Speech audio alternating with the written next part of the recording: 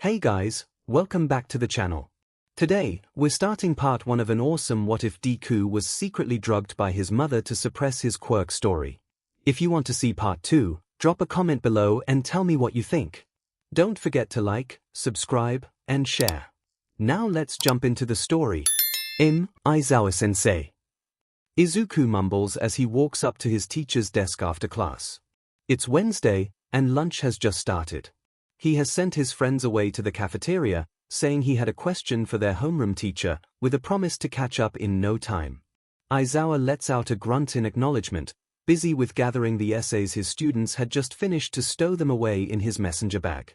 Izuku is fidgeting while he waits for his teacher to finish up, hand-playing with the sheet of paper he keeps folding and unfolding over again with anxious energy. It's not the first time he asks to leave the dorms on a weekday, but usually it's with a group of friends to pick up some groceries or snacks. What makes this outing different is the fact that it's for a much more personal matter. One, Izuku isn't too keen on sharing with his friends, least of all his teachers. I was. He takes a breath to center himself. I was wondering if you could allow me to leave campus tonight. Aizawa-sensei slips his bag strap over his shoulder without missing a beat and adjusts his scarf mindlessly. Why? H asks, his tone as dry as usual. Izuku doesn't let it get to him. He knows by now that it's just how his teacher is. He's not trying to be rude deliberately or anything. I don't have painkillers anymore, and, yeah. He finishes lamely. It's true, but it's not the only reason, though he doesn't want to outright talk about it. There's a beat of silence, then Aizawa starts to make his way out of the classroom. Izuku follows dutifully, his gaze turned towards his feet because he's pretty sure by now the answer going to be a blatant no, based on the man's reactions so far. They walk a few moments in silence, and they've just made the last turn into the hall that leads to the teacher's lounge when the hero speaks up. So, the pharmacy, then? Yeah, Izuku confirms with a nod. All right, Aizawa agrees emotionlessly. Izuku is taken aback and it shows in the way his feet stop moving and his lips parts with a small surprised that's barely a breath out of his lungs. His teacher stops and turns to look at him, stuffing his hands in his suit's pockets. I'll ask MIC to go with you, and if he can't, what? Wait. No, Aizawa-sensei, you can't, just, Aizawa lifts an eyebrow at the boy's outburst, and Izuku can't help but deflate in response. You know the rules, Midoriya, he drawls out. They exist for a reason, remember? Well, yeah, but I can't ask Yamada-sensei to waste time on something like this. The pharmacy is just a few blocks from here. Iota wouldn't even have to take the train.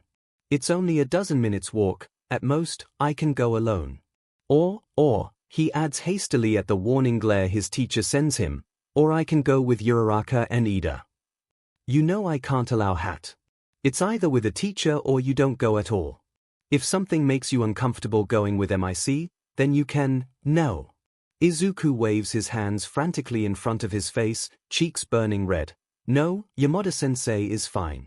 It's just. He sobers up, brow furrowed in contemplation. Isn't he busy enough as it is? His voice is quieter, and Izuku has to force himself to bring his eyes up to look directly at his teacher. He doesn't want to sound rude or anything, it's just he knows present MIC works 3 jobs, so he can't have much spare time, right? Izuku doesn't want to impose on him. Fine, Aizawa sighs, carding one hand through his meneh. You can ask anyone else to go with you, as long as it's a teacher, he relents. Izuku has a wonderful idea, but something must have shown in his eyes because Aizawa is quick to stomp on it before he can get too enthusiastic. No. Midoriya, no. You can't ask him. All might doesn't count. But he's a teacher. Izuku arguments, he tries to level puppy eyes at his teacher but it doesn't work. It never does. You know what I meant, Aizawa growls. His tone is sharper, a flare of protectiveness swelling in his voice. If anything happens, he can't protect you. What's the point in bringing him then? Yeah, okay. Izuku mumbles, shoulders sagging in acceptance. The thought of his idol being completely unable to do hero work anymore still sends a pang of hurt in his heart. Will you come, then? He wonders out loud. Aizawa stills, then blows a small huff through his nose. Yeah, sure. I don't mind. He very much minds. He knows it comes from a good sentiment, but his 𝐻's schedule is less cramped than his own. It's true he has 3 jobs, but his hero work is pretty much on the back burner while school is in session, unless it's an emergency, and his radio shows are mostly done in the weekend. Whereas 𝐬𝐽 has patrol almost every night, leaving him with very few hours of sleep between teaching, planning classes, grading, and consulting with the local precinct when necessary. When he leaves the dorm with Midoriya that evening, right after dinner, he notes dejectedly that the last time he closed his eyes to sleep was the previous late afternoon for a pitiful 4 hours before leaving for patrol. His eyes are dry as can be, and he's supposed to go back out at around 1 in the morning as a race ahead. Midoriya is the sunshine of his hell class, he knows this, so he expects the boy to be all happy-go-lucky and talkative the whole way to and from the pharmacy. He admits his concern at first when the teen greets him politely, then leads the way silently the whole walk to their destination. However, his body language is relaxed in a way 𝐬𝐽 has rarely seen when he's surrounded with other classmates. He seems a bit lost in thought, eyes staring up at the sky occasionally to drink in the sunset, but otherwise he looks peaceful enough to ease 𝐬𝐽's worry. 𝐬𝐽 waits for him just outside the doors of the pharmacy. It's a hot day and the evening breeze is light and refreshing. He wants to close his eyes, take this chance to relax a bit since he can't nap, but he knows he shouldn't. He has to keep his senses on alert, even though the neighborhood is silent. It's not that he expects danger exactly, but he would never forgive himself if something were to happen and he wasn't attentive enough to prevent it in time. The pharmacy's sliding doors open automatically to let out his green-haired student, who's holding a small white paper bag in one hand that rattles with every step he takes. Midoriya offers 𝐬𝐽 a small smile when he spots him leaning against the wall casually. "Got everything you needed, then?" he asks, and the teen holds up the bag in answer. "Let's get back, it's starting to get dark." He pushes himself off the wall, and it's only once he's walking right beside the boy that he spies a scarred hand fiddling with a smaller package half hidden in his hoodie pocket. 𝐬𝐽 notes his shapes, long and thin, and feels his stomach churn with anxiety. 𝐬𝐽 can proudly say without a shred of a doubt that he trusts Midoriya with his life. However, the boy has lied one too many times about his well-being that 𝐬𝐽 is hard-pressed to even think about trusting Midoriya with his own health. That fact that he's currently withholding information about something that garners a visit to the pharmacy doesn't sit well with him. 𝐬𝐽 sees how Midoriya is calmly enjoying the evening walk, absolutely oblivious to his teacher's observations. He almost feels bad to break the peace and quiet, but his kid's well-being will always come first. "I thought you only needed some ibuprofen," 𝐬𝐽 states, unsurprised when Midoriya jumps slightly at his voice. Well, yes, but what's the syringe for? And it can't eat anything else but that. The shape is too thin and too long." Midoriya turns wide viridian eyes at him, slowing to halt just at the corner of the street they were about to cross. They're at the last intersection, only a few meters further, but his student keeps still. His face has gone pale and he works his jaw like a fish out of water. "That," he squeaks out in a shrill, panicked voice. "It's not what you think." A mixture of embarrassment and guilt color the teen's cheek bright red while he tries to ground out a pitiful try at an excuse. 𝐬𝐽 doesn't react outwardly, keeping his expression neutral and impassive, even though deep down he feels his heart in his throat at the implications. Either his kid is doing drags, which he very highly doubts, or he's hiding something from him, again, which is much more probable. Something involving his health. Although he briefly thinks he might be overstepping his bound. Maybe this is something entirely embarrassing. Midoriya ends up averting his gaze, and to 𝐬𝐽's bewilderment, a dark look shadows his features for a fraction of a second, there and gone so fast that the hero wonders if he simply imagined it. The teen lets out an awkward laugh, and levels a rictus of a smile to him while one hand plays nervously with the curls at the back of his neck. "Actually," 𝐬𝐽 grumbles in the most uninterested voice he can muster, "I don't want to know." He takes a grounding breath, then walks away and deliberately ignores the look of pure horror on the teen's face. Out of the corner of his eyes, just before he turns his back fully to his student, 𝐬𝐽 sees the boy's skin pale tremendously. 𝐬𝐽 is almost all the way across the street before he hears the hurried steps of his student scurrying after him. "Aizawa-sensei." The last consonant is drawn out, a long high-pitched note that makes him think of a whining toddler. It's not what you think. Indignation wraps the teen's voice in an octave higher than usual, each word's pronounced with more force that Midoriya is used to. The boy huffs a frustrated breath when 𝐿𝐴 refuses to react, and they walk side by side in silence for a few moments. Yue's main gateway is visible when Midoriya sighs dejectedly and mutters a small, "It's really not," like a petulant child, eyes downcast. "What is it, then?" he inquires. Although he feigned indifference, knowing the reason why his student is suspiciously hiding a syringe from him is incredibly important.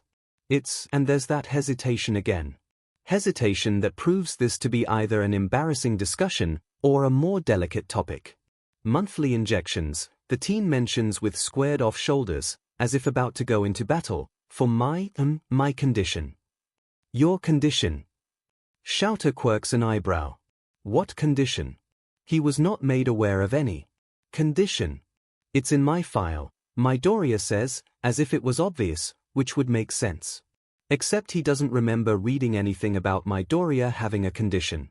He never reads student file before the assessment test, or even before the end of the very first week, to avoid giving himself a prejudiced view of the aptitudes of his class. He does peruse all of them thoroughly after that though, and he always makes sure to take note of anything he deemed important. Right, he grunts, but something must show on his face or perhaps in his voice, because Problem Child suddenly rounds on him with a deep frown of concern. It is in my file, right? There's no point in denying it, so 𝐿𝐴 tells the truth. I have absolutely no idea what you're talking about. The teen then rambles his racing thoughts at such speed it is nearly undecipherable. He does get one word out of it all, and he repeats it incredulously. Forgot. The teen shuts his mouth with an audible click. You just forgot to fill out the medical portion of the school application forms. No. The teen hurries to correct. Not me. My mom's the one who filled it for me. He admits bashfully. What's your condition? He asks, because right now this is the most important piece of information he doesn't have. I always mess up the words. Midoriya starts with a sheepish smile, but it's abbreviated as HOFH. 𝐿𝐴 is silent for a bit, racking his brain to find the familiarity of this, then stops walking altogether when he figures it out and 𝐴NA rises from within his chest. You mean to tell me, his voice rings out, low and deep in warning, and he sees his student gulp at the dangerous aura emanating from him, although 𝐿𝐴 barely cares about this right now, that your mother forgot to mention you have a heart condition. It's not exactly a heart condition. The boys hastily arguments. I would never have been accepted in the hero course with a heart condition, he adds. 𝐿𝐴 refrains from mentioning that he would have gotten in anyway, because his mom forgot to inform them of it. But it can lead to heart diseases if left untreated, he explains, as if it makes everything that much better, which is why I have the injections. Prevention. Let me see, 𝐿𝐴 grounds out with an open palm stretched towards his problem child. What? Your medication. Let me see it, he demands, wriggling his fingers impatiently. It's prevention, the teen repeats in retaliation, as if it makes any difference to 𝐿𝐴, although he still deposits the little packet in his awaiting hand. 𝐿𝐴 carefully slips the medication out of the box. It's a small pre-filled syringe with an automatic applicator, in all likeness to an EpiPen in case of allergies. He holds the syringe closer to his face with both hands to read the script printed in small characters on the label wrapped around it. He reads the name of the medication and feels his breath catch in his throat. This can't be. Midoriya, green eyes peer up at him, completely innocent. How the hell is this prevention? There's surely an explanation for this, he thinks. Maybe he read the label wrong. Another careful look tells him that no, he did not read this incorrectly. Is your quirk a danger to your own heart? In one way, it would be plausible. Considering the raw power behind the teen's quirk, it isn't too far-fetched to think it can not only break bones, but organs as well. My quirk. Confusion is written clear as day on Midoriya's face. It's medication for cholesterol, Aizawa sensei. It has nothing to do with my quirk, the teen explains, completely oblivious to 𝐿𝐴's panic. His heartbeat is thundering in his ears. He doesn't know what to think about all this, Because this is no heart medication, he chokes out. What? Is this the first time you take this, Midoriya? He asks urgently, and is answered with a shake of green curls. No, it's, how long have you been taking this? He can't help the coldness that creeps into his tone, almost accusating, even though he doesn't believe his sunshine student of a problem child would sabotage himself with this. Do you know what this is, Midoriya? The teen's throat is visibly working around unsaid words, before he gives up and shakes his head soundlessly, feeling the imposing edge to his teacher's behavior. It's Quirk suppressors. Izuku's mind is reeling. At the end of his walk back from the pharmacy, last evening, Aizawa-sensei had sent him back to his dorm room, promising they'd discuss this issue more thoroughly in the morning. As it was, the sun was already getting up, and Izuku hasn't slept for a single minute of the whole night, his thoughts always circling back to last night's discovery. Quirk suppressors. It didn't make any sense. Izuku was still persuaded that there was a mix-up at the pharmacy this time around. He has been on this medication since he was a child, almost as long as he can remember, to prevent cholesterol from building up in his arteries. Without proper medication, by now he would already have serious heart issues. Clearly that's not the case. He's been feeling extremely well, stronger than ever, so this has to be a one-time mistake. Izuku is just glad his teacher caught it before he'd injected himself with potent Quirk suppressors. He has no idea how it would affect one for all, and he has no longing on finding out the hard way. Still, it means that the school has no choice but to launch a thorough investigation, starting with a meeting to question Izuku himself, then an inspection at the local pharmacy. There's still a chance this is some kind of sick game from the League of Villains, although Izuku doubts his enemies could have access to this kind of information. Even Aizawa-sensei wasn't aware, apparently, so how could anyone else be? It's anxiousness that keeps him awake all night, and it's with that same anxious energy that Izuku speeds through his morning routine before heading out early to the main school building, where he's supposed to meet with Aizawa-sensei and Nezu-san. As the principal, the white bear dog mouse has a duty to get involved and help resolve this huge misunderstanding. It's strange, he thinks, to be walking through the empty halls so soon in the morning. The school is deserted, even the early risers who always arrive first aren't even near entering the building at this time. The rising sun paints an elegant canvas on the horizon and its light cast an orange glow through the wide windows, transforming almost sterile white halls into warm and welcoming corridors. Izuku basks in the beauty of it all and lets the peace and quiet calm his racing heart. He has no reason to be nervous, he reminds himself, he has done nothing wrong and this is just a mistake on the part of the one who prepared his medication. Maybe they mislabeled it. Still, it's with nervousness that he knocks on the principal's office door and with a shaking hand that he pulls it open at the creature's invitation. Buying and using Quirk suppressors is not illegal in itself, but it is extremely regulated and can only be used on either a doctor's order to treat Quirk side effects or during counseling while the patient learns to use their Quirk safely, or by police force to restrain and incapacitate dangerous villains. Outside of any of those situations, holding on to Quirk suppressors is out of bounds. Like end up in jail kind of out of bounds. Izuku should have expected the police to be on the case, but as it is his caught unaware when he opens the principal's door to come face to face with none other than Detective Tsukochi, who's sitting in one of the armchair next to the small coffee table in front of Nezu-san's desk. Hello, Midoriya. How are you doing? The man's smile is kind and inviting, not at all intimidation.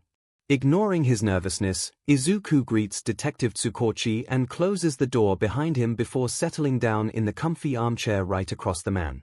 Only now does he notice his homeroom teacher leaning against the wall beside the door, arms crossed over his chest and somber expression painting his face. Izuku offers him a small smile with a subtle wave, and Aizawa-sensei tips his head back in greeting. Thank you for coming, Midoriya-kun, Tsukochi-san, says the principal, sitting at his desk while nsng a steaming cup of tea. As much as I'd like this to be a simple social visit, we have a serious case we need to solve. I believe you have questions for young Midoriya, detective. Yes. Tsukochi turns to face Izuku with a small reassuring smile. It's just for formalities, Midoriya.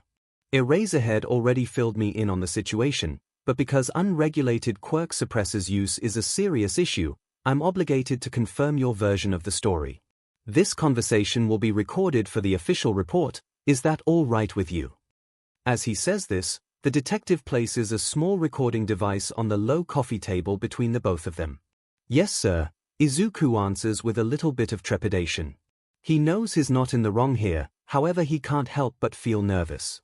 His hands are already starting to feel sweaty and the interrogation hasn't even started yet. His heart beat furiously in his ribcage and it almost drowns the first question the detective sends him. Your name is Izuku Midoriya, correct? Izuku nods in affirmation. Please say it out loud, Midoriya. Yes sir. Please state your age and occupation. Izuku gulps anxiously but is reassured by the kind smile and head dip the detective gives him. 15 years old, and I'm a student in the hero course of UA Academy. Thank you.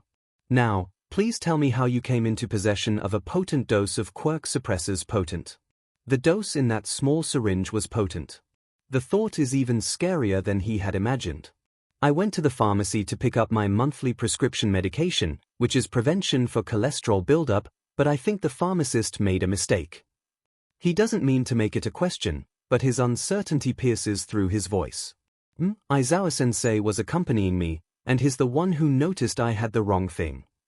His passes his tongue on his dry lips. He's the one who noticed the pharmacist gave me Quirk suppressors instead of my usual medication, he adds for more precision. True. If you don't mind me asking, why do you need monthly medication? I have a C condition called HoFH. It's hereditary. True. Thank you, Midoriya. Have you ever taken Quirk suppressors? No. Izuku slaps a hand over his mouth, surprised by his own outburst. Just the idea of it is absurd. He, who was born quirkless, taking Quirk suppressors now that he has an amazing quirk. No way. Never, he states more calmly. He'd never risk the legacy of one for all. True. The frown on the detective's face is a tiny bit unsettling. Izuku wonders if the man can suffer from side effects when using his quirk for too long. Or maybe it's more like emitter type and can't turn it off at all. Are you positive that this is the first time you are handed Quirk suppressors instead of your usual medication? Yes. Of that he's sure. He wouldn't be feeling so good if he had skipped a dose on his medication. True. For the sake of this investigation, do you agree to share your medical files with the police? Izuku wants to agree right away, but is struck with the memory of that simple X-ray showing clearly the extra joint in his pinky toe, and he panics a little bit. His hesitance must show, because Tsukochi adds any and all information will stay entirely confidential. Yes, I agree, he gives after taking a fortifying breath. Thank you, Midoriya. This concludes the interrogation. The detective reaches forward and stops the recording device, casually slipping it back inside his trench coat pocket. Please, if you have any more information to share, don't hesitate to contact me, Tsukochi demands while sliding a business card toward him. Izuku takes it with a shaking hand and smiles timidly at the man. Thank you for your cooperation. I'll keep you informed with any progress we make on this case. Please have a good day. The detective bows respectfully and shares more casual greetings with Aizawa-sensei and Nezu-san before making his leave. There's a moment of silence where Izuku just breathes, willing his beating heart to slow down, before Aizawa pushes himself off the wall to come crouching in front of him. His dark gaze searches his face for a few seconds, then he offers a small nod. Okay, problem child, he says gruffly. As if just looking at Izuku answered some question for him. For some reason, Izuku takes it as a confirmation that everything's going to be all right, and the next breath he takes completely fills his lungs and calms his nerves. Aizawa-sensei pats his knee once, then gets back up. Let's head to class, homeroom is about to start. Aizawa Shouter is a teacher who, although he lacks the social capabilities it takes to show affection, cares deeply about all his students. He watches carefully over their growth as aspiring heroes and puts all his effort in nurturing their potential with calculated exercises. Eraserhead, however, is one of the most level-headed heroes in Musutafu. The precinct trusts him to make reasonable decisions and to find the most suitable course of action to solve delicate situations. Apparently, even though he's personally involved in the case surrounding his problem child, the police trusts his hero persona enough to allow Hai to participate in the investigation. That's why he finds himself at the police headquarters that very afternoon, preparing a line of questions with Detective Tsukochi while Midoriya participates in class like nothing happened. They're planning on calling in the boy's mother to confirm Midoriya's story and discuss his medical files, which is necessary before they can hop to the next important step: investigate the pharmacy that slipped potent quirk suppressors in a teenager's unsuspecting hands without a second glance. Midoriya Inko arrives at Musutofu Station in late afternoon, visibly having left straight out of her job, judging by her getup, with frantic worry pulling at her traits. Shouta knows she's a lot like Midoriya, so seeing her fiddle with her own fingers while she waits for the detective in the lobby is not something that surprises him. He stands by while waiting for Tsukochi to arrive, watching as the woman pulls her lower lip between her teeth with poorly concealed concern. She doesn't look guilty, just extremely worried, and going by the very few encounters he's had with her, Shouta doubts she even has a drop of malice inside of her. His problem child probably inherited his good-naturedness directly from his kind-hearted mother. He doesn't expect much from this meeting, so he skips the introductions the woman exchanges with the detective when he finally comes out to greet her, and heads directly inside the observation room to witness the interrogation from the other side of the one-way mirror. Tsukochi Naomasa is a fine detective, and considering who they are questioning, he doesn't need Eraserhead's presence inside the room. There's absolutely no need to intimidate the gentlewoman, after all. To be honest, Shouta would very much like to be anywhere else than here. Like taking a nap in the teacher's lounge. Yet, this is a case about his problem child, so he's determined to make sure it gets solved with haste and thoroughly. Shouta watches leisurely while Tsukochi leads Midoriya Inko inside the interrogation room, like a well-mannered host, and even offers the woman a glass of water, or a cup of tea or coffee. Midoriya-san accepts with a smile and timidly pushes a strand of hair back behind her ear, so Shouta is stuck to wait another few minutes while Tsukochi takes care of this.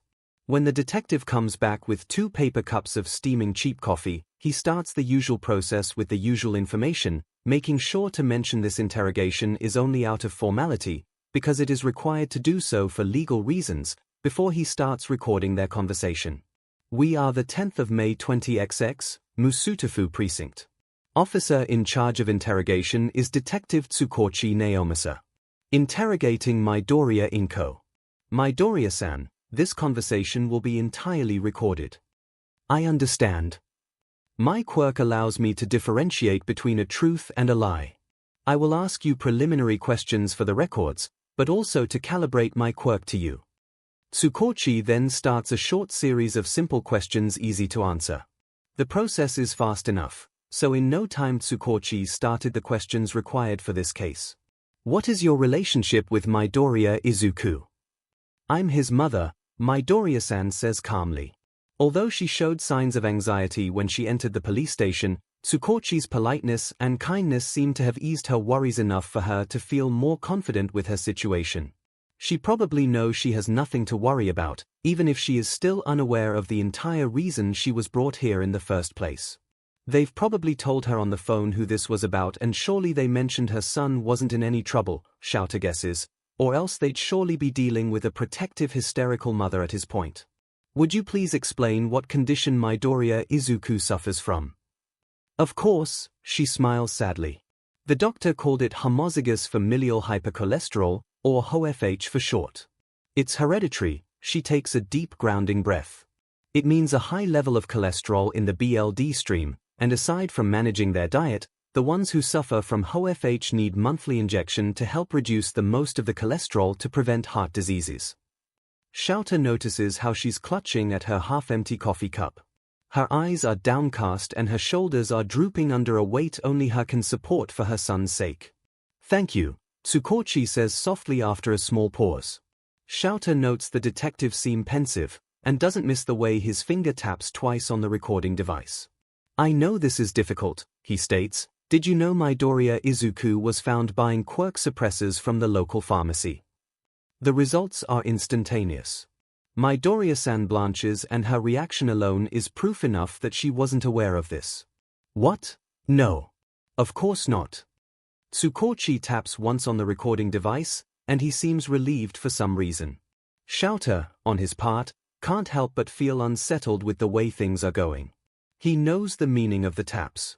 One tap sends a beep in the recording, and it means the statement given is the truth. 2 beeps means it's a lie. Something doesn't add up already, and 𝐿𝐷 is starting to feel concerned. To your knowledge, has Midoriya Izuku ever used quirk suppressors on himself? Absolutely not, Midoriya-san answers with a set jaw. There's no way my son would do this willingly. 𝐿𝐷 watches with rapt attention, because 𝐒𝐭𝐞𝐲 hesitates. There's a more guarded look in his eyes now, and it takes him a few minutes, letting the silence settle in the room heavily, before he finally taps on the recording device. He presses the small button twice, then once more after a short pause. 𝐿𝐷's breath stutters, and the implications of that single answer sends ice in his veins.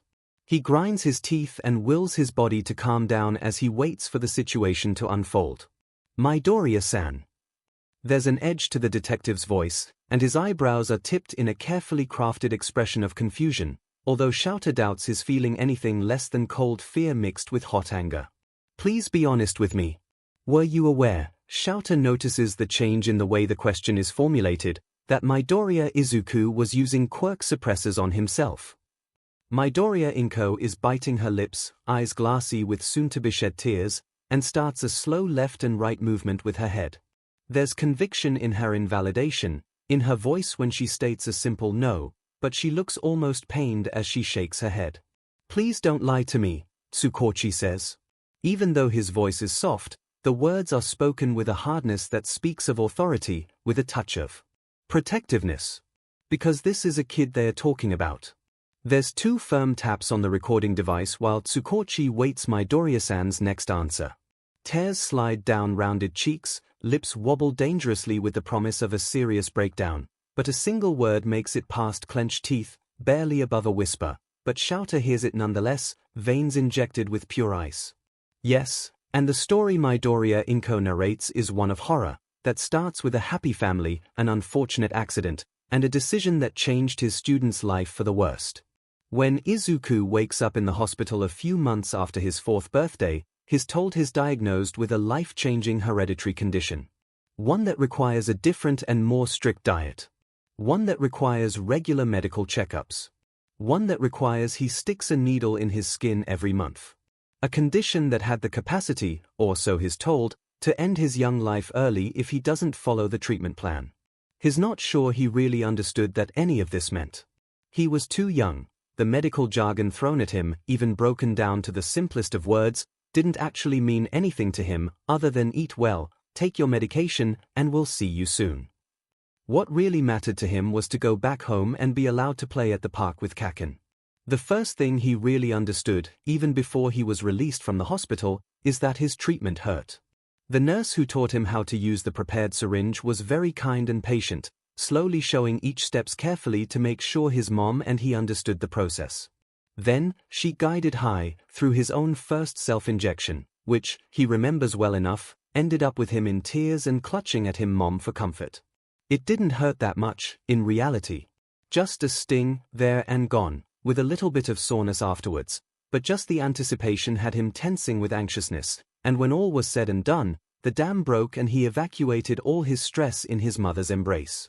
His first diner home, he learned, was something kind of bland, and not the katsudon he had hoped. That's the other big change in his life he went through. His diet was scrutinized carefully, and he was allowed only specific foods and drinks to make sure he would stay healthy. Thus, he had to say goodbye to delicious treats even though that got replaced by almost equally yummy healthy treats, and to his disappointment, almost never stayed for dinner at 𝐭𝐿𝐷's home. 𝐭𝐿𝐷 didn't like what he had to eat, and Izuku couldn't eat what 𝐭𝐿𝐷 wanted to eat, so it made joint meals incredibly difficult. Then, about 4 months later, he was diagnosed quirkless by his doctor, the one he's been seeing almost every month to make sure he was still healthy and that no complication from his condition arose. Izuku remembers all of this, and explains all he remembers to his teacher and the detective sitting somberly in front of him. Aizawa-sensei asked him to stay after school that Friday afternoon, And although he had no way to be sure, he guessed this was to give him updates on the case about the huge misunderstanding that ended with him holding a Quirk suppressor syringe only 2 days prior. That's why he wasn't overly surprised when his teacher led him to a private conference room to meet with Detective 𝐒𝐭𝐻𝐲.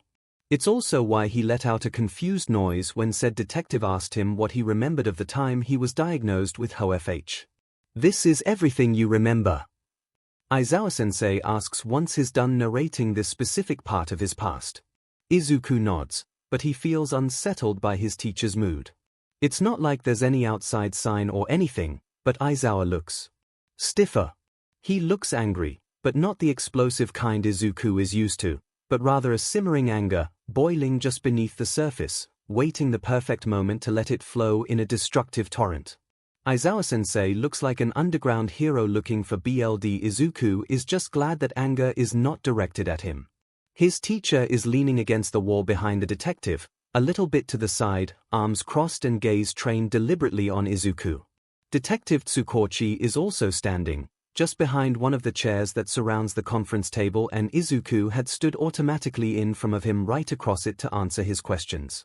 There was some kind of tension in the room, although Izuku couldn't put his finger on its cause even if he could feel it. At some point during Izuku's tale, the detective had made himself comfortable by removing his trench coat and draping it over the back of a chair. "Midoriya, do you remember what happened before you woke up at the hospital that day?" Izuku doesn't know what the detective is fishing for, but he answers as truthfully as he can. "I don't remember much," he admits, eyes flicking to his teacher unconsciously. The man only offers a small nod in encouragement. "I don't remember what happened directly during the incident that led me there. My mom told me I passed out because of my illness." 𝐒𝐭𝐻𝐲 sends him a reassuring smile as soon as he notices his hesitation. "If I remember correctly, it happened not long after before my father left for the United States. I know I was angry. Not at him, of course." He hastily adds, "but at the situation. I knew it wasn't Dad's fault, but I didn't know how to react, so I got mad at him." The memory is fuzzy, almost like it came from a dream, but somehow he remembers the anger he felt that day vividly. "Dr. Tsubasa explained the stress of my fight with my dad probably provoked my symptoms to worsen enough to send me to the emergencies.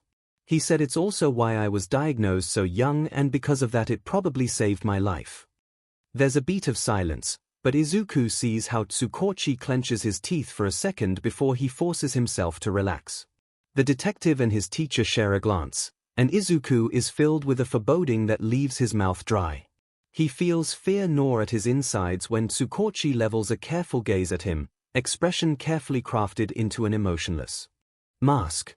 "You might want to take a seat, Midoriya," the man suggests, but it's these words that sends anxiety rippling through his body. What's happening? There's a heaviness that presses on his chest when he takes his next breath, and he feels his limbs shaking as he enters what he knows to be a fight-or-flight state. He turns green pleading eyes to his teacher, because right now really needs to know what the hell is going on, and Aizawa-sensei never hides anything from them. "Just sit down, kid," the man huffs gently. Since he trusts his teacher, he listens to him and pulls out a chair, lowering himself on it while keeping a close, wary eye on the two adults. It's 𝐒𝐭𝐻𝐲 that speaks up and breaks the thick silence. "This is no easy conversation," the detective warns. "If, at any time, you need space or time to process, please let me know." Izuku nods, although he's not sure if he's really acquiescing or if it's just out of politeness. His nerves are already frayed, and Detective 𝐒𝐭𝐻𝐲 hasn't even started yet. "First of all, Midoriya Hisoshi is not in the United States," the detective says, and Izuku lets out a small emotionless "oh," almost indifferent. He's not really surprised. After learning his son was sick and would never develop a quirk, Midoriya Hisoshi had completely disappeared from their lives. Izuku is still bitter at him for this, even if he understands why the man would want to have another chance at a happy family somewhere else. He still couldn't bring himself to delete the emails he sent all those years ago before he completely went off the radar and stopped answering any messages sent his way. No, Midoriya, he didn't leave to start a new life. Midoriya Hisoshi passed away 12 years ago. The same day he was supposed to leave for America. What? It didn't make sense. At all. Izuku's brain stutters at the world-shattering news. He doesn't even know how to react to this, thinking his father had abandoned him and his mother all those years ago. Wait, what about the email? It has to be a mistake. That day when you awoke at the hospital, 𝐒𝐭𝐞𝐲 continues, wasn't because of your condition. In fact, you don't even suffer from HOFH. What? Let me finish please, 𝐒𝐭𝐞𝐲 kindly implores, so Izuku snaps his jaw shut, still reeling from what he's hearing. It's like a fever dream, he thinks. That day when you were 4 years old, you got in a fight with your father and developed your quirk. Unfortunately, in the state of extreme distress you were in that day, your quirk manifested extremely fast, and before either of your parents could react, it was already too late. Izuku just stares at the detective, feeling a special kind of numbness he's never felt before. He hears his heart beating wildly in his chest and his blood roars in his ears, almost covering up the hum of the heating system pushing warm air inside the room. He just stares idly at the man before him, and only one thought springs to his mind at the moment. You're okay kidding, right? His mouth is awfully dry and he tries to gulp what's left of saliva before he speaks again. This is a J joke, right? It can't be true, he's almost begging, staring straight into the dark eyes of the detective, but the man only shakes his head, subtle enough that Izuku thinks he might be imagining it. He swivels his head towards Aizawa-sensei, reluctant hope blooming in his chest as he lets out a weak sensei. No, kid. I'm sorry, he answers with a soft voice. It feels foreign coming out of his gruff teacher's mouth. But it doesn't make sense, it really doesn't. Panic slowly takes control of him, but he doesn't let it and forces himself to think rationally. I'm a late bloomer, he says, and he tries low ignore the way his voice shakes. I was diagnosed quirkless. I grew up quirkless. And he trails off, racking his brain for anything that's off about this whole hypothesis. And emails. I exchanged emails with Dad for 2 whole years after my diagnosis. He's sure of it now. I don't know where you heard this from, detective, but it can't be right. He still feels extremely shaky, but he's in control of the situation now and he feels his heart calm down gradually. Are you sure you didn't study the wrong file? He asks with a kind smile. People always make mistakes, it's no big deal, he understands. Midoriya.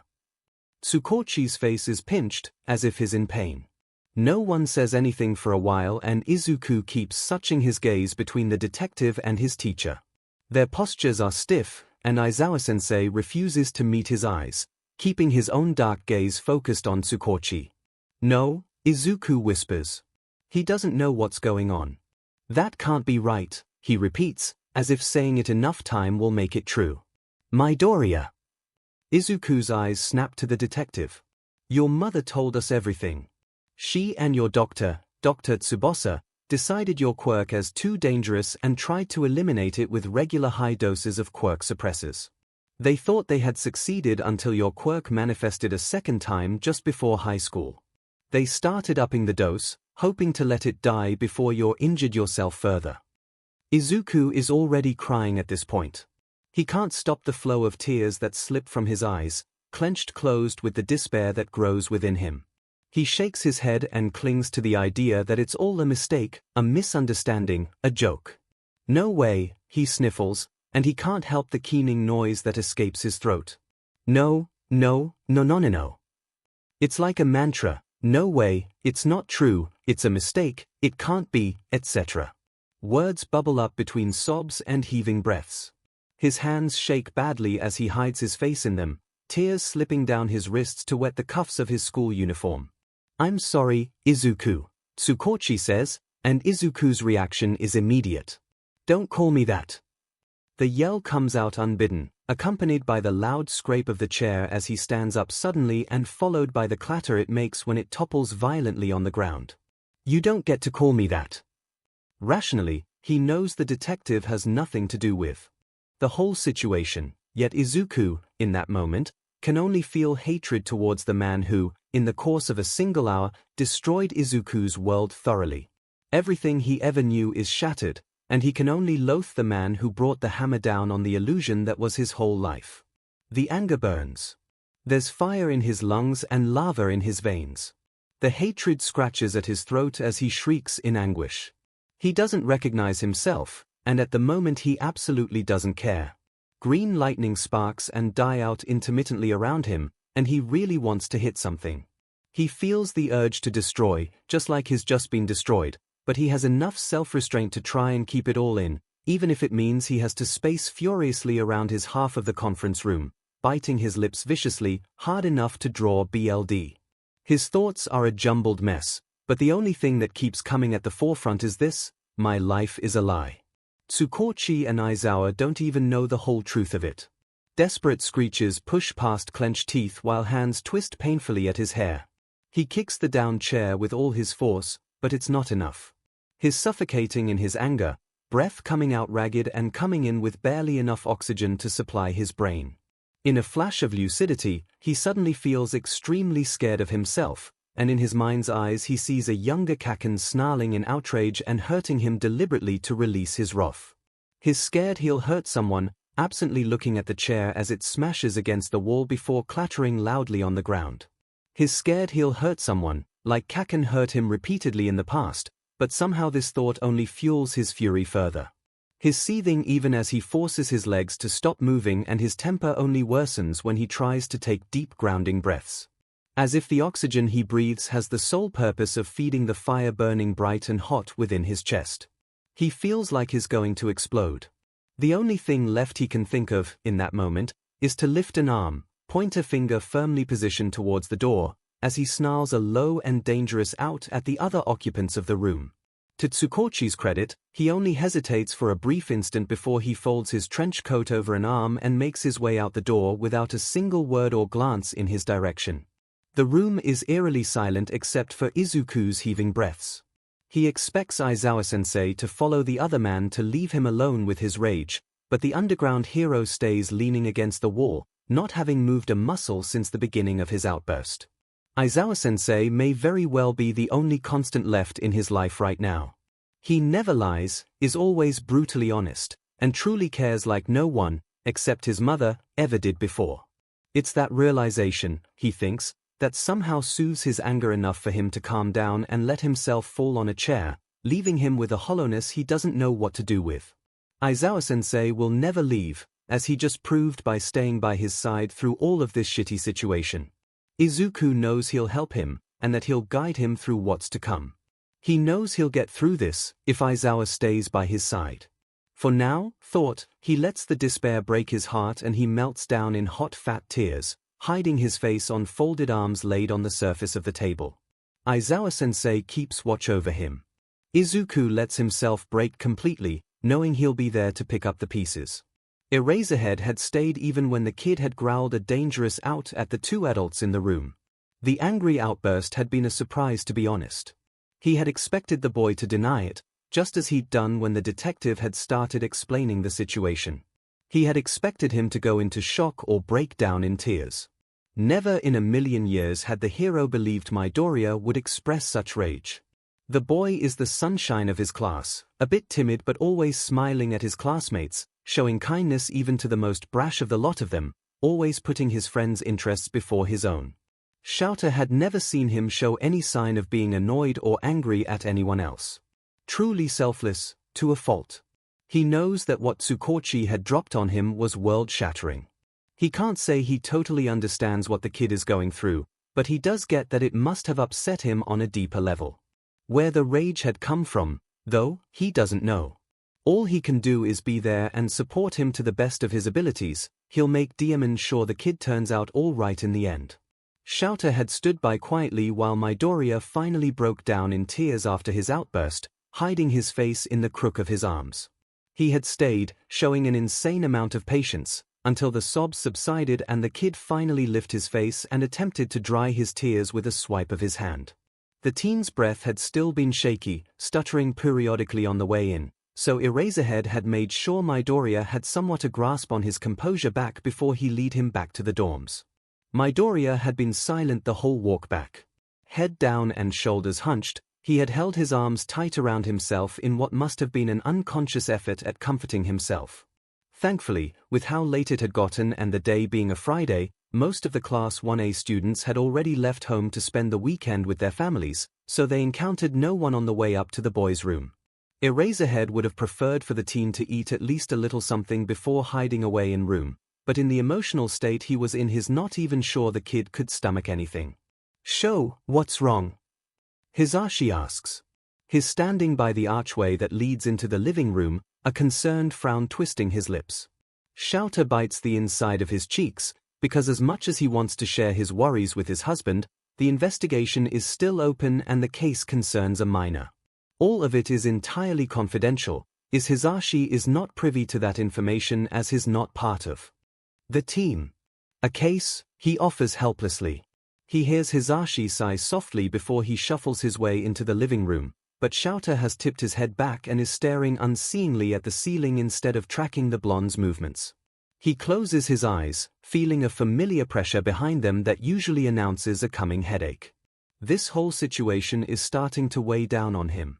48 hours since his problem child walked out of the pharmacy with something he never should have gotten his hands on.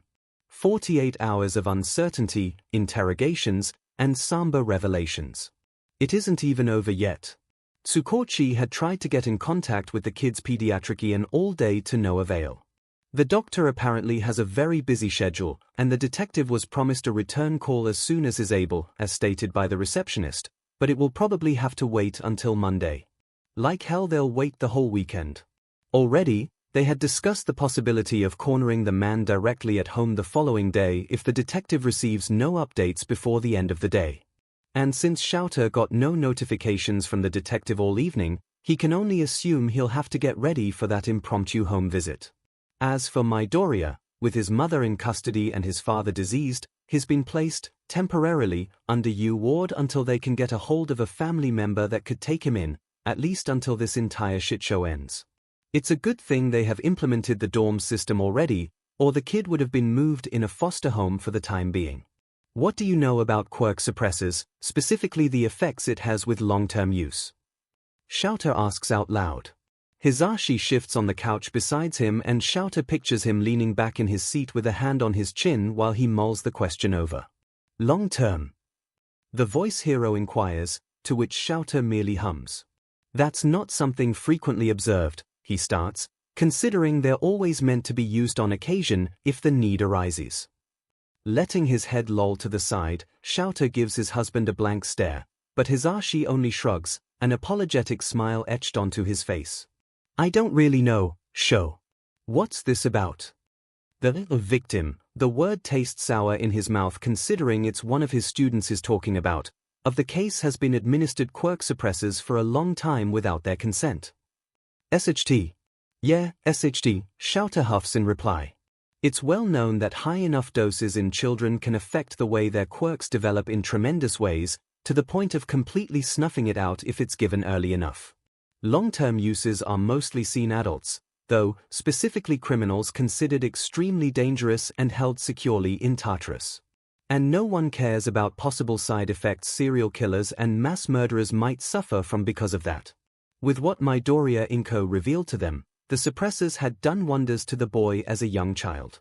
He apparently grew up quirkless, no wonder he's so skittish and untrusting. Quirkless are generally treated worse than some, right up until his last year in middle school, when his quirk manifested spectacularly during the entrance exam, breaking 3 of the kid's limbs in the process. And isn't that something he would have liked to know before he started training the teen?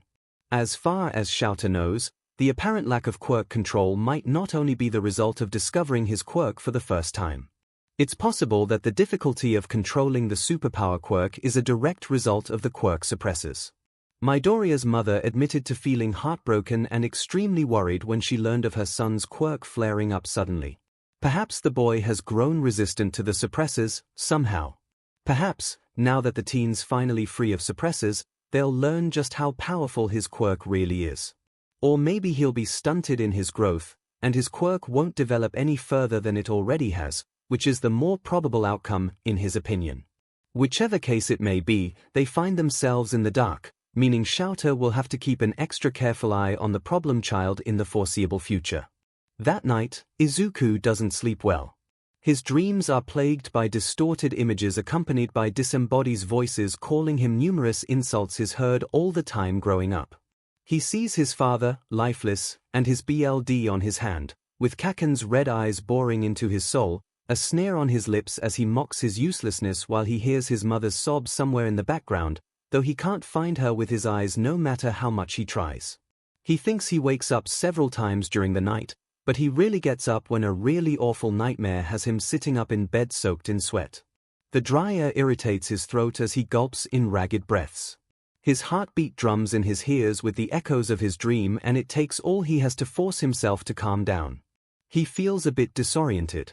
When he checks his phone, it takes him a while to comprehend the numbers illuminated on his screen. 4:42 p.m. He swallows dryly. His throat is parched. There's nausea rolling in his gut. He slept for over 20 hours, his thoughts uselessly supply. He clenches his eyes closed, snippets of yesterday's conversation with the detective coming to the forefront of his mind. He can't help but hunch in on himself. He brings his legs closer, still hidden under his comforter twisted around his ankles, and hugs his knees tightly as he drops his forehead on them. He doesn't know what to do. He knows, rationally, that the detective is good at his job and that he wouldn't feed unchecked facts at him without anything to back him up. Still, he can't help the small disbelief ignited in his heart. The hope that, somehow, it's all just a huge mistake. Maybe he should call his mom. Hands shaking, he scrolls through his text messages and lands on the conversation he had with his mother about a week ago.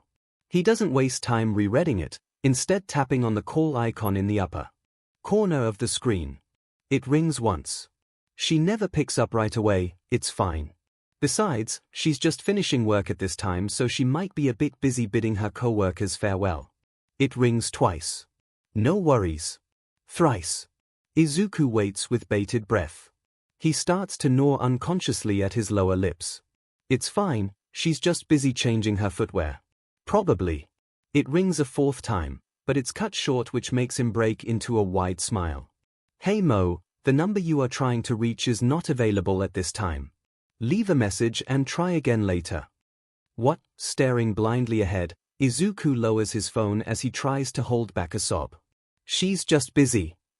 He decides, but his smile is wobbly and there's doubt creeping up the back of his mind. He'll just have to try again later, when he's sure she's back home from work. She'll be back home in about 30 minutes, if she keeps to her routine, but he'll wait a good hour just to be sure. In the meantime, he busies himself with freshening up by taking a shower and change into his sports wear.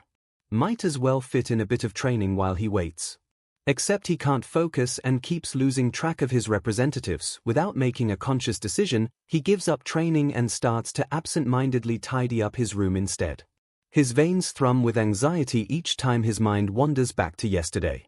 He has to force himself to concentrate on his task, more often than not finding his hands holding something or other with no idea where he meant to put it away.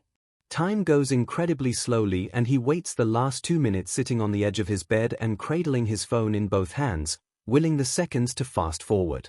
As soon as the clock hits 6 o'clock, he dials his mother's number and brings his phone up to his ear. It goes, once again, to voicemail. He tells himself she might be out on some errands on her way home, or maybe she's caught up in a conversation with a co-worker. He'll call later in the evening. Surely, she'll answer then. He tries to keep busy. Going down to the common rooms, he finds 𝐴𝐻 sprawled on the couch in front of the television, watching some kind of rom-com Izuku has never seen. He doesn't recognize the words either, so he's assuming the teen is watching something in French. Izuku heads to the kitchen, relieved to find it empty. He searches mindlessly through the pantry and fridge before settling on making himself instant ramen. He knows he should eat something healthier, with good nutrients and a decent amount of proteins, but he can't be bothered to prepare anything fancy. Not just for himself. To be fair, he's not sure he can really stomach anything heavier than some broth.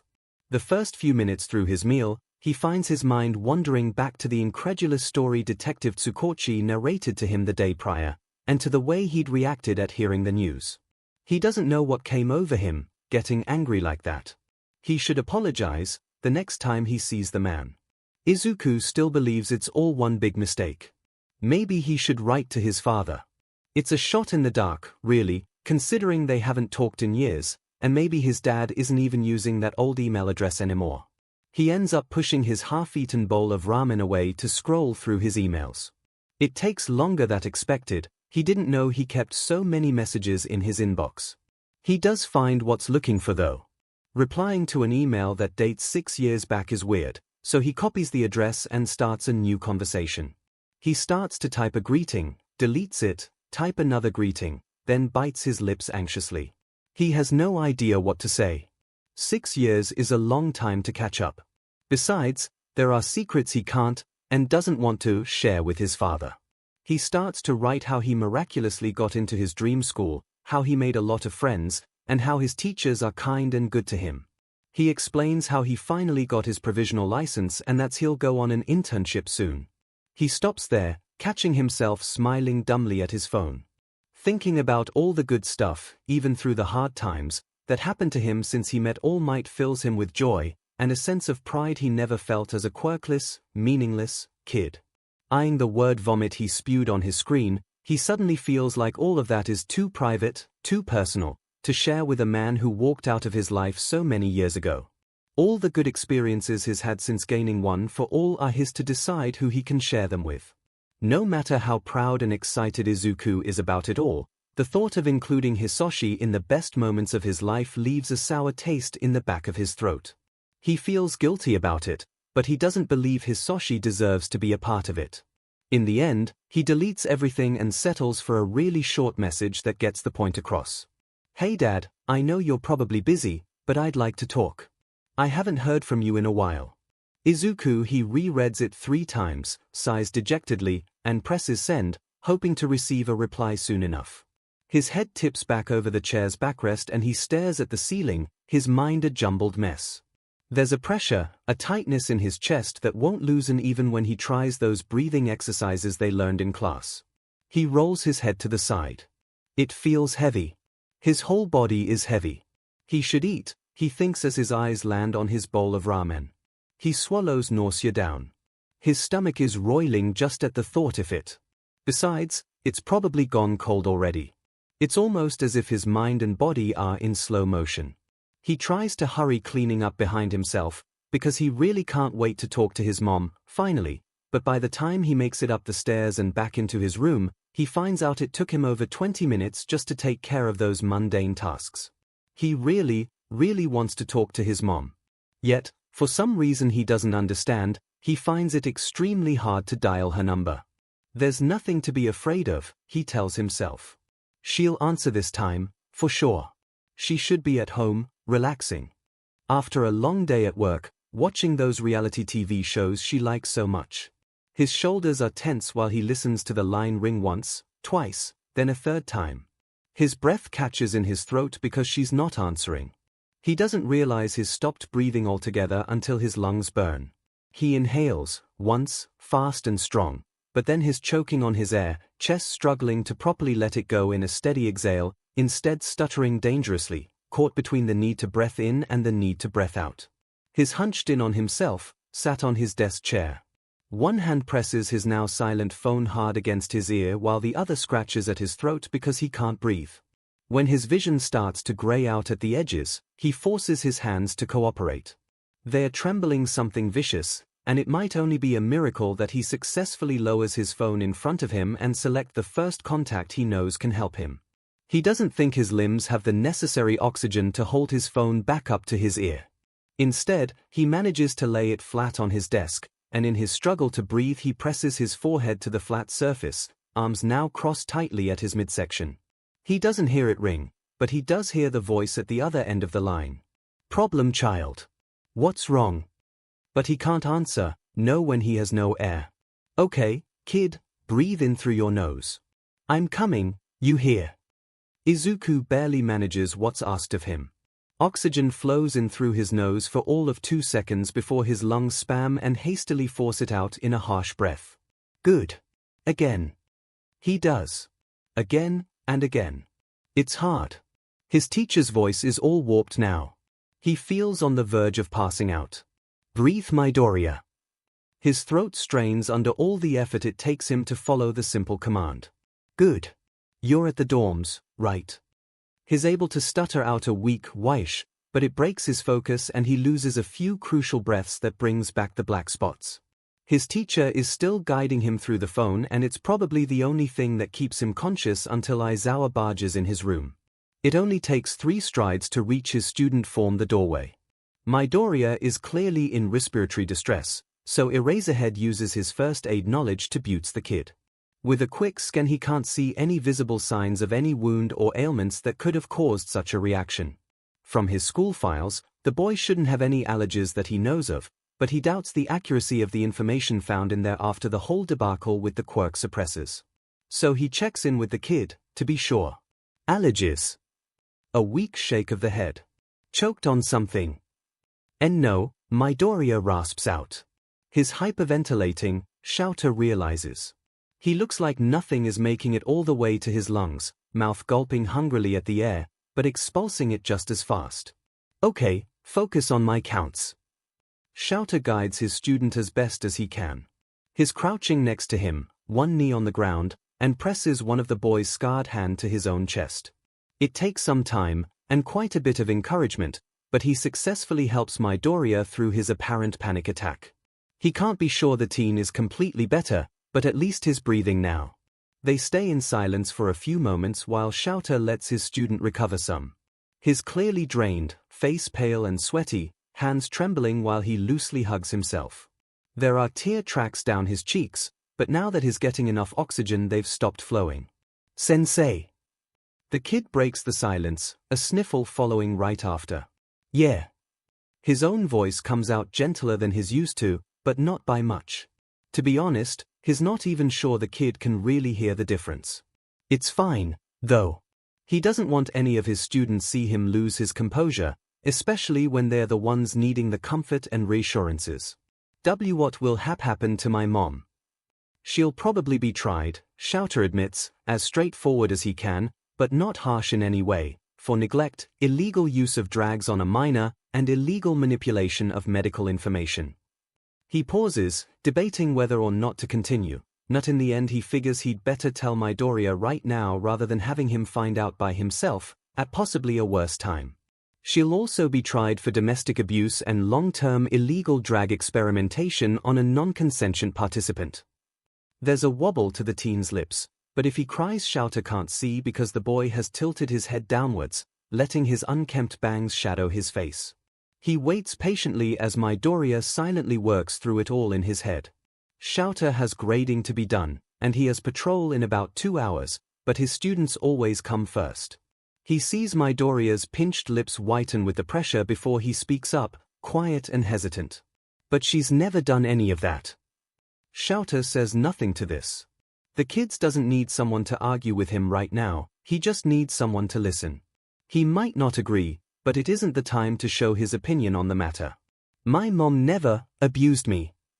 The word is spat with such venom that it almost takes the underground hero by surprise. She never hurts me, she would never do that. Okay, Shouter replies. And he believes the kid. Or at least, he believes the kid believes in his own statements. Except, hurt doesn't always come in the physical form. Abuse can and often is delivered verbally first. Being beaten to a pulp is hard, sure, but being told countless of times that you're a freak, a villain, worthless, a waste of space, repeatedly, can have much more severe long-lasting negative effects, especially in growing kids. Tsukochi and he don't have anything to back up the accusations on domestic abuse, yet. As the kid's teacher, Eraserhead never noticed anything amiss about the teen. No visible wounds or bruises, no suspicious limps, no grazes, scratches, cuts, burns or black eyes with ridiculous made-up stories to excuse them. The only thing that alerted him of potential abuse is Midoriya's behavior. The body itself is a strong way of communication if you know what to look for, and the way the teen holds himself screams of months, if not years, of beatings, be it physical or emotional, or, God forbid, both. The constant stuttering. The downcast eyes. The hunched shoulders. The placating smiles. The way he tries to make himself smaller when he's called in on class. The way he almost always agrees with everyone, as if he wants to avoid upsetting anyone. The way he protects his school bag on the ground between his feet underneath his desk instead of hanging it on the backrest of his seat as students normally do. The way he never leaves any of his stuff on his desk. The way he always refuses anyone to walk him home after classes.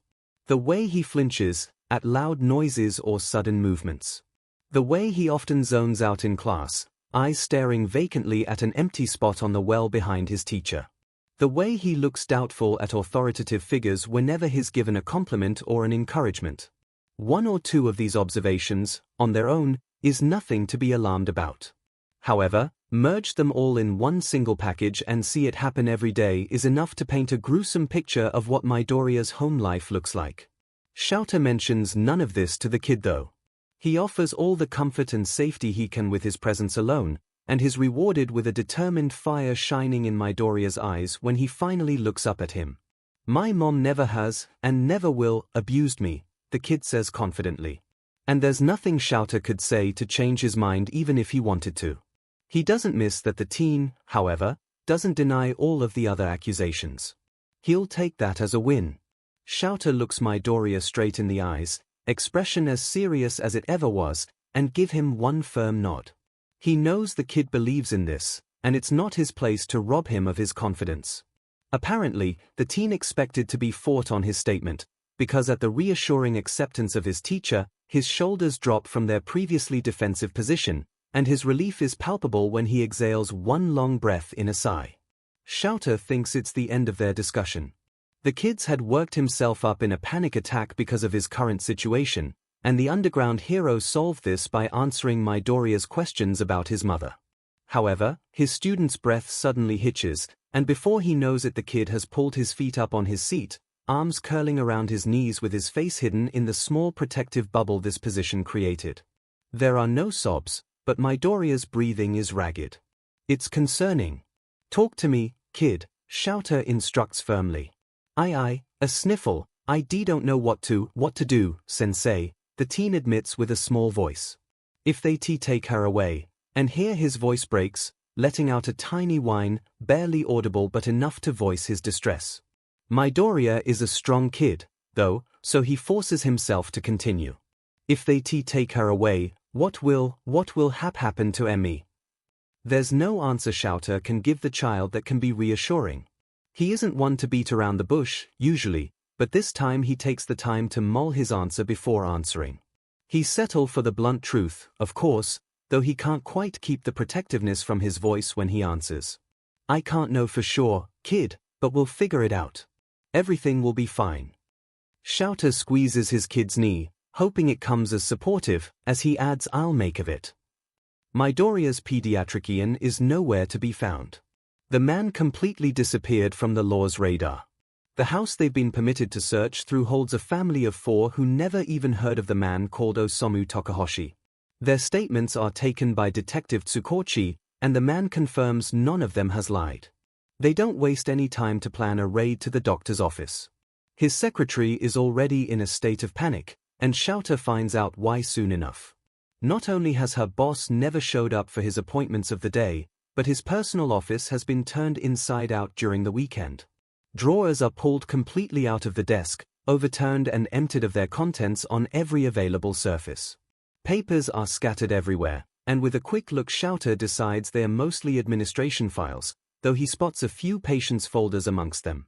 None of them seem relevant to the case at first sight, but Tsukochi demands that every single one of them is gathered so they can look through them all thoroughly back at the station.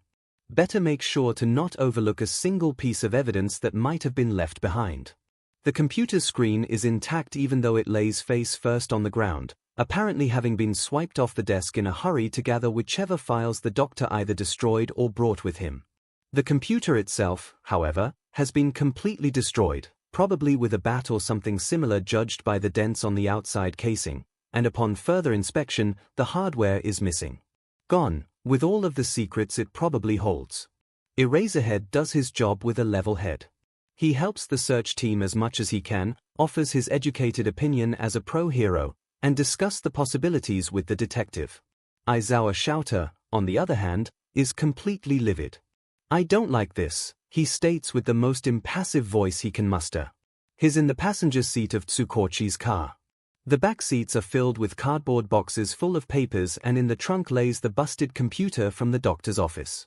𝐒𝐭𝐚𝐲 stays silent, but his grip on the steering wheel turns his knuckles white. They stop at a red light.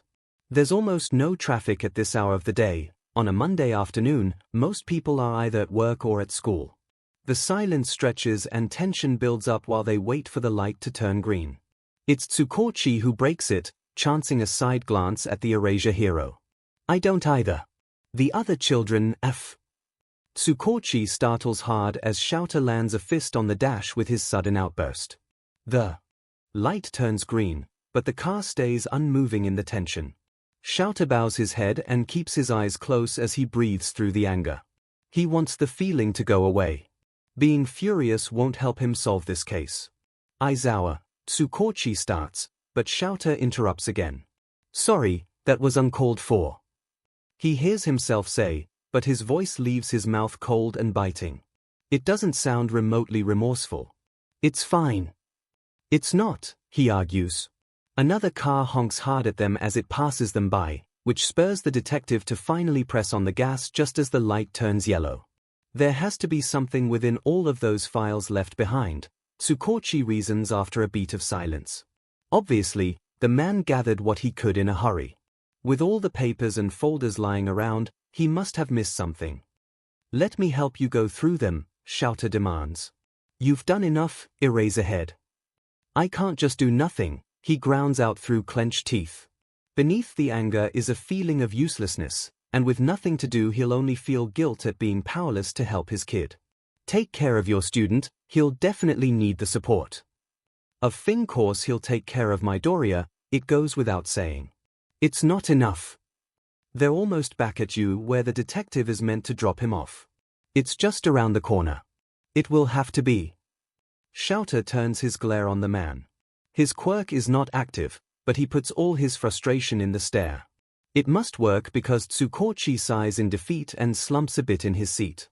When 𝐔𝐬𝐷 leaves the detective's car, it's with a box full of files to look through. Problem child is acting normal. In class, be it during homeroom, ethics, or heroics, the kid's is his usual chatty self, offering smiles left and right. It shouldn't be worrisome. 𝐔𝐬𝐷 should feel relieved Midoriya is mentally stable enough to come back to class unhindered. Except he isn't. 𝐔𝐬𝐷 can see the bags gradually darkening beneath green eyes. He sees the teen shake his head several times during classes as if to shock himself awake.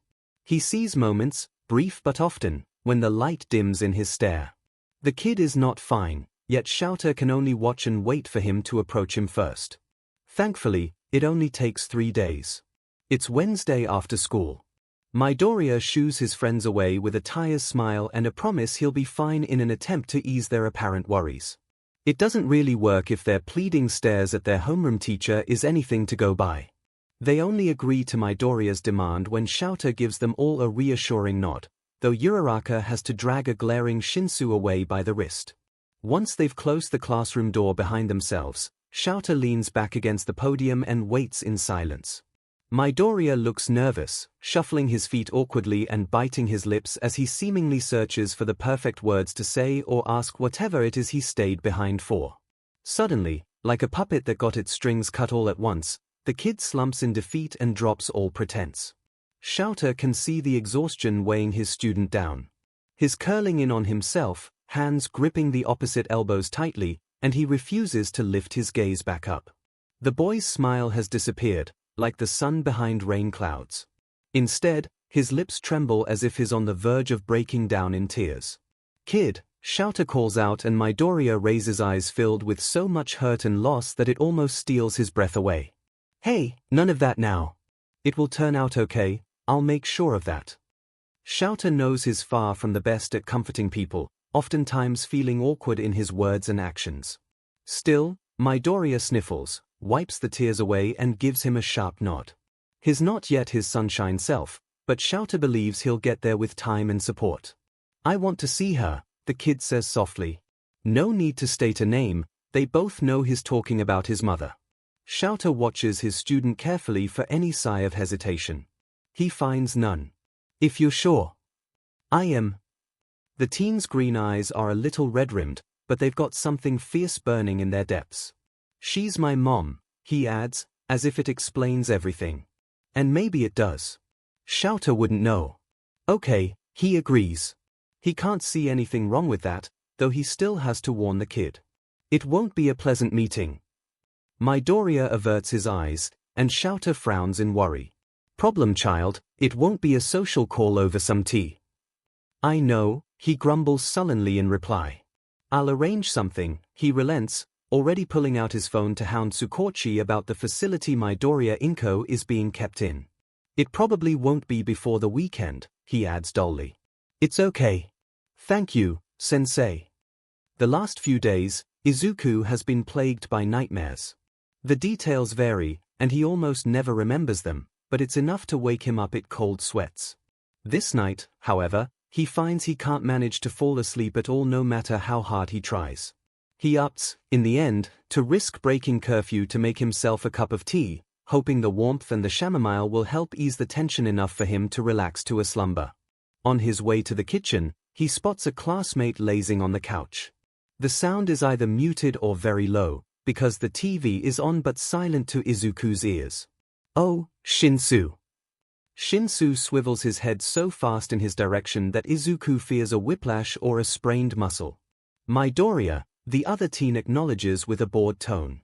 Except the tension in his classmate's shoulders tells him Shinsu is probably surprised to see him down here in the middle of the night, and maybe also a bit worried he'd tell on him. What are you doing up? Insomnia, the purple-haired teen drawls, as if it was obvious. And, well, perhaps it should have been, now that he thinks of it. Everyone in class already knows Shinsu has trouble sleeping. Izuku had just assumed he'd idly stay in bed for hours trying to at least doze a bit. What are you doing up? Izuku flounders, trying to find suitable words. He doesn't really want to say he suffers from insomnia, because this is a one-time thing, obviously, not like Shinsu who's regularly bothered by this. It feels like it would be insulting, for some reason. IW was just coming down for a D drink. He internally curses his stutter. Shinsu raises an eyebrow with skepticism, but end up turning back to whatever he's watching, waving non-committally at him with a limp hand. Whatever, he grumbles, and it ends their staggering conversion. Izuku wants to give up his half-butted plan and run back in his room in embarrassment, but that would be weird and not smooth at all, so instead he forces his feet to move past the living room and into the kitchen. Tea doesn't sound as interesting anymore. It takes too much time to prepare and he really just wants to hide away in his room, but he can't really go back empty-handed either. Coffee is out of question, of course. It's late, but not that late. He remembers, though the memory is hazy, finding his father Enzanji a cup of coffee in the middle of the night. Izuku was really young, and he only remembers it because he had woken up from a strange nightmare where he was awaiting on his favorite hero to show up but never did. He doesn't know, even now, what exactly woke him up in that unsettling dream, but he had shuffled his way into the kitchen to find his father slouched at the table with coffee in hand. He doesn't really know exactly what happened after that, but he thinks he went to wake his mom instead and she had told him his father was being silly and had even reprimanded the man for drinking coffee when he couldn't sleep. Midoriya. Izuku startles and twists around, but his socked feet slip on the linoleum floor and he finds himself sprawled on his back in a matter of seconds. Sorry, didn't mean to scare you. It's Shinsu, his brain supplies as he sits up on his elbows. Don't worry about it, he says with an awkward laugh and his classmates extends a hand to help him up. You okay? Izuku nods as he gathers himself back up. What were you doing in the middle of the room? Shinsu asks with a raised eyebrow, looking around the kitchen as if searching for a ghost or something. Izuku flushes a dark red, embarrassed at being caught spacing out, and he stutters several attempts at a reasonable answer, none of which seem to satisfy his friend's sudden curiosity. Shinsu just huffs a breath, lips twitching in amusement at his expense, and it's enough to settle Izuku's nerves. I was just getting a glass of water, he ends up saying sheepishly. I'll be out of your hair soon enough, Shinsu, he jokes as he turns around to grab a glass from the cabinet. He knows Shinsu is usually pretty reserved, so he isn't miffed when that garners no reaction from his friend. He's filling the glass at the sink when the other teen finally speaks up, voice quiet in the silence. I could, use some company, his classmate admits, which causes Izuku to turn wide surprised eyes at him. Shinsu is self-consciously scratching at his cheek and actively avoids eye contact, obviously uncomfortable with his own request, but Izuku beams at him with a wide smile. Of course. When �プ𝐴 finishes patrol, as usual, he drops by 1A dorms to do a quick night check on his students. It's a little past 3 in the morning when he swiftly removes his boots upon entering the building. He passes by the empty kitchen and adjoining dining room, but stops in his tracks by the living room when he spots Shinsu's mop of hair on the armrest of a couch. That's not exactly unusual, except each time he finds the teen lurking the common rooms in the dead of the night. Shinsu always has the TV on, and this time it's turned off. Making his way further in the living room, he's surprised to find that Shinsu's not alone. The purple-haired teen is softly snoring, sprawled out on the whole length of the couch, while his problem child is snoozing in the armchair next to it. He has a notebook open on some random page, filled with the boy's chicken scratches, so �㗗𝐴 assumes he studied late and fell asleep down here, and his friends probably didn't want to wake him. He'd let them sleep too. God knows Shinsu needs it, and Midoriya clearly has been having troubles lately, but there's a chill lingering downstairs and they'd be at less of a risk catching a cold huddled in their own comforters than down here. Shinsu is easy to wake.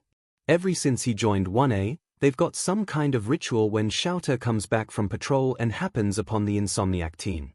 If the kid's awake, they'd usually spend some time at the dining table while �㗗𝐴 worked on lesson plan. He suspects the sound of him working, and maybe just the presence of someone trustworthy, is enough to help the teen relax, and Shinsu would usually head back to his room for a nap after about an hour of silent company. When Shinsu is asleep, he usually just wakes him and sends him back to his bedroom, which the teen usually does without a fuss. Making his way to the other side of the couch, �㗗𝐴 shakes the feet that's sticking over the armrest of the couch, and the teen groans at the disturbance. Pressing a hand to his forehead, headache, maybe. Shinsu sits up and blinks at him groggily. Aizawa-sensei. Yeah, go back to sleep, in your room this time. �㗗𝐴 keeps his voice low as he juts his chin in the general direction of the staircase. Shinsu hums his assent, flops a hand his way in a wave with a yawn, before getting up and making his way upstairs. 𝐗𝐗 turns his attention to the other teen sleeping soundly in the armchair. Midoriya, he calls softly. It's super quiet, so his voice sounds loud nonetheless, but the kid doesn't even stir. Hey, kid. He can't shake the teen's foot like he did with Shinsu because he's got both of them tucked almost under him, knees bent and resting sideways on the armchair's armrest. This position twists the boy's body in an awkward position, and 𝐗𝐗 internally winces, thinking he'll probably be sore when he wakes up. Come on kid, wake up. Raising his voice does the trick, as Midoriya gives a quiet sigh and brings a hand up to rub at his eyes tiredly. Aizawa-sensei. The teen asks in apparent confusion, to which 𝐗𝐗 gives a firm nod. You fell asleep in the common room, he explains briefly, and it helps wake the kid up the rest of the way. He sits up suddenly, eyes wide and filled with worry. Oh my god, I'm so sorry. I swear I didn't mean to. It's okay kid, 𝐗𝐗 says, but Midoriya is already continuing without a pause. I was just getting water, but then I saw Shinsu, which surprised me, but really shouldn't have because I know he has insomnia and I don't, but I couldn't sleep, so I came down and I saw him and he wasn't doing anything bad or anything. Please don't be mad at him, I was just getting water and… Midoriya, he says more firmly, and the teen snaps his jaw closed. You're not in trouble, he adds to make the trepidation in green eyes disappear. It works, but it's replaced instead with a doubtful stare. I'm not. You're not. Oh. Finally, the teen relaxes, shoulders dropping down from where he'd risen them to his ears in a defending stance. All right, problem child, now off to bed with you. Midoriya gets up, but as soon as his feet touch the ground, one of his knees buckle. 𝐗𝐗 instinctively reaches out and the teen holds onto his arm to avoid falling. I'm fine. The teen squeaks hurriedly, except he's still holding onto 𝐗𝐗's arm and fails to bite back a hiss when he tried to put weight on his leg. You're injured. He can't help the dark undertone to his voice, brought on from worry and a sense of dread. He wants to feel relieved when Midoriya vehemently shakes his head no, But with the way the teen is refusing to put any more weight on his leg or even let go of his teacher's arm is proof enough that he's lying. "Sit back down," he growls, and to his credit the teen flops back on the armchair before 𝐂𝐿 even finishes voicing his order. "It's nothing really." 𝐂𝐿 doesn't deign that with a verbal answer, only shooting a meaningful glare at the teen that has him sighing in defeat.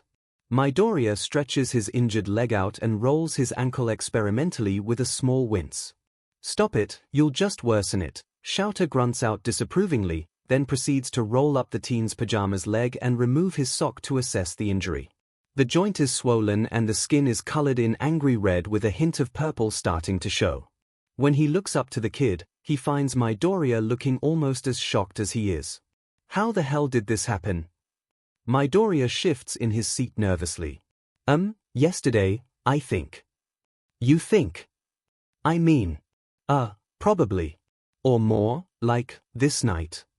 At 𝐂𝐿's dark look, the teen hurried to stutter out a barely comprehensible story about a glass of water or a cup of tea, but he understands enough. "♯startled you, you fell and injured yourself and didn't bother to tell anyone." "No." "Well, yes, that's what happened, but I didn't know it would be this bad."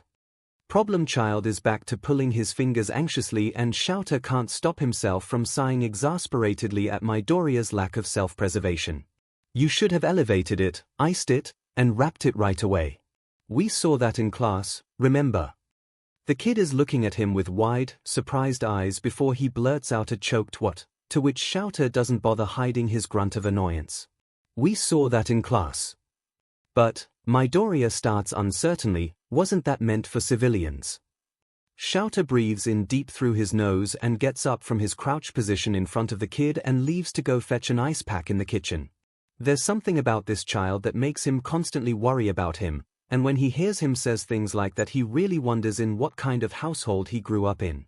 He's not just putting people first. That's a good trait to have for a hero, at least when he's on the field. No. Midoriya acts like his own well-being is not on his list of priority in the first place. As if his sole purpose is to help others, at his own detriment. As if without doing this, he'd be worth nothing. And frankly, it scares 𝐻𝐿 out of him. "You know," he says when he returns with the ice pack, "this also applies when you're out of duty."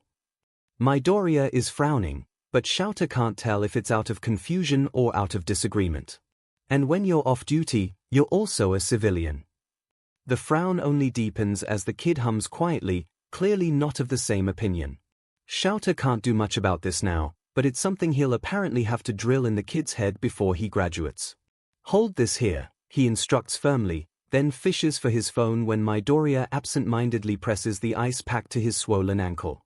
He has to scroll a bit through his work contacts to find 𝐭𝐸𝐺's number. He's about to call her when Midoriya shifts, stealing his attention. The teen is still frowning, though he looks more perplexed than anything else. His gaze shifts to the wall and 𝐂𝐿 follows it to the clock hung there, reminder 𝐂𝐿 that it is, in fact, still in the middle of the night. He sighs, puts his phone back in his pocket, then gives a serious glare Midoriya's way. "You're right," he relents against his better judgment. He knows this kid well enough by now, so he knows he'll blame himself if 𝐂𝐿 wakes recovery girl in the dead of night for a sprained ankle. He's just not used to having a student hurting themselves outside of school hours, and it's harder than he thought it'd be to postpone a visit to the nurse office when he usually just sends them the old woman's way each time they are hurt during the day. "However," he quickly adds, "you'll be coming to the teachers' dorms with me." "No," he says quickly before Midoriya has a chance to protest, "I'm not leaving you here without any supervision. God knows you'll probably downsize your injury and go for a run first thing in the morning." The teen looks shocked for an instant, but is quick to argue anyway. "House arrest. I didn't do anything wrong. And I won't go for a run, promise." "Not taking that risk, problem child." Thankfully, the teen is already dead on his feet, so UN grudgingly accepts. Defeat instantly, only letting out an annoyed huff as 𝐂𝐿 goes to gather the teen's shoes. When 𝐂𝐿 comes back to the living room, Midoriya is already standing, his wounded leg lifted up to avoid putting weight on it and one hand on the back of the sofa. He's looking down as he makes small hops, focused on where he's going, and it's only his teacher's exasperated grunt that has him looking up. Want a piggyback ride? That gets Midoriya all flustered, stuttering half-formed sentences to reassure the hero that is fine and can do it on his own, to which 𝐻𝐿 merely shakes his head. He doesn't want the kid to worsen his injuries, so he offers his arm instead and supports him all the way to the teacher's dorm. Izuku isn't entirely sure what to think of his current situation. He still feels groggy from both sleep and lack of sleep. His body protests all the way to Aizawa-sensei's apartment, the fire at his ankle traveling up his leg the longer he jostles it with each hop. It's all he can do to keep the pained whimpers from making their way out of his mouth, so the whole walk there is silent all along. He's pleasantly surprised to see a cat greeting them happily when his teacher opens the door to his private apartment. Izuku knew that teachers were allowed pets. Ironically, he's seen Inui-sensei walk his dog in early mornings a few times during his runs. The cat that came to greet them at the door is a black and white one with golden eyes. It rubs itself all over Aizawa-sensei's legs as soon as they pass through the door, but the man chases it away when it goes to do the same to Izuku. He wants to pet it. Instead, his teacher has him lean against the wall as he quickly removes his combat boots, then helps him inside the apartment. It's a bit bigger than he imagined. To be honest, he expected the teacher's dorm to have a similar layout to the students' buildings. While each student had their own bedrooms with common spaces, the teachers had whole apartments to themselves. Aizawa-sensei leads him to the living room couch, before leaving him alone to go gather sheets and pillows. Izuku settles on the edge, absolutely uncomfortable with being in his teacher's space, and tries to not let his eyes roam about the room curiously while he waits. He doesn't want to pry in the man's private life, it would be extremely rude. He hears Aizawa-sensei rustling about somewhere in the hall. There's the sound of a door opening, which Izuku guesses is a closet, then the rustling of cloth as, he presumes, the underground hero rummages through the storage to find spare blankets and pillows. But then he hears him talk, voice low and gravely, and someone else replies. Izuku feels his heart skip a beat, because there's someone else in here and he doesn't know what to think of it. His ankle throbs sharply when he instinctively plants both feet firmly on the ground, ready to bolt if necessary. He can't make out what they are saying through the sound of his own beating heart, but he hears hushed voices, one whispering and the other unmistakably Aizawa-sensei's tone of voice. Izuku holds his breath as he hears shuffling of feet approaching the living room once they've stopped talking. He had hoped for the appearing figure to be his teacher, but he finds himself staring at a disheveled man clad in pajamas. The man has long blonde hair tied up in a loose bun at the top of his head, and once Izuku forces himself to look at his eyes, he notices one is blue and the other is green.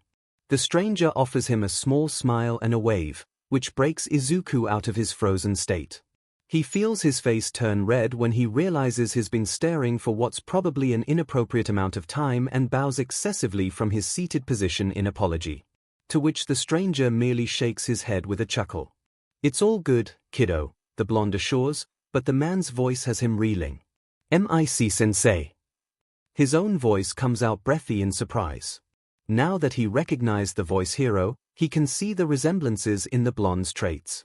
The hair should have been a dead giveaway, he muses, but in his defense he's only seen the man in his hero persona with the gelled-up hairdo. The eyes are the most strikingly familiar, not just because of the peculiar colors, but also in the gentleness they hold.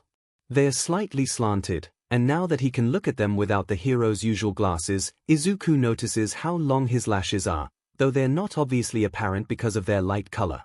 Which actually rules out his hypothesis of present MIC dyeing his hair that color to fit his public character. MIC-sensei scratches his cheek with a self-conscious grin, and Izuku is reminded all of a sudden that he not only just invaded his homeroom teacher's space, but also present MIC's apparently, and the guilt readily eats away at him.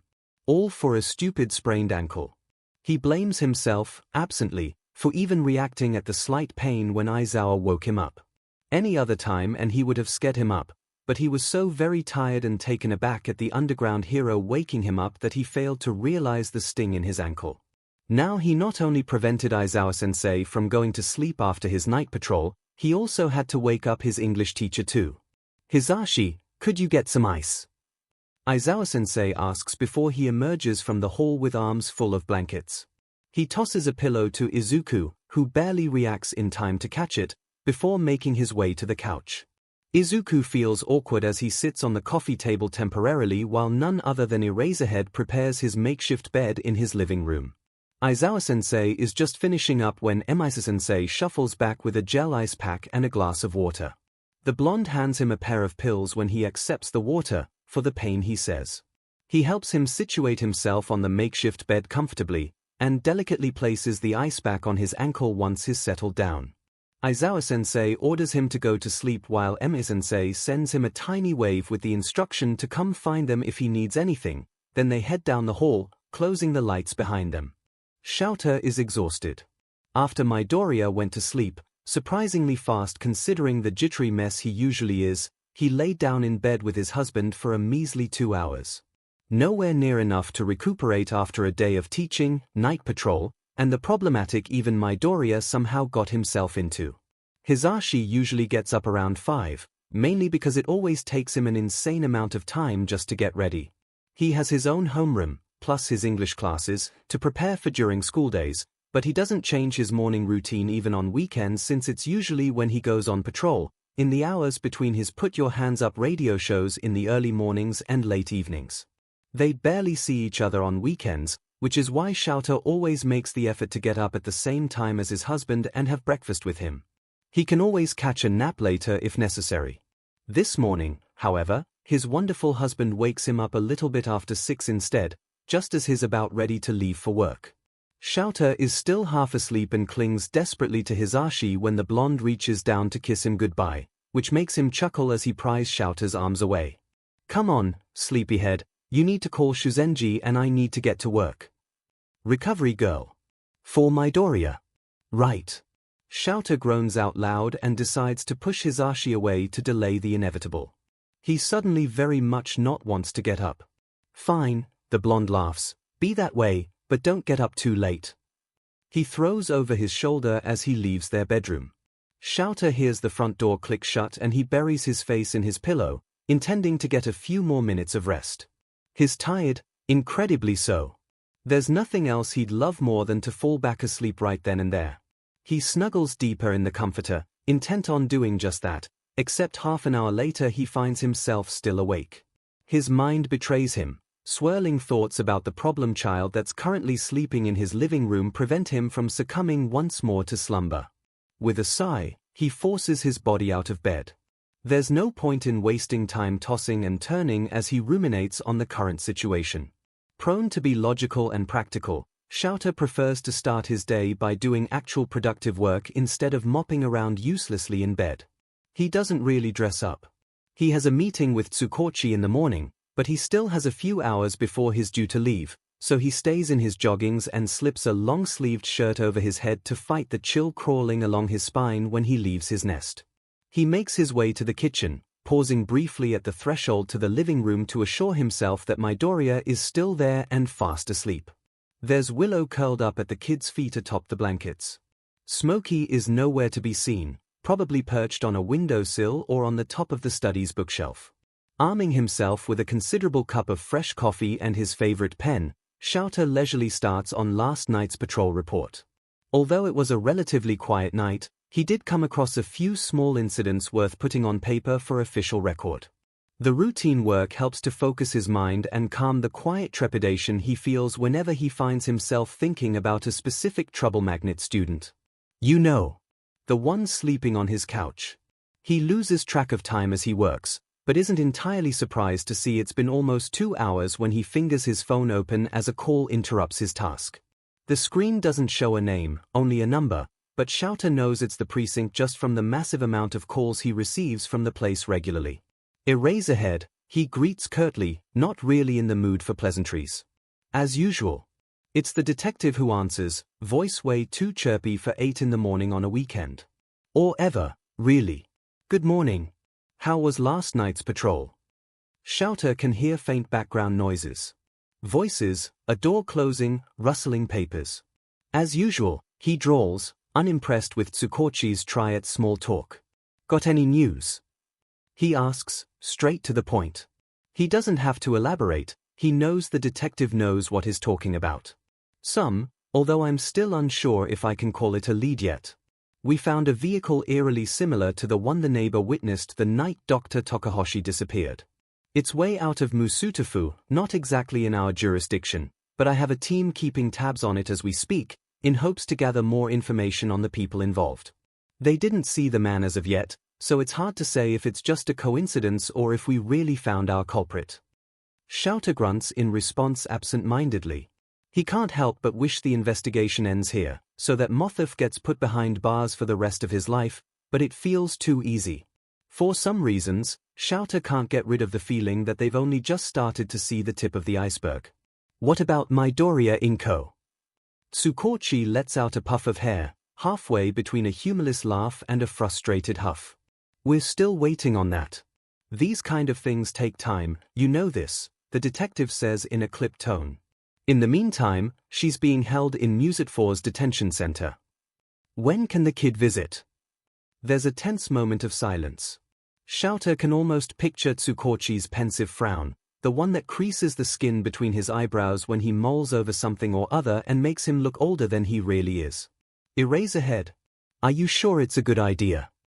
That's not my call, he replies simply. He doesn't necessarily agree with the kid.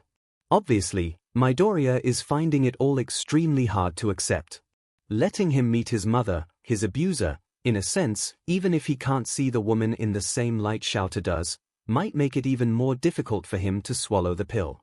I can't stop him if he wants to see her, and he's made himself clear enough. With that stubbornness of his, he doubts Midoriya will have changed his mind. If anything, the boy is probably even more determined than ever. There's a long minute of silence. 𝐶𝐬𝐽's ears only picking up the faint background noises of the police station, before the detective lets out a defeated puff of air. Visits start at 10 for family members. Thanks. Just keep an eye on him, will you? Tsukochi asks with a weird tone of voice 𝐶𝐬𝐽 can't place. It's concerning. He'd like to interrogate his colleague, wants to ask him what this means, because the way it's been said is ominous, as if the man knows, or suspects, something but can't openly speak about it yet. 𝐶𝐬𝐽 has to hold his tongue, though, because he can see said problem child hovering at the kitchen's entrance uncertainly from the corner of his eyes. Who do you take me for? He retorts instead emotionlessly. He doesn't wait for a reply as he suddenly ends the call. Whatever the detective is worried about, they'll have enough time to discuss it in person later that day. Midoriya shuffles awkwardly by the archway that leads to the dining room when 𝐶𝐬𝐽 fully turns his gaze on him. How's your ankle? The teen is putting some weight on it, he notices. Much better, thanks. 𝐶𝐬𝐽 wordlessly motions the boy to join him, and while Midoriya does enter the room with small, hesitant steps cautious of his injury, perhaps. Or just incredibly uncomfortable with his situation. He stays standing on the other side of the table, facing him. The hero gathers his papers, noting the little dots he marked absently as he fiddled with his pen during the previous call. He pushes them on the side, pen on top. What do you want for breakfast? We got leftover miso soup and rice in the fridge we can heat up, he proposes, but Midoriya just shakes his head with a frown. When can I see my mom? Green eyes shine with resolve when 𝐶𝐬𝐽 stares into them. I have to go to the precinct for a case, he says as he gets up to prepare a quick breakfast. If you don't mind waiting in the lobby for 1 or 2 hours while I work, we can make a detour on our way back. If not, the kid is already nodding, hopeful, before he even finishes his thought, so he shrugs in acceptance as he pulls eggs out of the fridge. Today it is, then. In all his life, Izuku never imagines he'd ride shotgun in any of his teacher's car. Ever since he was diagnosed quirkless, he had experienced firsthand how cruel people can be. Children, yes. His classmates, hell even his best friend, turned on him and became bullies. Adults are no better. If anything, they are worse. Kids, as much as they could hurt him with silly words and weak shoves, held no real power over him. He'd never really fought back, not because he was scared, at least, not in the beginning, but because fighting was bad, because he didn't want to hurt anyone, and also because he still had hope, deep down, that they'd realize he was still worth something and be friends again. Yes, bullies 𝐂𝐿. He's had to get used to protect his stuff, his backpack, notebooks, lunch, money, etc.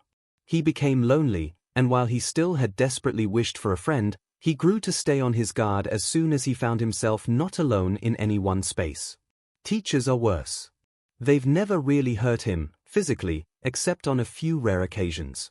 They don't insult him, they don't laugh or spew disgusting rumors about him and his quirklessness, they don't shove or trip him in the halls. But they have authority. It's not much, at first. And the first teacher who treated him differently after his diagnosis didn't do so out of malice.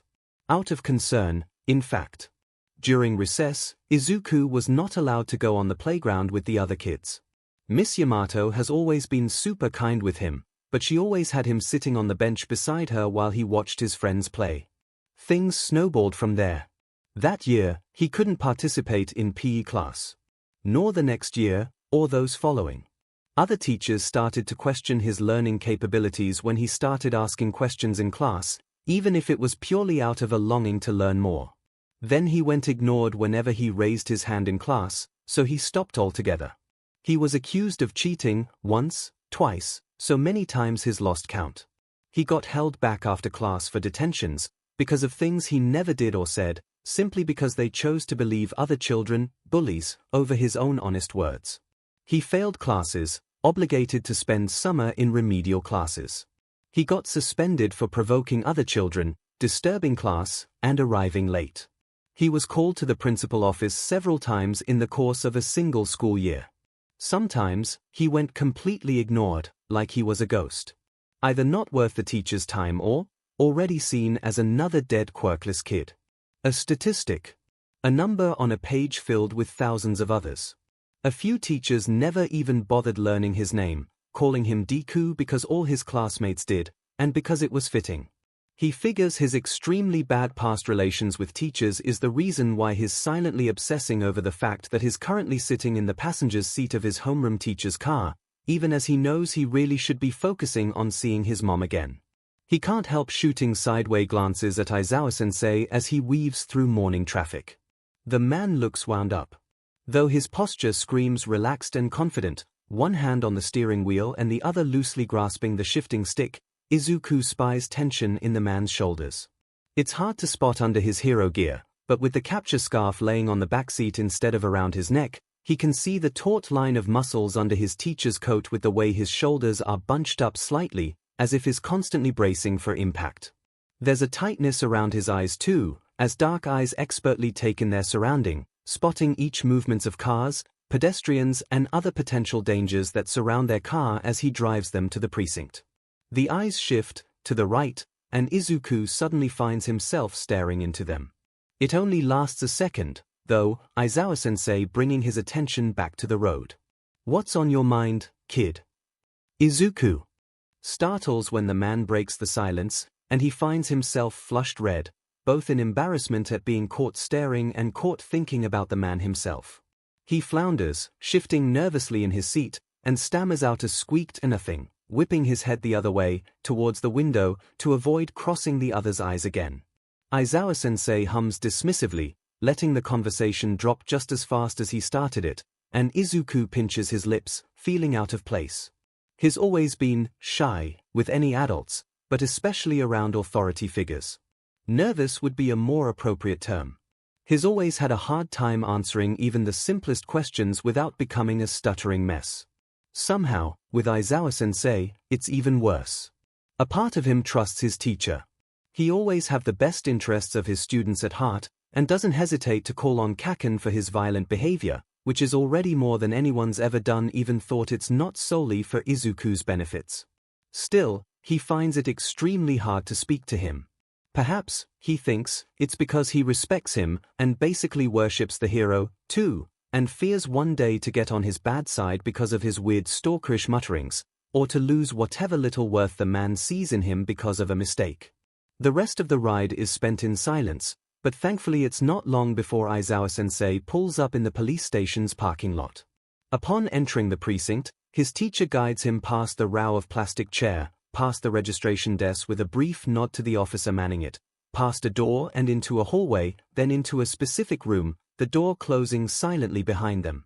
It looks to be the employees' break room, judging from the couch, somewhat comfortable-looking chairs, and the long table in the middle of the space. There's a small kitchenette area, with microwaves, a fridge, and a coffee maker, towards which Aizawa-sensei beelines, clearly familiar with the appliance as he doesn't hesitate to start a brew for himself. There's no one else in the break room at the moment, so Izuku hesitantly settles down on the couch when his teacher instructs him to take a seat. He sets his backpack on the ground, squeezing it between his legs in his insecurity. He watches silently as Aizawa-sensei pours himself a cup of fresh coffee and turns around to lean against the counter, cradling the ceramic mug with both hands. As I said, the man starts after blowing on the burning liquid in a mock attempt at calling it down. I have a case I'm working on with a colleague. I'll only be 1 hour, 2 hours top, with the detective in a nearby office, but you're gonna have to stay here in the meantime. Izuku nods, and Aizawa-sensei takes a tentative sip. He grimaces slightly, but Izuku doesn't know if it's because of the scalding temperature or the taste. He didn't see him but any milk or sugar, he can't imagine it being appetizing. You'll be fine here on your own. Izuku nods under the man's scrutinizing stare, but his teacher still looks skeptic. 3 doors down the hall, to the left, he ends up saying after a beat of silence, "If you need me." He picks himself up, mug in hand, and goes for the door. He stops just after opening the door to shoot him a warning glare. "Stay here," he orders pointedly, to which Izuku scrambles to reply with a small "yes sir." Seemingly satisfied that he won't cause any trouble, Aizawa-sensei swiftly takes his leave. Izuku is a nervous wreck. Don't get him wrong, he's happy, excited, even, to finally be able to see his mom, but it's the very first time he steps foot inside a prison and it's incredibly intimidating. Aizawa-sensei takes the lead while Izuku follows him around like a lost puppy. They go through security clearance, where they have to leave their personal belongings for safekeeping, and to restrict inmates from accessing anything they could use as a weapon. He knows they can't be worried about his mom doing anything remotely dangerous, but it still hurts him that she's put in the same bundle as violent prisoners just for what is possibly a mere misunderstanding.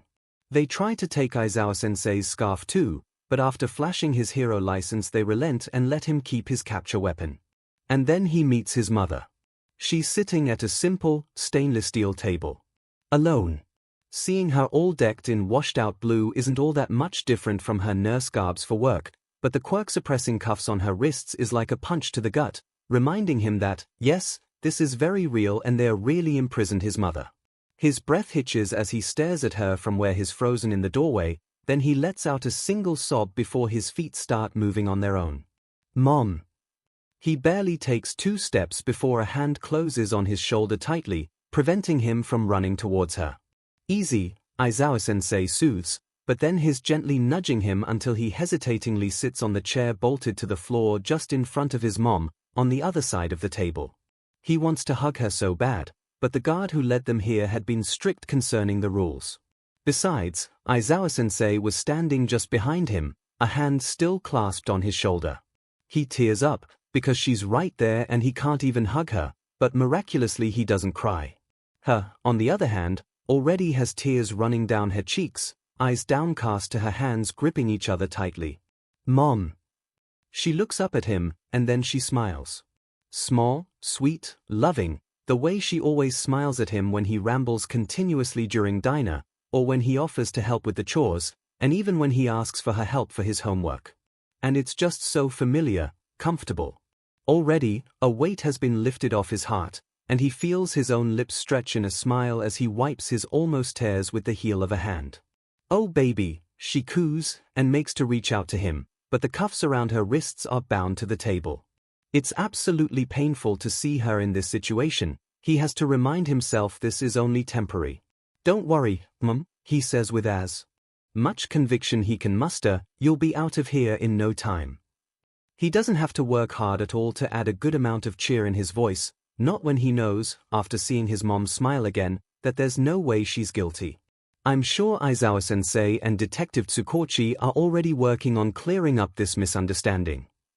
He feels the hand on his shoulder tighten. He thinks, at first, that it's in a reassuring way, but as he watches his mother's face crumble at his words, he realizes Aizawa-sensei's show of support was actually a silent warning. His own breath stutters as his heart seizes painfully at the array of emotion that flickers on his mom's face. She always wore her heart on her sleeve, not unlike him, so he can easily see the sadness in the downturn of her lips, the despair in her eyes, and the regret in the way her shoulders curve inward. He's very suddenly reminded of a faithful day, all those years ago. He remembers it well, because it was the first time someone shattered his dream of being a hero. She had that exact same expression when he asked her, with tear-filled eyes, if he could still become a hero even if he was quirkless. She hadn't answered, not directly, but her heartbroken apology had conveyed her opinion well enough. He shakes his head in small, slow motions, because he refuses to believe it. "Mom?" he asks in a small voice. He feels his own shoulders shake with repressed sobs. What's wrong? His chest feels overly tight, likely not breathing as he should, but in this moment it's the least of his worries. His mom whimpers, a high-pitched note let out through gritted teeth. "Izuku, baby," she sniffles and turns her head to dry a tear on her shoulder, even though it's quickly replaced by more fresh tears just as soon.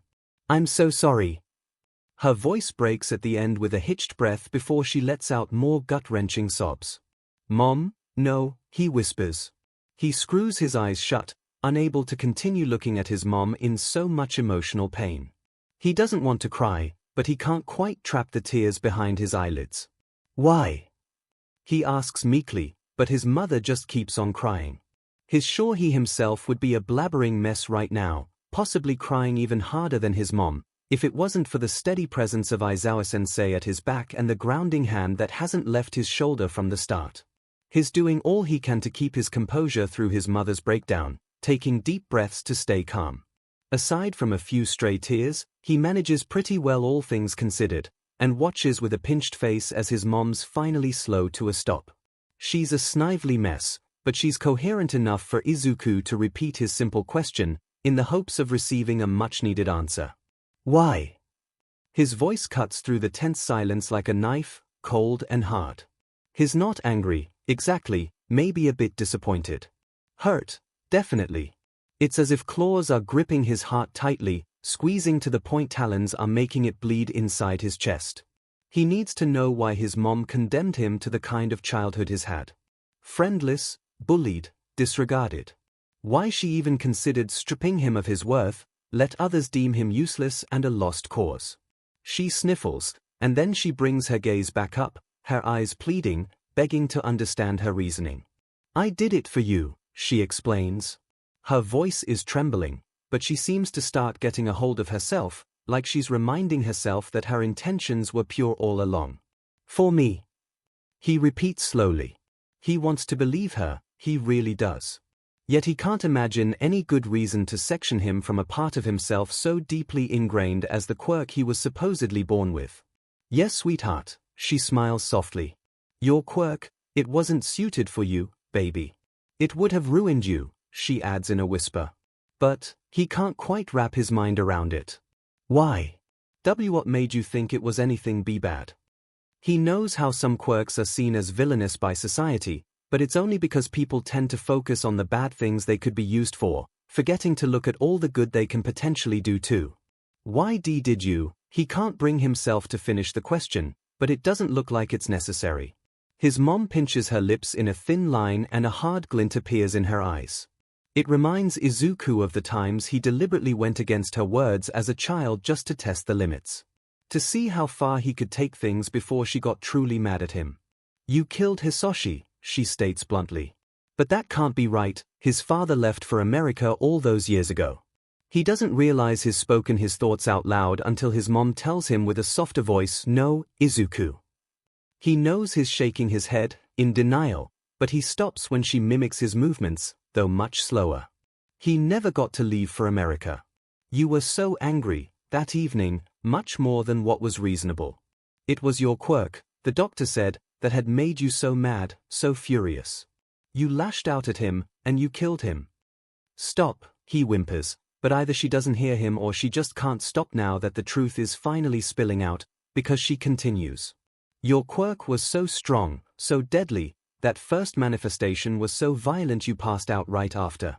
And her face crunches up like she's in pain. Perhaps she truly is, even if it's no physical ailment. "I just couldn't bear it. Mom. Please stop, he begs. Aizawa-sensei probably hears the whines he lets out when she continues to talk, because he cuts through her speech with a sharp enough. But the damage is already done. Her last words he hears before his teacher ushers him up on shaking legs, and out the door echoes in his head long after they leave her behind. You killed us, Izuku. Shouta doesn't bother asking the kid whether he wants to go back to his own dorm room or not. Upon arriving on U grounds, he walks the teen all the way to the building housing the teacher's apartments. The whole walk there, the boy is entirely silent. He's not crying, but his shoulders are tensed and he's visibly clenching his jaw. Rhythmically. He looks subdued. Emotionally drained. Shouta doesn't blame him. Hearing the truth out of his own mother's mouth has to hit much more deeply home than when it did when the detective broke down to news to him a week ago. There's no denying it anymore, after all. As soon as they are back in his apartment, he guides the sullen teen to the couch where he slept last night, still cluttered with blankets and pillows, and orders him to stay put as he goes to get him an ice pack from his freezer. His limping didn't go unnoticed by the pro hero. Even though Midoriya said he was much better this morning, that sprain is far from being fully healed, and it must have been aggravated from moving around, even if they didn't walk an awful lot today.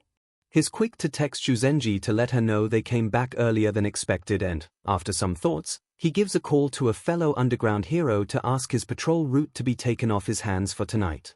He's not leaving that kid alone if he can help it. When Shouta shuffles back to his living room, he finds Midoriya sitting ramrod straight on the edge of the sofa. He's clasping both hands between his knees tightly, and Shouta suspects he's hiding their trembling.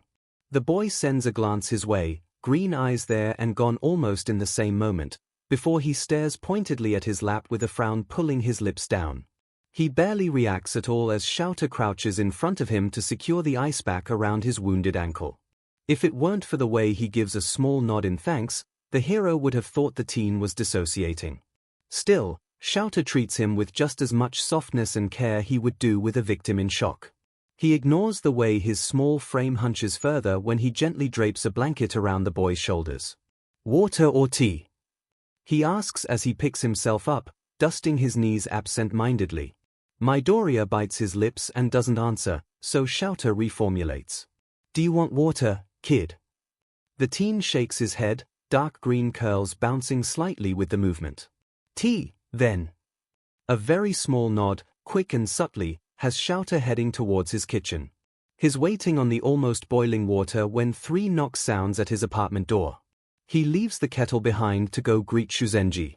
He doesn't let her in yet, though, and he hurriedly joins her in the empty hall and pulls the door closed behind him. There's a worried tilt to the old woman's lips as she not so subtly tries to steal a look inside his apartment before her view is obstructed. She frowns at him for a bit when she realizes he doesn't intend to let her in immediately, so she lifts an eyebrow inquisitively. Well, where's the boy? Inside, Shouta answers curtly, before adding an underrated explanation. He's had a rough morning. Is he fit for a round of healing or not? I swear to God, young man, if you called me all the way here for nothing, it's an empty threat. They both know it, so Shouta isn't offended in slightest. No, I think it's fine, just stick to yes-no questions if you can. He's not exactly verbal at the moment. At this, Shuzenji's frown deepens.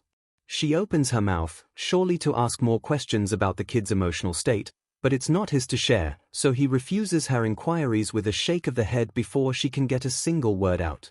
He leads her inside all the way to the living room and watches confusedly as Midoriya's shoulders lift up almost all the way to his ears at Recovery Girl's greeting. The old woman chides the child mildly for hurting himself again, and it causes the boy to look away to the side guiltily while he tries to make himself smaller. Shuzenji, he warns in a low voice. The nurse snaps her head towards him, brow lowered in confusion. He can't say exactly what makes Midoriya so uncomfortable around Recovery Girl.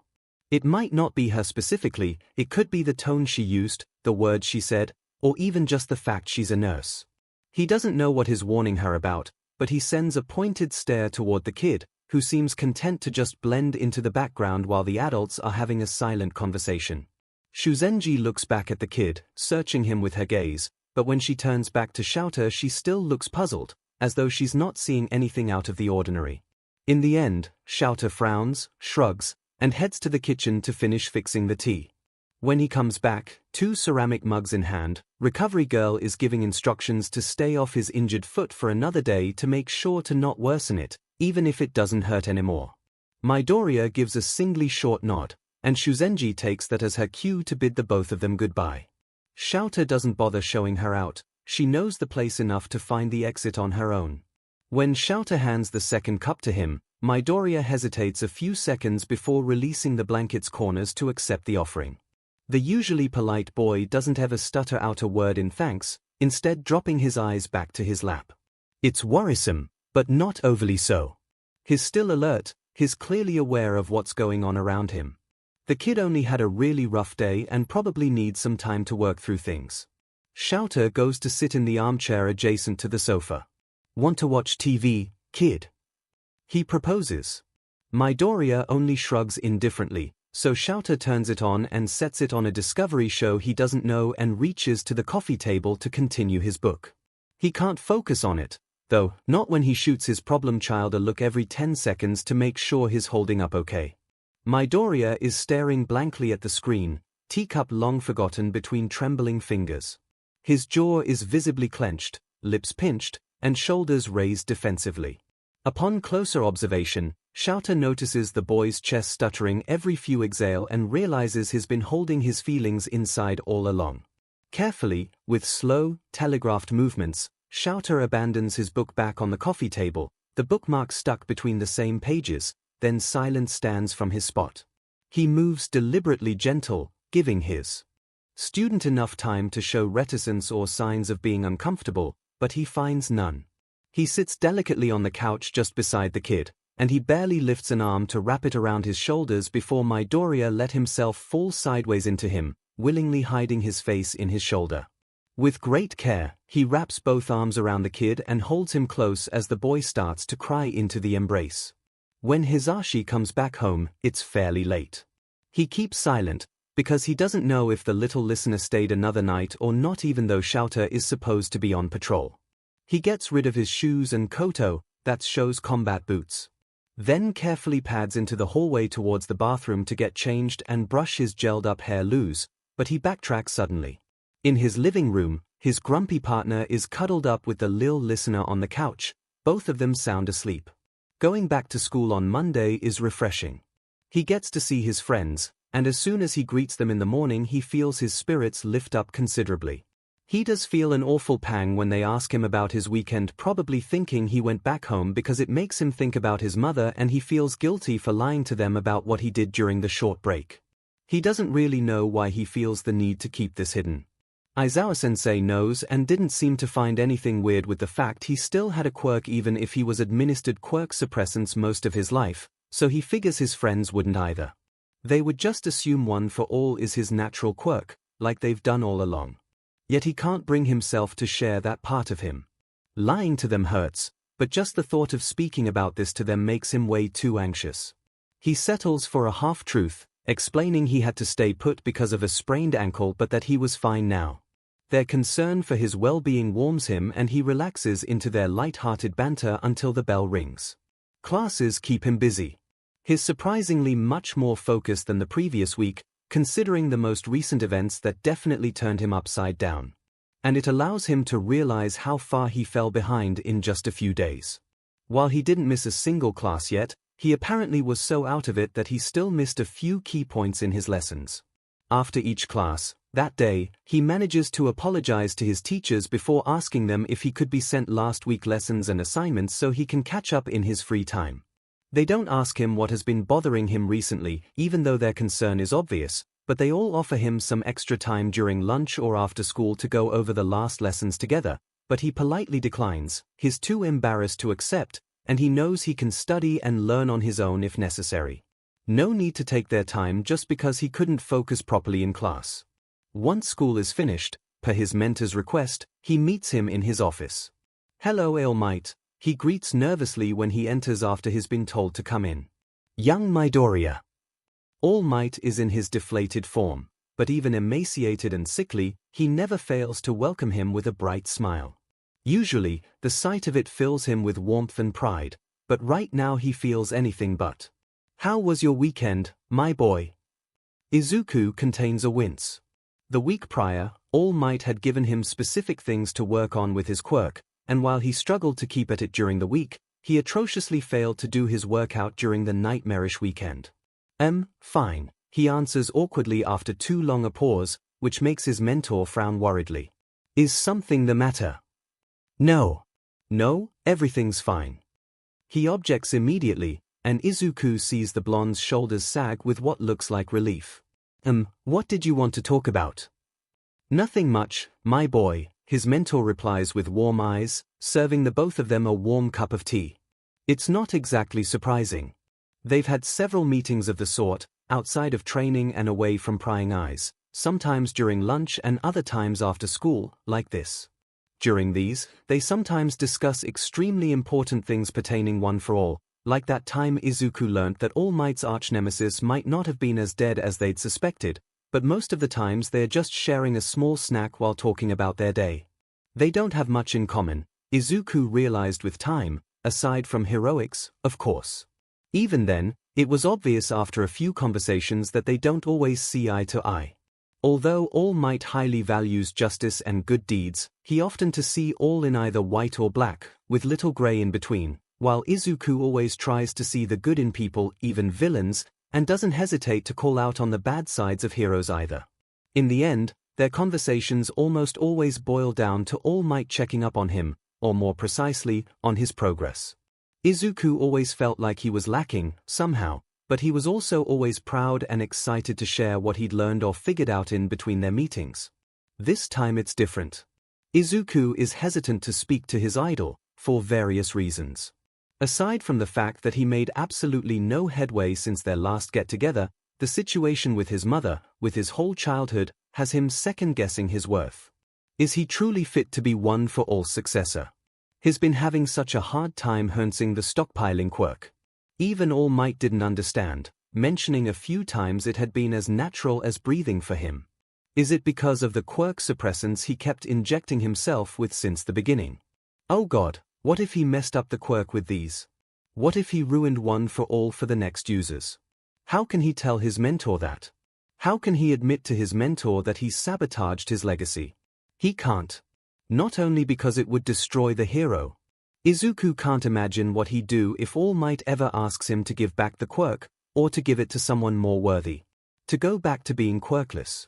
So, when All Might asks him how school has been going, he fakes a smile and tells him how great it's been with made-up brightness in his voice. He lies through his teeth because he barely remembers what last week classes were about. He's not sure if he's just that good of a liar or if All Might is just that gullible, but it looks like the man doesn't suspect anything. Izuku doesn't register much of their conversation, being too focused on creating his net of lies to avoid disappointing his mentor. It ends, as it usually does, with All Might giving him a very firm, though not unkind, reminder of all his responsibilities as the new holder of One for All. Keep on training, and take care to follow our diet plan, young Midoriya. Let's try to up that percentage, yeah. The hero tells him after about an hour of already forgotten topics. You're a fine hero student, I can't wait to see you climb up the ranks to become the next symbol of peace. The man's smile is genuine, full of warmth and pride. However, Izuku only feels coldness and shame as the pressure of it all closes in on him. Thank you, All Might. He bows politely and thinks either the hero is really SHT at reading other people or he just doesn't care, because the strain in his voice should be obvious. His smile feels paper thin on his face, his cheeks burning with the effort of keeping up the mask. As soon as he's out the door, he feels it all crumble under the weight of expectations he knows he can't achieve. He thought he'd cry, as is his nature, but his chest feels tight in a different way. With stress, anxiety, and anger. Not at All Might. He'd never be angry at All Might.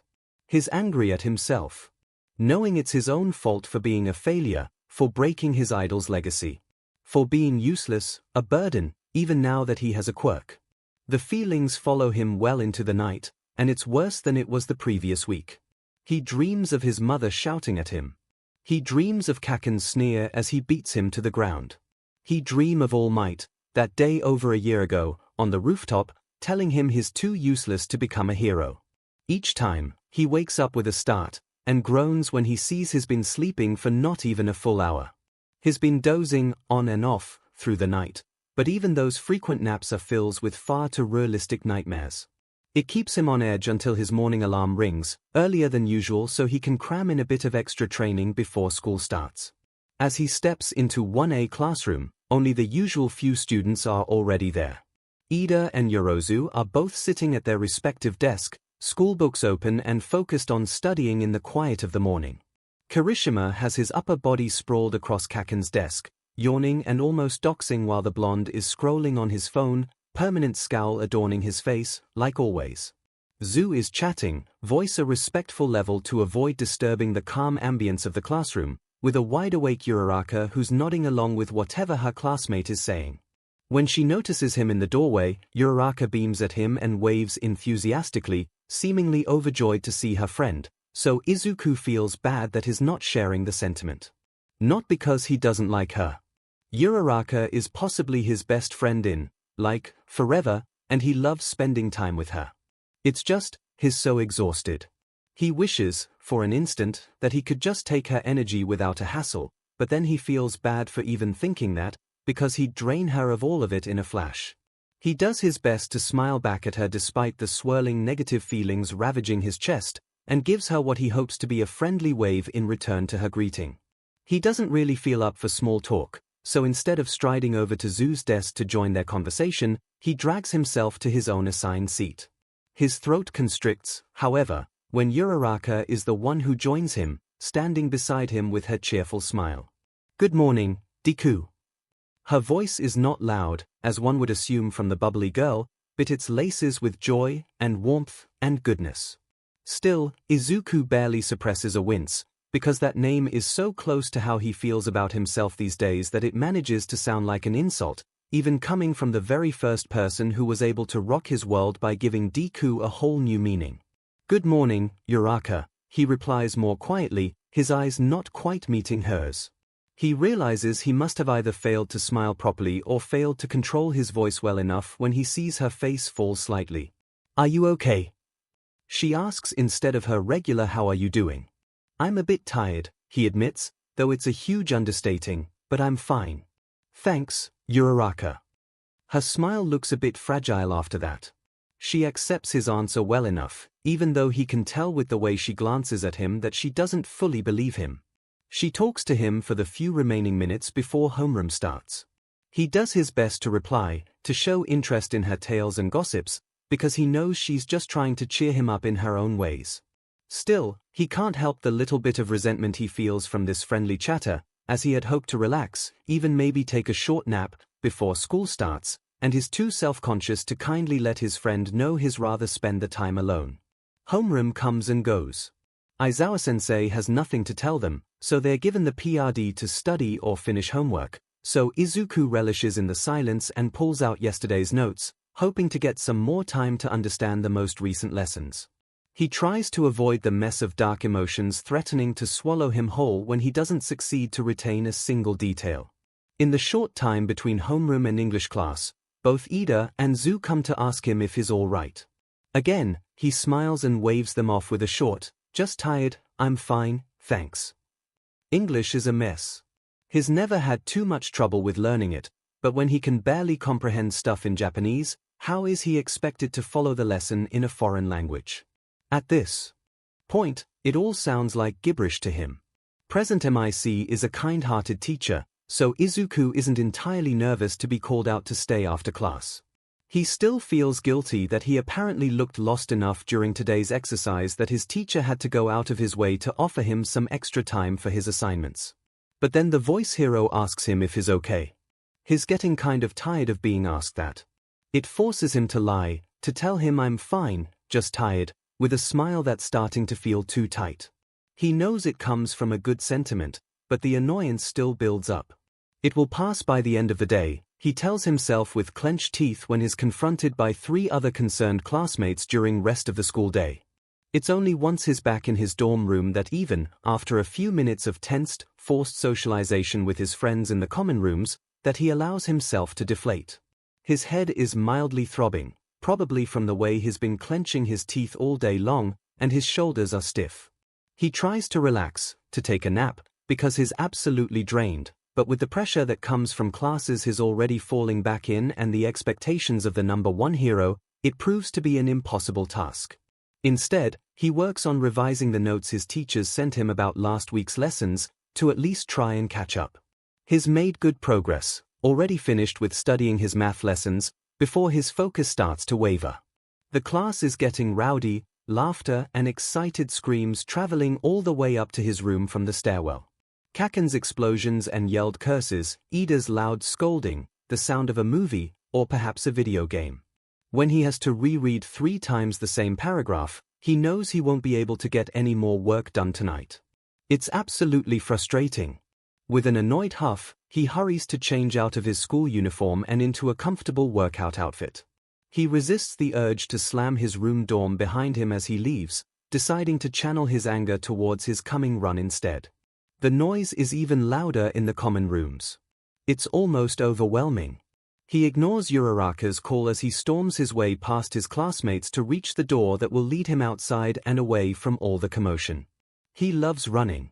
First born out of necessity, to escape bullies, Izuku turned the activity into someone to help make him stronger. A hero. While he first found it hard to breathe through a 2 kilometers run, he can now handle a 10 kilometers run without too much effort. He sweats, and he breathes, of course, but it's so easy now to just let his mind wander while his body does its thing on its own. He can rearrange his thoughts, organize his mental notes and regulates his emotions. This time, it's not working. His feet accelerate on their own accord as his thoughts take him back to the start of the day. He'd been smothered by everyone's concern, while all he had wished for was a few moments to himself to wind down and collect himself. He feels bad for feeling mad at his peers for worrying about him. It only adds to his feelings of worthlessness, and he can't stop himself from chanting useless, useless, useless with each stride. When he finally finds his way back to the dorm, it's almost time for curfew.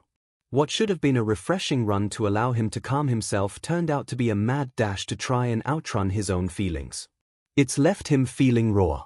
By the time he reaches the front porch, he's breathing heavily, and his shirt is soaked with sweat. His muscles burn from overuse, which makes him realize he's been gone for almost 3 hours. He can't bring himself to feel any remorse for having missed Dinah. "Oi, Deku," a very familiar voice growls from the stairs leading to the dorm's front door. Izuku stops in his track, half in surprise and half in confusion. He stares emptily at 𝐭𝐿, who's standing with his arms crossed over his chest, blocking his path into the dorms. "𝐭𝐿," he greets, though he barely recognizes his own voice. It comes out gruff, throat dry from dehydration and tone stone cold, sparing no warmth for his childhood bully. Izuku stared him down, done with the day, but 𝐭𝐿 doesn't move from his spot, so he spits out an angry, "What do you want? What the F's wrong with you?" If he had been his usual self, cheerful, full of joy and optimism, he's probably have heard the hidden concern slipping through the blonde's words. Now, however, he feels the simmering anger bubble up to a boil and it spills over before he has a chance to put a lid on it. "What the F's wrong with me?" he repeats, incredulous. "You really want to know?" His voice is quiet, but hard. It's not the same kind of anger he felt when Detective Tsukochi told him the news. That had been explosive, born from a deep-rooted belief that he man was lying mixed with the shock of it all.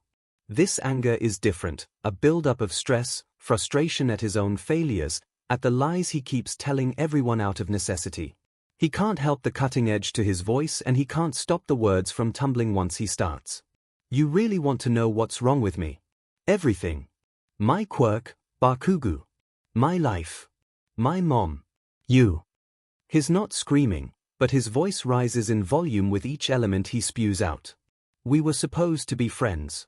But because of a single thing diagnosis, you decide I'm worth less than you. Less than everyone else. How fed up is that?" "Deku," 𝐭𝐿 grounds out with a snarl, probably trying to interrupt his spiel, but it's just adding fuel to the fire. "Don't call me that." His own chest is heaving, words coming through clenched teeth, fists trembling at his side. He must make some kind of murderous face, because 𝐭𝐿 unfolds his arms and widens his stance, clearly expecting this to turn into a fight. Why the hell not? Bakugo screams, palms popping dangerously. You know DMN well, why? It's your Fing hero name. His childhood bully argues. Any other time, Izuku would have cowered from an angry Kaken. He would have apologized, even when he wasn't in the wrong. He would have apologized, bowing profusely in SBMSN, just for existing. And still, Kaken would have beaten him down, whether with explosive fists or words, or both. Just for being quirkless. And he wasn't even really quirkless all this time. Useless. Izuku spits with venom. My goddamn hero name means useless. Because you are.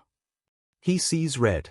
The words barely left his childhood bully's mouth and Izuku is already flying at him, a powered-up kick leaving cracks in the concrete as he pushes off the ground towards him.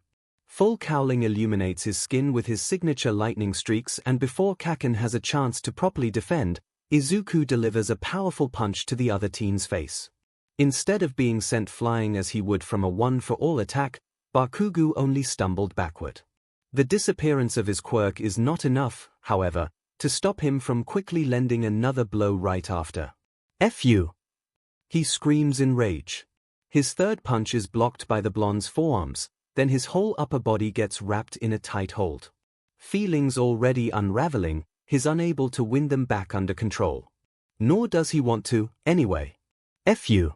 Go to hell. He struggles in his bindings, desperately looking to hurt the one who hurt him most of his life, and when he fails to free his arms, he headbutts the blonde with a vicious snarl. Bakugo yells, both in surprise and pain, but it's not enough. I'll Fing kill you, Kaken. I'll kill you. I hate you. The bindings around his torso and arms tighten significantly. He feels himself being pulled backwards, creating distance between him and his objective, so he intensifies his efforts to get free, to no avail. There's a bit of satisfaction in seeing the BLD pouring down Kaken's nose and red eyes widened in shock, but the little bit of pain he delivered to his childhood friend is nothing compared to the hell he was himself subjected to growing up. He wants to hurt him more. Enough! Comes Aizawa-sensei's voice from behind him. It's almost drowned out by his own frustrated yells and growls. Let me go. I'll Fing kill him. Bakugo, get inside and treat your wounds. We'll talk later, Aizawa-sensei orders. Izuku lets out a desperate scream when the other teen stomps away and disappears behind the door, inside the safety of the dorms. Don't Fing run away, you coward. Midoriya, enough. No. I'll kill him. Goddamn it. Problem child, calm the F down. His teacher's voice is dangerous low, sounding much more near as he pulls harder on his capture scarf.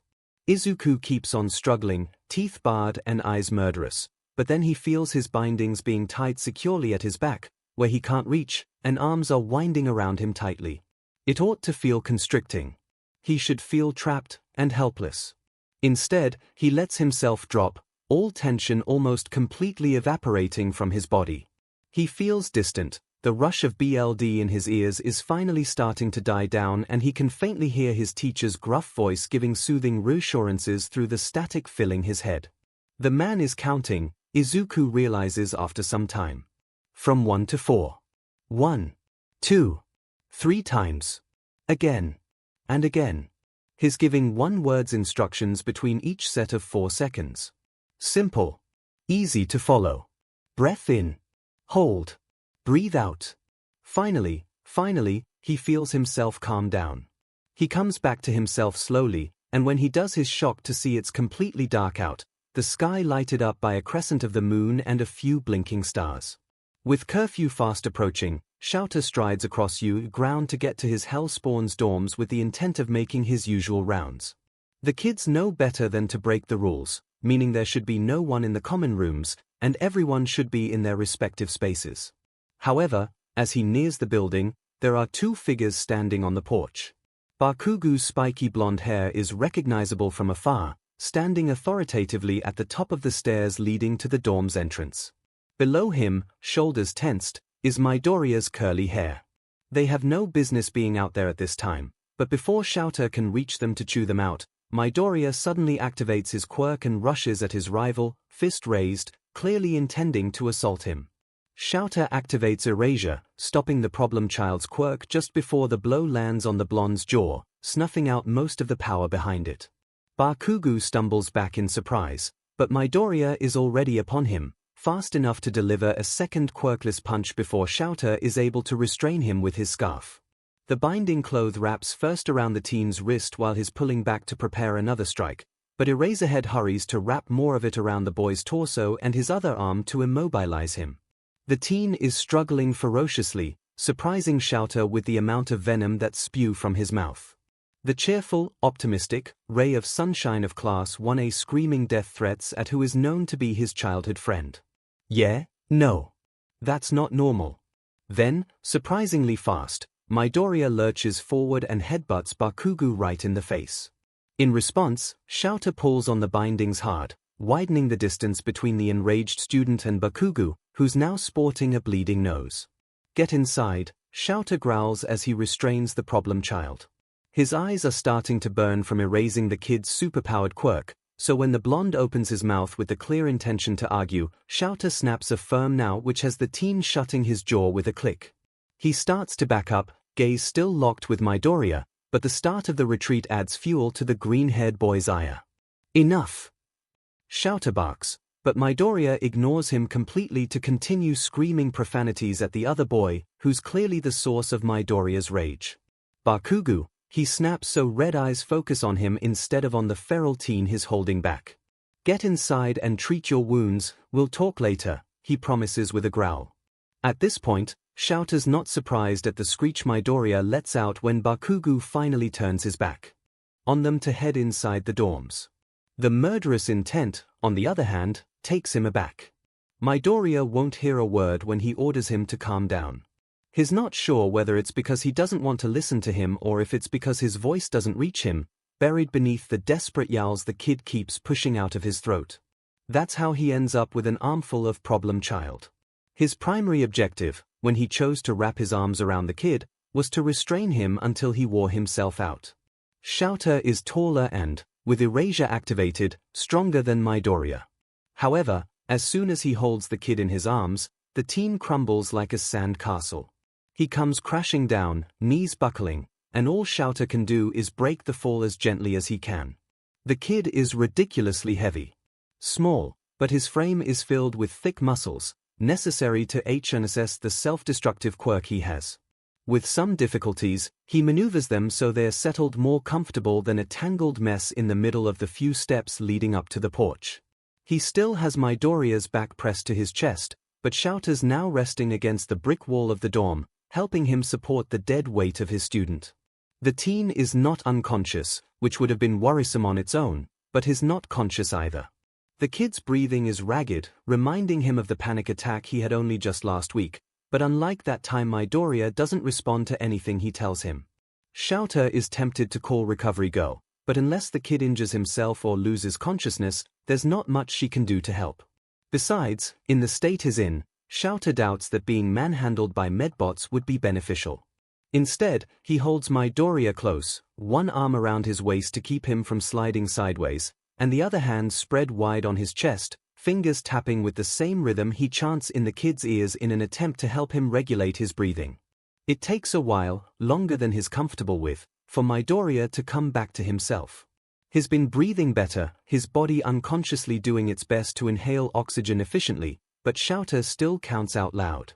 His throat is dry at this point, which makes his voice sound a bit more gruff, but he keeps counting steadily until Midoriya finally stirs.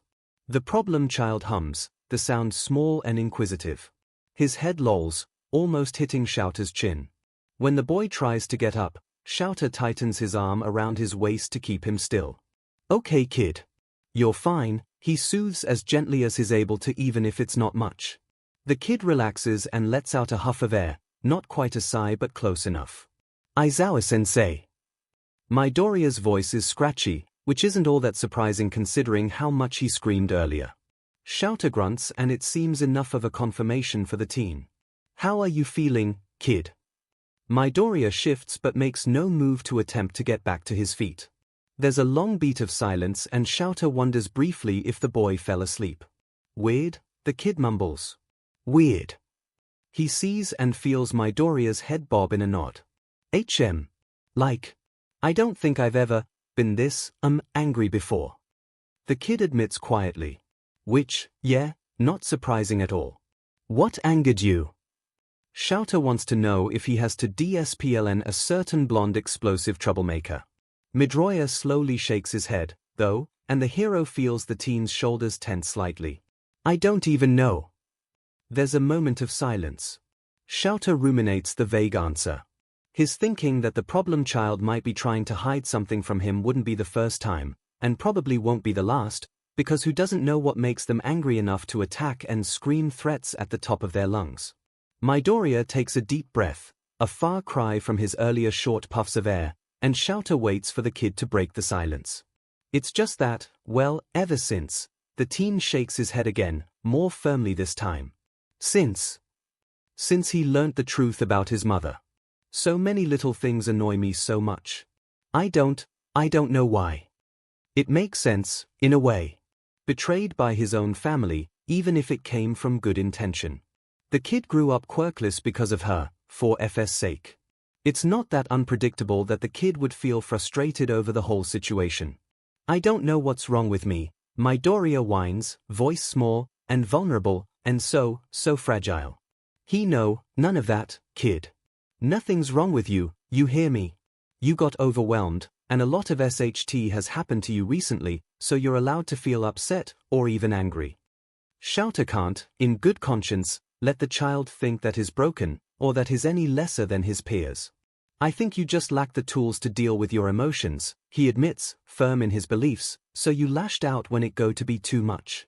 I think, and it doesn't make you any weaker for it, nor does that make you a burden, that you should talk to Hound Dog, or any other psychiatric you think you can trust. There's a beat of silence. 𝐿𝐴 feels Midoriya start to shiver because of the cool evening breeze. He worries, for an instant, that the boy will outright deny his recommendation. I'll think about it, Midoriya finally breathes out. 𝐿𝐴 is relieved. While it's not exactly an agreement, the kid is not rejecting the idea either. Good, he praises, it's all I can ask for. Which is true. He can't force students to seek help when they need it, but he can share advice and thoughts with them, and guide them towards proper resources when necessary. From here on out, it's Midoriya's choice whether or not he follows his advice. Eraserhead arrives on the scene just a bit too tardy. It's near the end of his patrol late at night, or early in the morning, depending on who you ask. He just happens to stride past the small park, a little eerie in the darkness, when he hears whispers, shuffling, and pained whimpers. Upon further investigation, he realizes with a jolt that it's a serious altercation.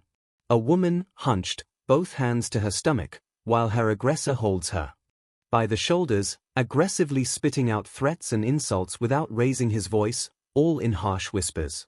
Then Eraserhead sees the knife in the woman's midsection. Only the glint of the moonlight reflecting off the short bit that's not embedded in her guts allows him to notice the injury.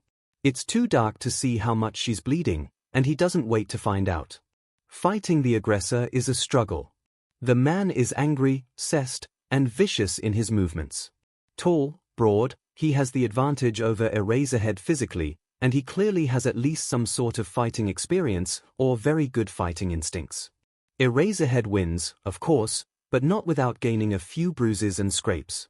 In the end, all that matters is that he's got the criminal securely tied to a tree in the park and he's applying first aid around the knife protruding from the woman's midsection.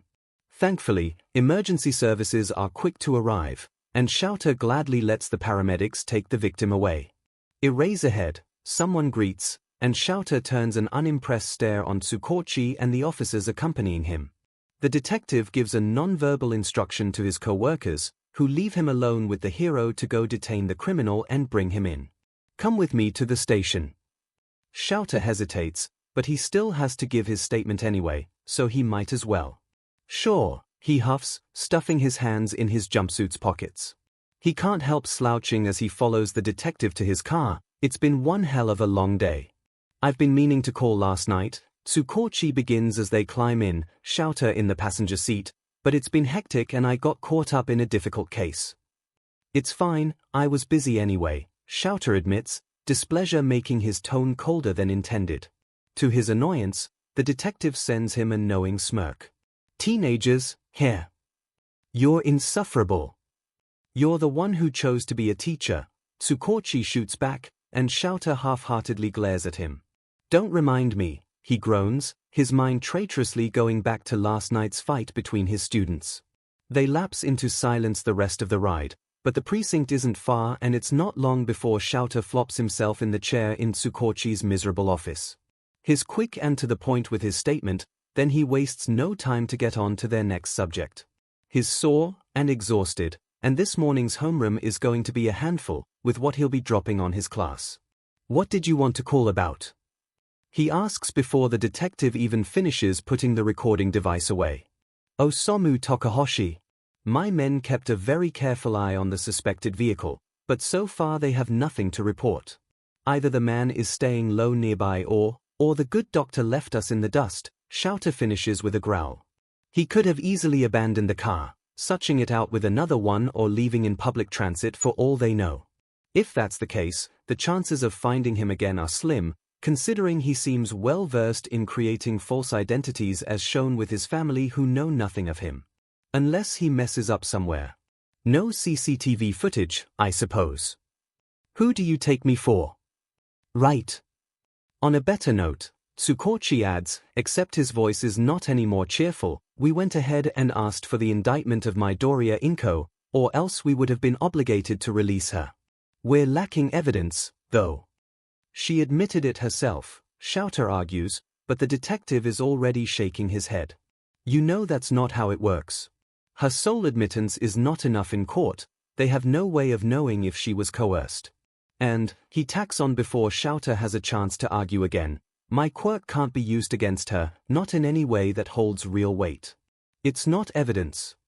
Because 𝐒𝐭𝐞𝐲's quirk is not fail-proof. If someone believes what they say to be exact, in their eyes, the detective will not ping it as a lie even if it's not the truth. I'll testify if I have to, you know this," 𝐿𝐴 reassures, but 𝐒𝐭𝐞𝐲 sends him a pained little smile. "Thanks, Eraser, but from your statement of the event, there's not much we can use to condemn her," he admits, a hint of regret to his voice. "To be honest, if Midoriya Izuku could testify with what he knows, it would be helpful.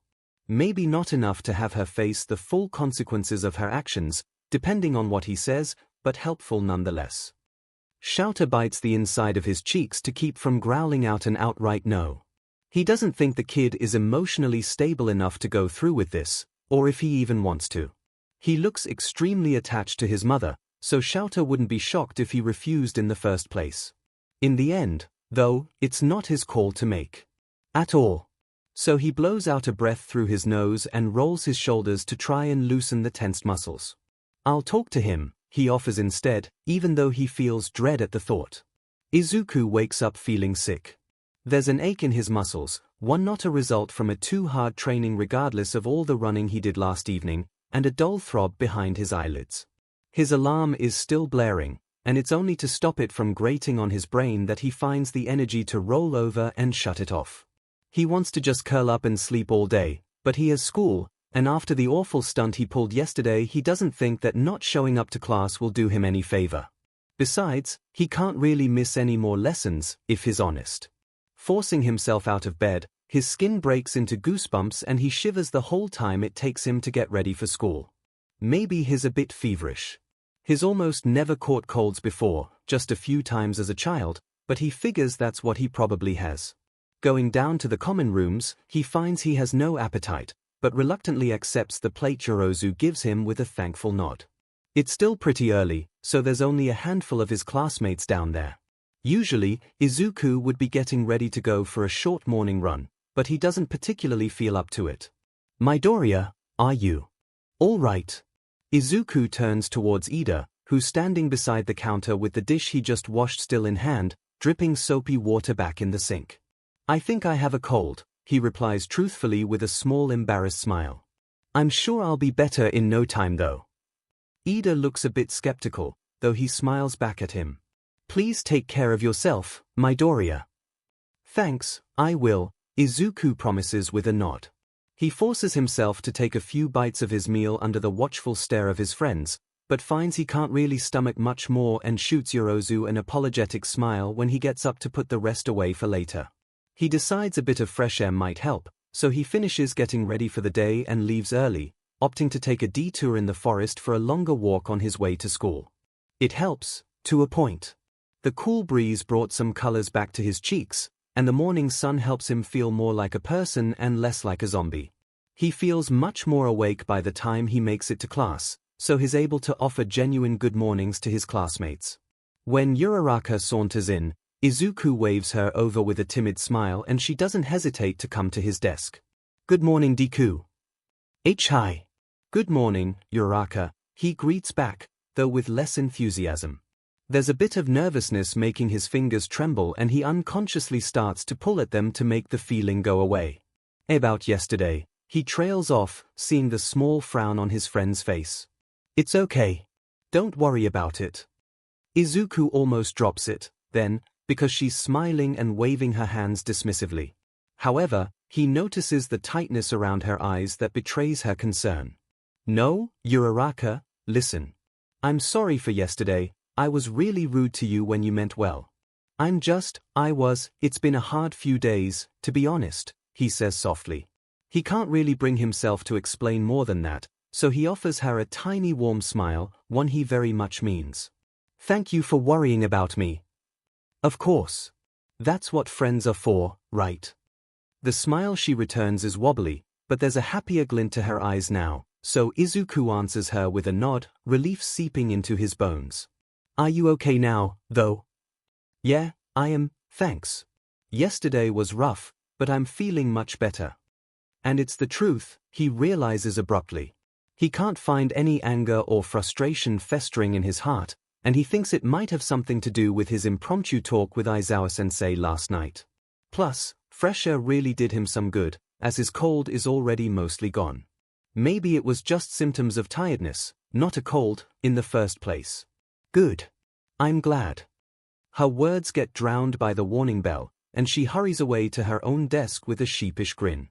During homeroom, Shouta keeps an eye on his problem child, yesterday's incident still fresh in his mind. He seems fine at first glance, mood apparently already much better from what he can tell, and he acts a lot more like he usually did before the whole fiasco with his mother. Bakugo, on the other hand, looks irritated. Or, at least, more irritated than usual. Kirishima keeps sending concerned glances his friend's way throughout the period.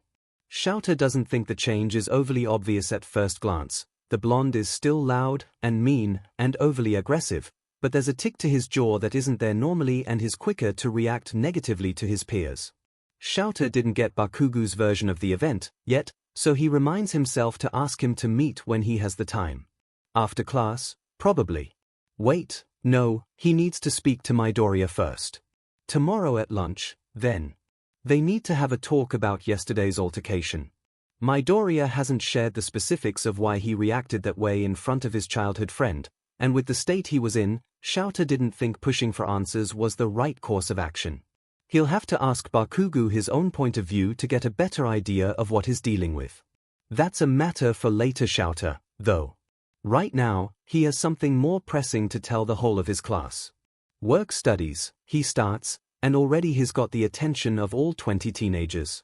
Last term, you went on a 1-week internship to follow and learn by watching heroes work. This term, you'll be going on work studies.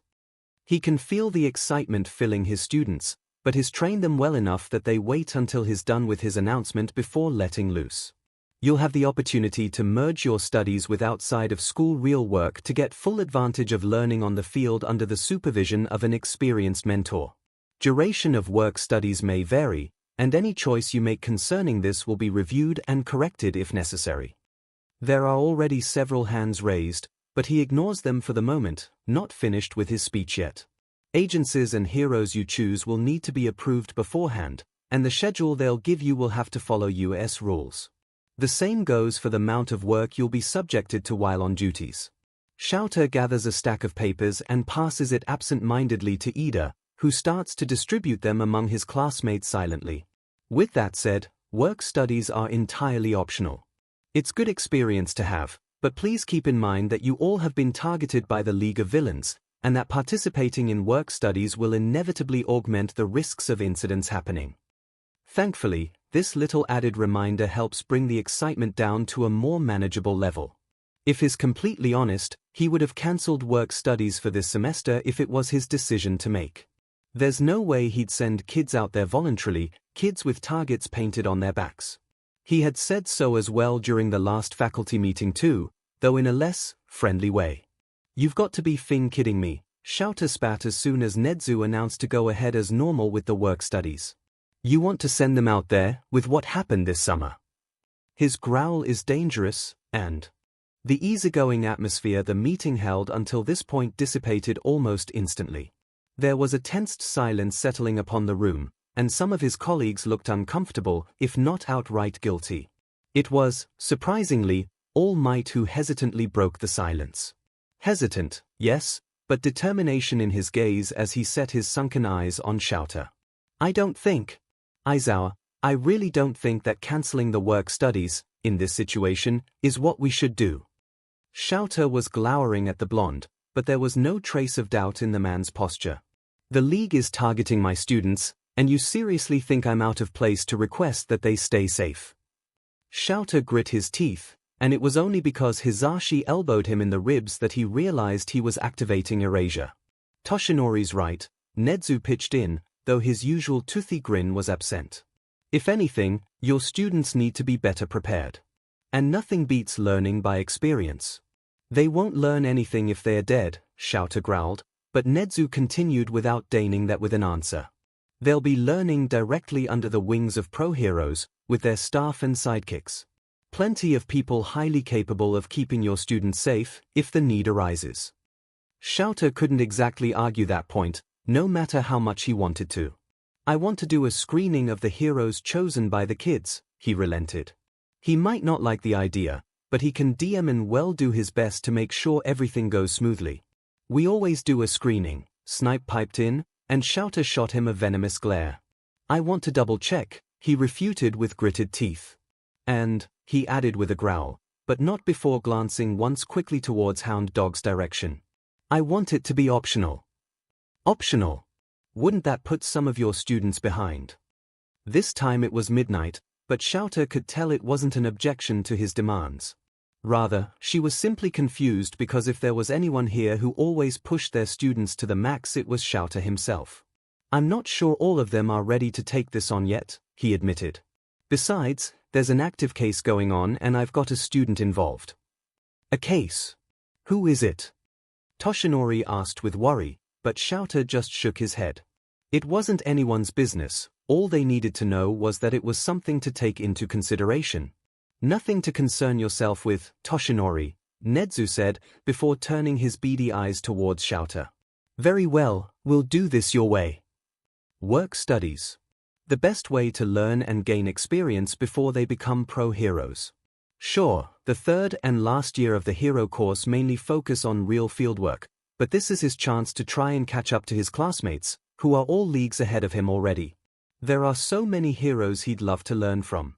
All of them with their unique sets of skills and experience. Maybe he should intern with a rescue hero. That's one side of heroics that absolutely amazes him. It's not just about defending civilians from a villain, it's about saving people from all kinds of dangerous situations. It's the very heart of heroics. He seriously thinks it through, making a mental list of heroes prioritizing rescues that he'd like to work for, to learn from. The rest of homeroom pass in a blur. Everyone chatting excitedly among themselves.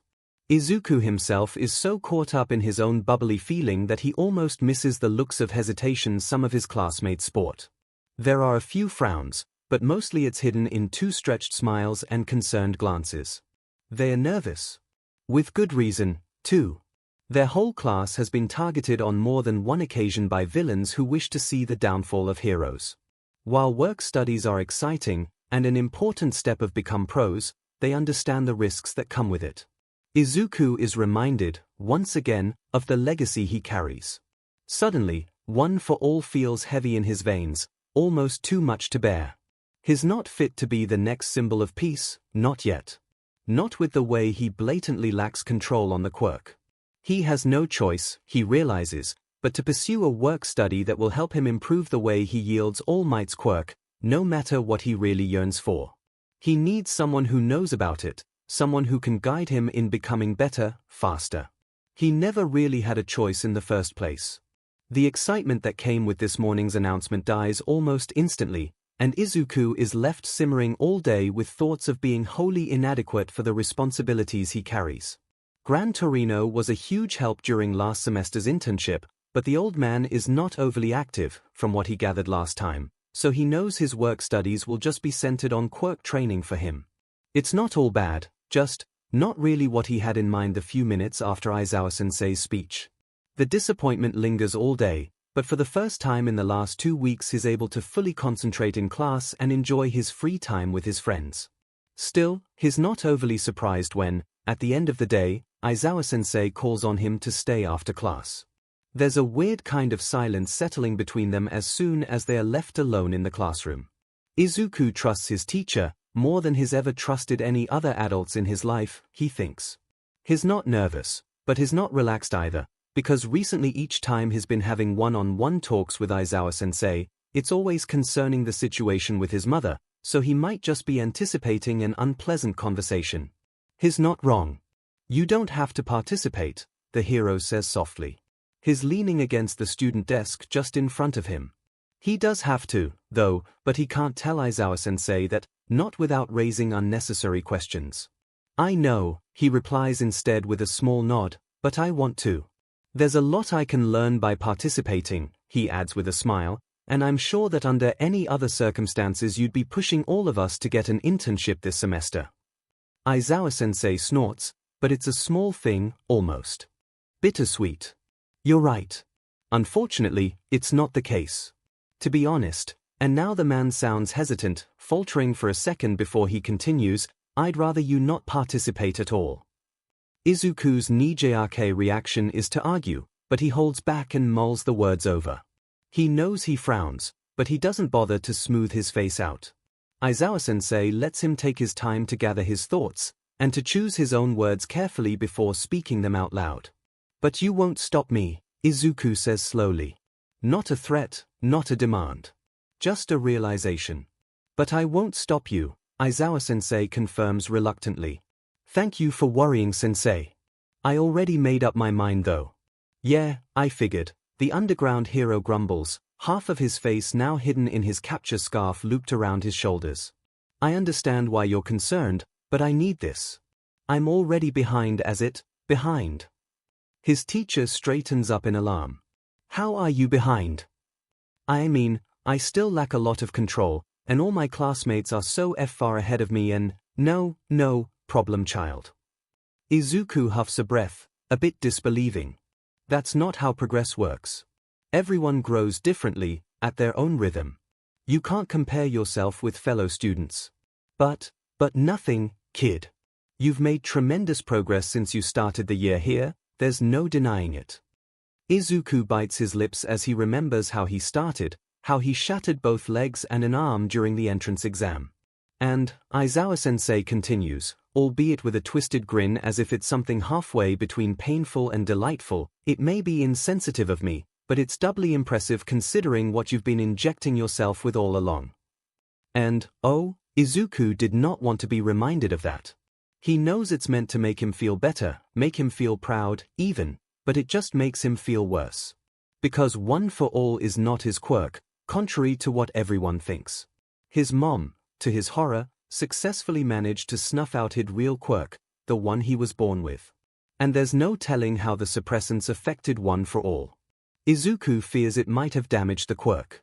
Maybe that's why he has so much difficulty harnessing its power, unlike All Might who, as he recounted it, took to it like a fish to water. Izuku probably makes a face, because Aizawa-sensei shifts, slouching where he's standing, and gives a derisive chuckle. Sorry, that was tasteless. No, it's fine. Thank you, for the, compliment. Aizawa-sensei shakes his head, a subtle smile on his lips and, is that fondness in his eyes? How can a teacher be fond of him? It must be something else he can't quite place. At least he's not making fun of him. I just don't want you to feel obligated to participate if you're not feeling it, his teacher says after a beat.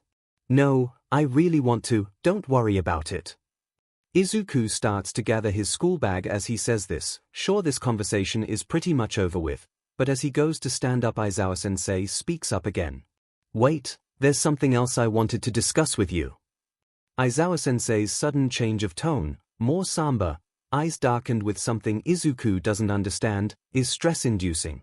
Izuku sits back down, but the light-hearted awkwardness is gone, leaving the classroom almost stifling with tension. Are you aware of how our judiciary system works? A little, yeah, he answers hesitantly. They don't really learn about the juridic side of law and ethics before their second year, concentrating on specific laws regarding heroes and some open discussion about work ethics. But while researching heroes in middle school, Izuku stumbled upon a few articles that allowed him to learn some stuff. When someone is suspected of having committed a crime, Aizawa-sensei starts to explain, despite Izuku's answer, probably sensing the lack of confidence in his voice, the police is allowed to detain them for up to 2 weeks while they search for evidence. If they don't find anything, they don't have a choice, they need to release the suspect. Izuku's heart beats hard. He can kind of see where Aizawa-sensei is going with this. It's been 2 weeks now since the start of this whole ordeal. Hope is stirring in his chest that they just release his mom and call it quits, let everything go back to normal. Except, he knows, even if that happens, it won't erase what he knows now. It won't change what his mom did to him, and he won't ever be able to see her in the same light he did before. On the other hand, Aizawa-sensei continues, unaware of the conflict inside Izuku. If the police find something that can link the suspect directly to the crime committed, they can ask the jury for an indictment. It means the suspect is kept in detention, and the authorities are given a set amount of time to build a solid case to bring the suspect in court. Aizawa-sensei falls silent for a minute, letting him digest the information. Then he pulls a chair over and sits, now I level with him, and his expression conveys the seriousness of the topic. Detective Tsukochi files for an indictment for your mother, he announces carefully as he leans forward, elbows on his knees. Considering she confessed on her own, it's enough to bring her to court, so the indictment was accepted by the jury. Izuku's breath stutters, but he doesn't break. He kind of expected this, if he's honest with himself, even as he feels that tiny stirring piece of hope die almost as soon as it blossomed. While her pleading guilty is enough for that, it's invalid evidence in court.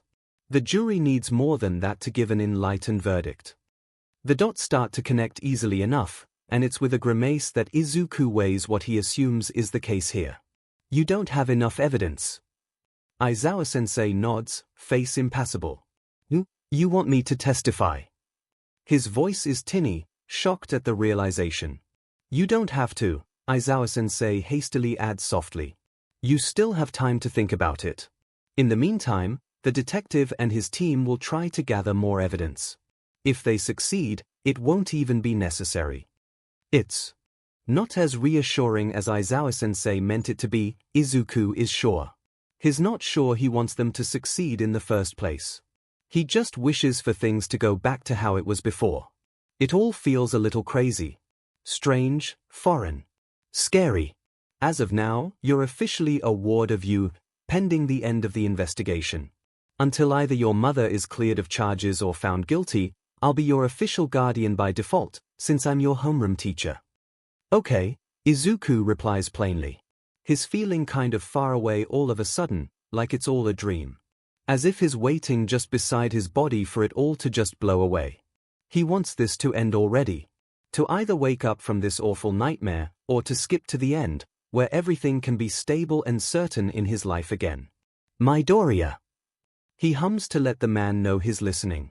Okay, I think that's enough for today, problem child, his teacher says. Izuku tries to focus on the sentence, on its meaning, but he can't quite comprehend it. It slips like sand through his fingers and he finds himself zeroing on the words individually and forget the whole. You should head back to the dorms. Yeah, he hears himself say, but it sounds breathy and weak. SHT. There's a vibration that spreads from his midsection. He finds himself focusing on its rhythm, even and steady. It comes with a little weight, not too heavy as to be uncomfortable, but heavy enough that he can feel it.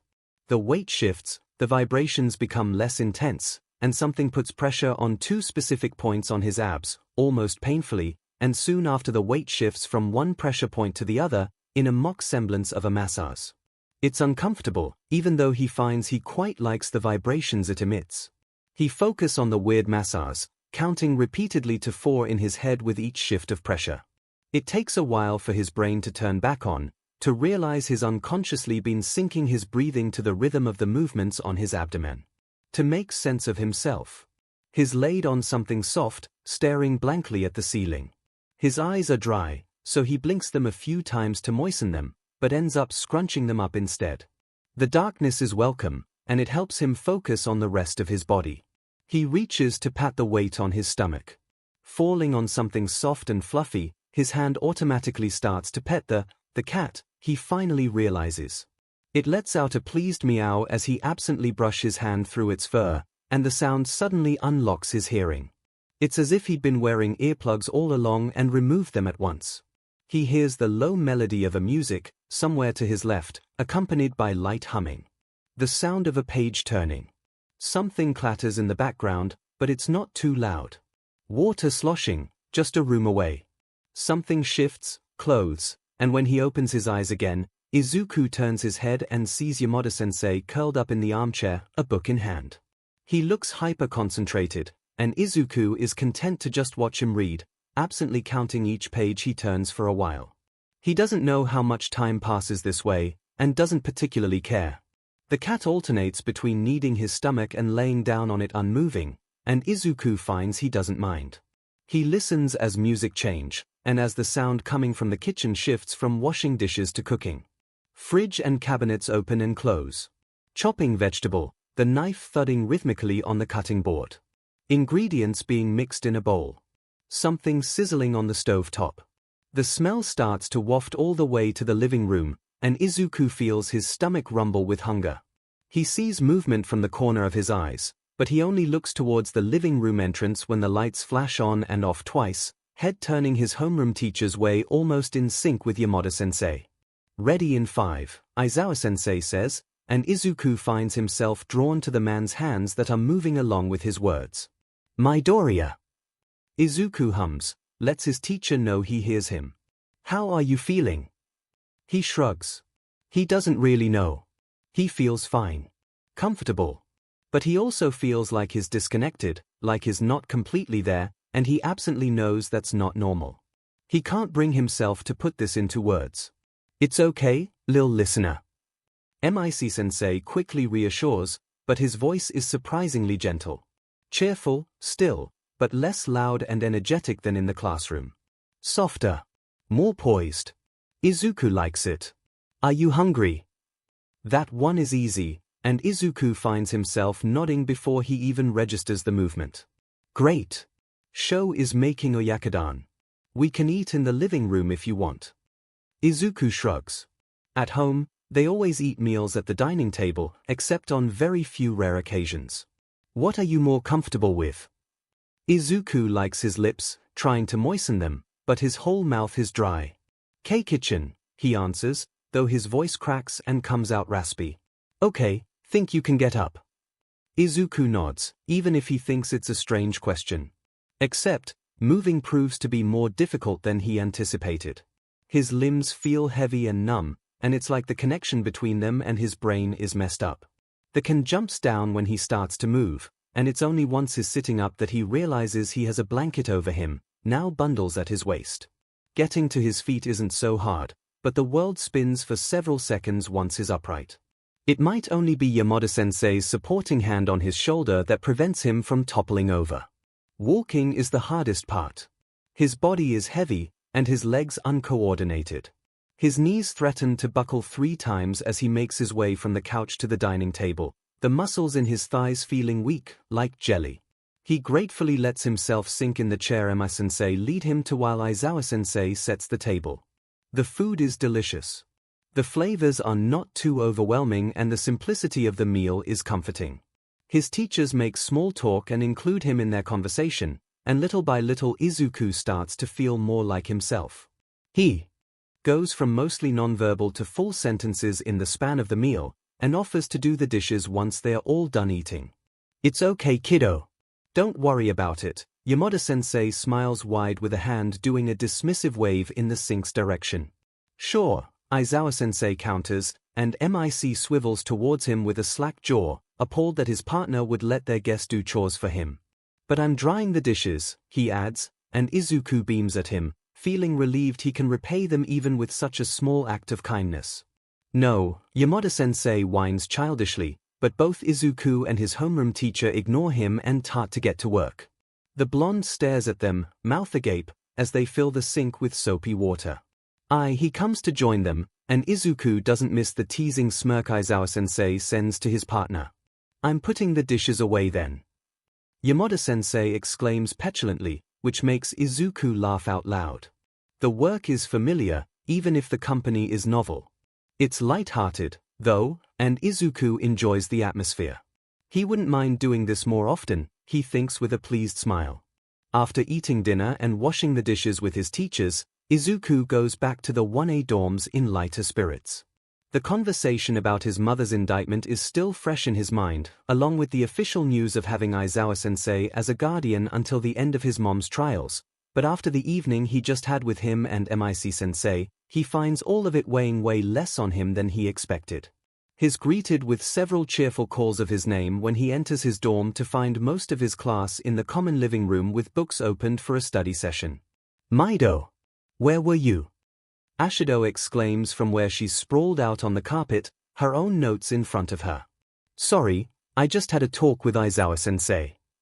He sees his classmates send themselves concerned glances, so Izuku quickly tries to reassure them. It's nothing to worry about. We mostly talked about the work studies. He half lies. That was a long talk, Kaminari pipes and Izuku laughs, a little self-conscious. Well, it got a bit out of hand, he admits sheepishly. People laugh with him, probably assuming he ended up going on rants about heroes as he's known to do. His eyes swipe over the group of teens and relief floods him when he doesn't see Kaken amongst the crowd. He wouldn't know how to react around the other teen, not after what happened yesterday. Want to join us? Uraraka invites him, patting the couch beside her after slinking to the side to make space for him between her and Zu. Maybe later.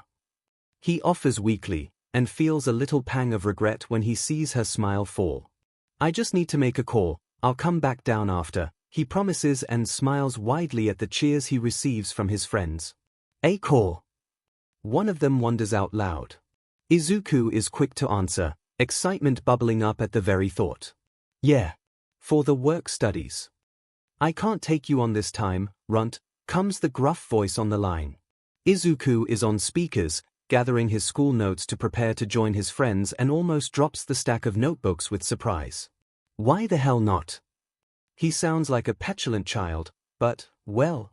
While Gran Torino wasn't his favorite choice for the new internships, he was the most logical one, and Izuku really wanted to go, to improve his control over One for All and to catch up to his peers, regardless of what Aizawa-sensei has to say about that. I'm busy, the old man answers curtly, and Izuku runs his mouth before he can think better of it. But you're retired. Not anymore, short stuff. Gran Torino doesn't offer anything more and the line stays silent. Izuku sulking on his end. It drags on, enough to become awkward, until the old hero finally sighs in defeat. Fine. Izuku's heart soars in delight, but it quickly crashes with the man's following words. Try to contact Night Eye. Sir Night Eye. Oh my god, all might soul dandan liside kikiva. Goddamn, breathe.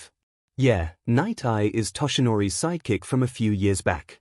He knows about One for All. It makes sense. You can't really work with someone for over a decade and not share such an important part of your life. Talk to Toshinori about it. Oh, and tell that idiot to get his act together. All Might. Why? They didn't part on good terms. What happened? Ask the idiot. And with that the line goes dead. When he wakes up the next morning, he's still feeling a little tired. Last night's group study ran later than usual, mostly because they were so focused that they missed curfew. It was Aizawa-sensei who broke it up upon entering the building to check on them before going on patrol. As soon as he and his classmates had seen the hero enter, they'd all scrambled to gather their stuff. 𝐒𝐭𝐚𝐲 had sent an apologetic smile his teacher's way, and he thought he saw him give back an amused smirk, very subtle, before the man hid his lower face in his capture weapon. 𝐒𝐭𝐴 might have gone to sleep later than was permitted, later than what he was used to, but he'd lose sleep studying over losing sleep from nightmares and anxiety anytime. Point is, he's tired, but he slept well and he thinks he managed to cram last week's whole lessons thanks to his friends. He's feeling better than he's had in days. Plus, he has something new to be excited over. If all goes well, he might get to do his work studies with Night Eye. He can't wait to speak to All Might about this. Excitement has him do his morning workout with enthusiasm, and he's chatting happily away as he eats breakfast with some of his classmates. A lot of them discuss where they want to do their work studies, and 𝐒𝐿 has no qualms on gushing about all the benefits training under Night Eye could grant him. Homeroom goes as expected. The energy in the classroom is over the top, and Aizawa-sensei doesn't even bother to rein them in, giving the simple but firm instruction to not put anything on fire before he disappears in his sleeping bag. Morning classes steal most of his attention, and he only catches himself thinking about his peculiar situation a handful of times, which is such a huge improvement than last week that it even contributes to his good mood. As soon as lunch rolls about, 𝐒𝐿 rushes to father his stuff, only stopping to let his friends know he won't be eating lunch with them. Got a date with All Might? Uraraka teases knowingly, which startles a laugh out of him, but then his beaming a wide smile, all teeth and crinkled eyes. Yeah. Night Eye was his sidekick. We have a lot to discuss. And his friends let him go with hand waves and calls to enjoy his lunch with his mentor. It all comes crashing down in an instant when All Might cuts through his rant barely 10 minutes later with a grim face. I'm sorry I can't do that, my boy. It has 𝐒𝐿 sputtering in surprise, not having anticipated such an answer. What do you mean? I agree Night Eye would be a great mentor for you. He has a good head on his shoulders and doesn't hesitate to use his knowledge in the best possible ways. He could possibly teach you some self-restraint, too. That's what I was thinking. From what I gathered, he's super good at analyzing, and he always chooses the most advantageous options each time he acts. I'm sure he can help me get a better grip on your quirk. You're quite right about that, my boy. Then why can't you just call him? I'm afraid it's not as simple. The hero trails off and drags a heavy gaze towards the window. It's shining bright, sky blue and cloudless, but 𝐒𝐿 feels like it suddenly got colder with his mentor's refusal. Silence is settling over the both of them while 𝐒𝐿 watches the powered-down form of the number one hero. What happened? The words leave his mouth before he even has the chance to think them. There's an aura of melancholy surrounding his mentor, and the sadness is evident in his blue eyes when All Might turns to him. What he learns next is hard to swallow. The fact that Night Eye had already chosen someone else to be All Might's successor hurts a bit, but it's understandable. That All Might, no, Toshinori, his mentor, the one who brought him where he is right now, has about 1 year left to live is outright devastating. Foresight truly is a formidable quirk, but 𝐒𝐿 realizes how scary it can be too. That day, he leaves the office with a heavy heart. He's not as excited to work with Night Eye anymore, even if All Might promised his Ask Mirio-senpai to introduce him to his former sidekick. It isn't so surprising that he feels ill when he returns to his classroom, thoughts swirling with his mentor's coming demise. After his hero laws and ethics class, everyone files out of the classroom for lunch. The kids are haywire because of the work studies, but they were attentive in class all the same, so 𝐿𝐿 can't really complain. He's just glad, as he dispassionately watches them leave, that Midoriya seems to be in a good mood, barely a shadow left in his eyes, as he beams at his friends while he states he's having lunch with All Might. The problem child is suspiciously close to the former number one hero. They've clearly known each other since before school, the start of school, but it looks like they've only drawn closer since the beginning of the year. 𝐿𝐿 still isn't sure what to think about that. He's concerned that All Might be a bad influence in a way. He's not exactly suited to be a teacher, not yet, not without more training, so he's worried he might be passing down bad habits to Midoriya. Like jumping in a fight without a thought. All Might, with his previous overpowered form, didn't have much to worry about. However, Midoriya is a child. Although he has great potential to become just as strong, if not more. He can't afford to act like he's the strongest and jump in without a plan. That's the kind of thing high-ranked limelight heroes do. It ranks up the points, and they don't have much to worry when all situations they get called in is meant to be a fight against rampaging villains. But it isn't always the case, and Midoriya, with his heart of gold, needs to learn that acting right away is not always the best situation, and doing so can sometimes make matters worse. On the other hand, 𝐶𝐻𝑜ute kind of hopes the kid is regularly speaking to All Might about his recent issues. It would do a world of good if Midoriya had someone trustworthy and empathic to share his thoughts and worries. It's with that little spark of hope that he watches his student leave the classroom, accompanied by his friends who all chatter animatedly. They all file out, one by one, until 𝐶𝐻𝑜ute's left standing in front of a mostly empty classroom. Bakugo is glaring at him. "Walk with me," 𝐶𝐻𝑜ute orders with a dull voice. "We'll talk in the office." He doesn't wait to see if Bakugo is following him as he leaves. The sound of footsteps walking confidently just behind him is confirmation enough. 𝐶𝐻𝑜ute is greeted by several staff members when they reach the office. Teachers don't have a private space to work in, each having a single desk in the same room, but there's a short hallway to the side that connects to meeting rooms and a break room. Or nap room, as he likes to call it. He heads straight to that one. There are couches and comfortable armchairs, making this place more favorable for student-teachers conversations like this one. It's already used, and locked to boot, to his disappointment. Right. Midoriya and All Might, probably. 𝐶𝐻𝑜ute goes to one of the adjoining meeting rooms instead, motioning Bakugo to take a seat before he locks the door behind them to ensure the privacy of their discussion. "2 nights ago, Midoriya assaulted you," 𝐶𝐻𝑜ute starts as he pulls up a chair to sit in front of Bakugo, foregoing the meeting table too large to his liking for a one-on-one meeting. Bakugo is impassive in front of his bluntness, perpetual frown in place. "I already spoke to him, but I want to know your version of the story." "Nothing happened," Bakugo snaps immediately. 𝐶𝐻𝑜ute raises an eyebrow, unimpressed and skeptic. "I'm not lying, I didn't do SHT. Perhaps, but I still want to know what happened." Bakugo clenches his jaw shut and fumes silently, red eyes glowering at him. "I'm not accusing you of anything," he relents. "I just want to understand. What's going on with Deku?" His student asks instead, surprising 𝐶𝐻𝑜ute. "Nothing that concerns you," he says firmly, with a coldness in his tone that wasn't there before. "There is something then." Bakugo, drop it. Deku is SHT at lying. Tell me what the F is wrong with him. Bakugo. The blonde drops back in his seat from where he'd risen in his anger, and he fists his hands in his uniform, breathes, probably trying to hold off on making explosions. The silence stretches uncomfortably, tension high in the room, until 𝐶𝐻𝑜ute sighs with a hand coming up to massage the bridge of his nose. What is going on in Midoriya's personal life is personal, understood. Bakugo averts his gaze with a huff, evidently not agreeing. "Am I understood?" "Yeah, understood," his student mumbles, irritability making his jaw clench and unclench rhythmically. "Is this what your fight with Midoriya was about?" "It's not a fight," the kid argues with a snap, but it sounds more sullen than angry. Bakugo. "Yes, fine. Happy." "Very," 𝐶𝐻𝑜ute deadpans, and Bakugo suddenly turns his head his way to glare at him.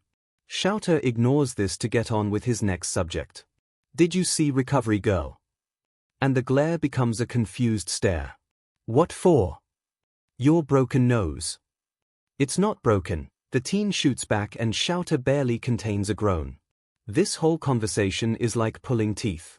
"Now it isn't. Midoriya head-butted you in the face," 𝐶𝐻𝑜ute points out the obvious. Bakugo scowls at him but shifts awkwardly, and 𝐶𝐻𝑜ute starts to get the feeling that he's missing something. "Deku didn't break my nose, Aizawa-sensei," Bakugo grumbles unhappily. "He barely brushed my forehead, I saw him coming and took a step back just in time." "Your nose was bleeding," 𝐶𝐻𝑜ute states plainly. He's not sure if Bakugo is lying to save face, or if he fought hit too hard and doesn't remember the events correctly. "I know it was." He snaps, irritated yet again. "Why was it bleeding if you weren't hit?" "I don't think no. Can I go now?" The teen is already on his feet, shooting murderous looks at the door, and 𝐶𝐻𝑜ute can only sigh in defeat. Fine, he says, and Bakugo is already at the door, unlocking it. Go get looked over by Recovery Grill anyway, he orders with a clipped tone. Fine. Bakugo repeats after him, wrenching the door open and stomping away, grumbling something inaudible beneath his breath. Shouter's not sure what to make of the whole conversation. It's weird. And concerning. On Saturday, most of his hellspawns leave to spend the weekend with their family, so the dorms are fairly quiet in the afternoon. There are a few stragglers, students who don't feel like leaving or have family too far away, or any other reasons. Really, it's not his business. The point is that the dorms are much more quiet, though not silent, and Shouter like to do some work in 1A common rooms. There's no suffocating silence, nor equally suffocating co-workers pressuring to do something fun for once. Hisashi is gone the whole day, occupied with both his radio show and his limelight appearances as present MIC, so this place is the most favorable place to put in some work without risking drowning in counter-effective thoughts. It's still early, just after lunch.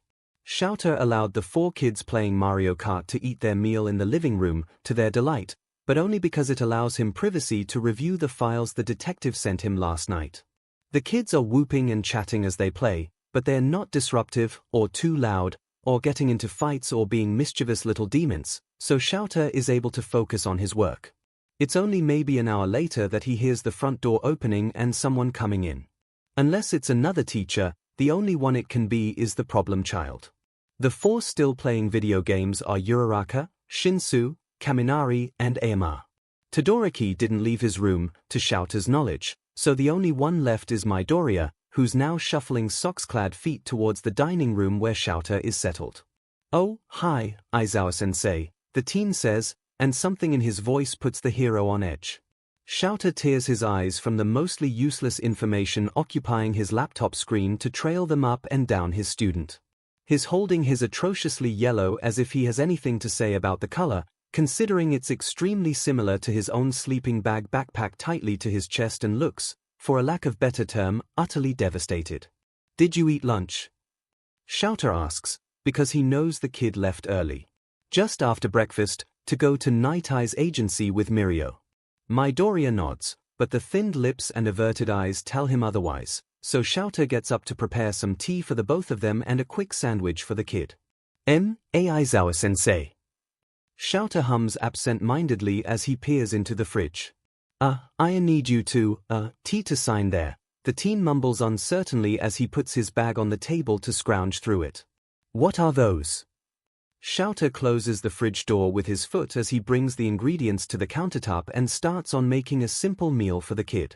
As he puts the plate on the table, Midoriya slides a thin bundle of sheets of paper, maybe 3 or 4 pages, and Shouter wordlessly slides the plate towards the teen in exchange. Forms for the work studies.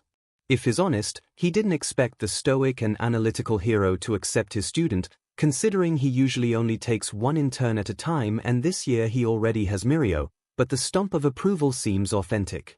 Shouter bites the inside of his cheek absently as he reads through the leaflet, only semi-consciously noticing the problem child started picking at his food anxiously, taking a bit every now and then. Weekends, Tuesday afternoons and Thursday mornings, he read aloud, and Midoriya nods before swallowing his mouthful. Yeah, he said it's be better to have experience be both in weekends and during the week because the rhythm is different. He's right, Shouter concurs, but it's a lot, don't you think? Well, maybe. I don't know. Do you think you can manage this on top of everything else? He wants to say on top of your studies, but the both of them know it's much more than that. Midoriya has a lot to deal with nowadays. I think so, the teen says more confidently, but it doesn't lessen Shouter's worry. The kid mostly got rid of his stutter in normal circumstances since the start of the year. Hearing it flare up for something that should be exciting, not stressful, is concerning. Why did you choose Night Eye? He asks, fully expecting the problem child to go on one of his usual rants. This is safe waters, he thinks, an invitation for the hero fanboy to gush about All Might's former sidekick, and by doing so letting loose some of that tension. Yet, it doesn't come. The kid stays suspiciously silent, and Shouter can't help looking up in confusion, printed words on the white page forgotten for the moment. Midoriya isn't looking at him. He's not smiling, he's not mumbling, he doesn't even look nervous, not really. He's picking at a lettuce leaf peeking out of his half-eaten sandwich, lips pulled down in a frown and eyes downcast.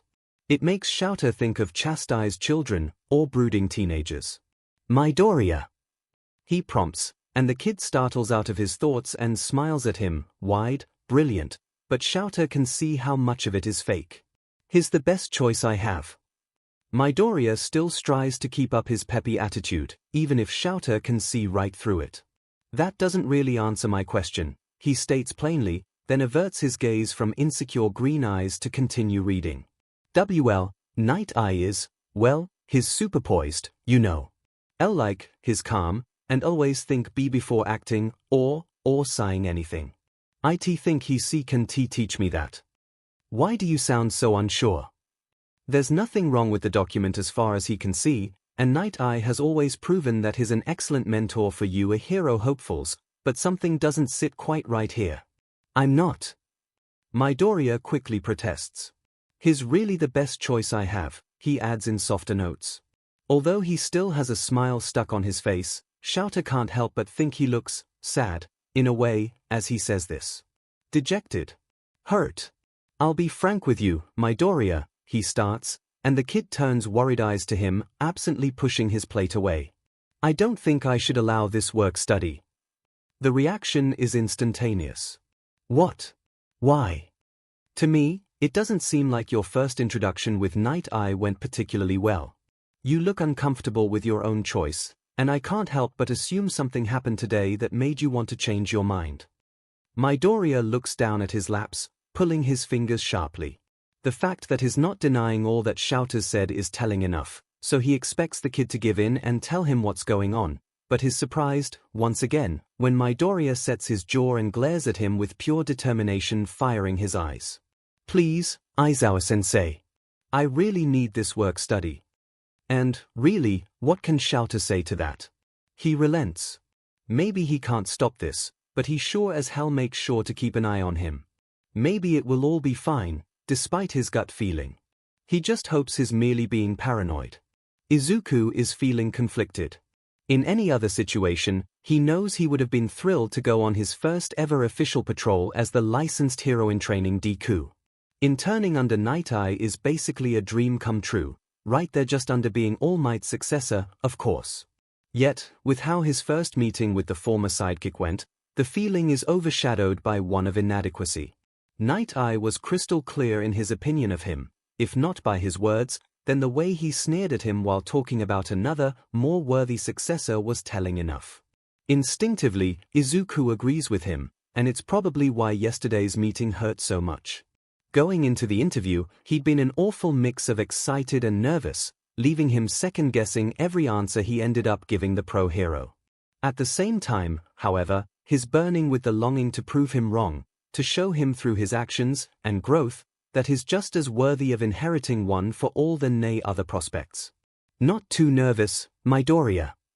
Mirio's face suddenly appears before him and Izuku yelps in surprise, taking half a step backwards. Sorry.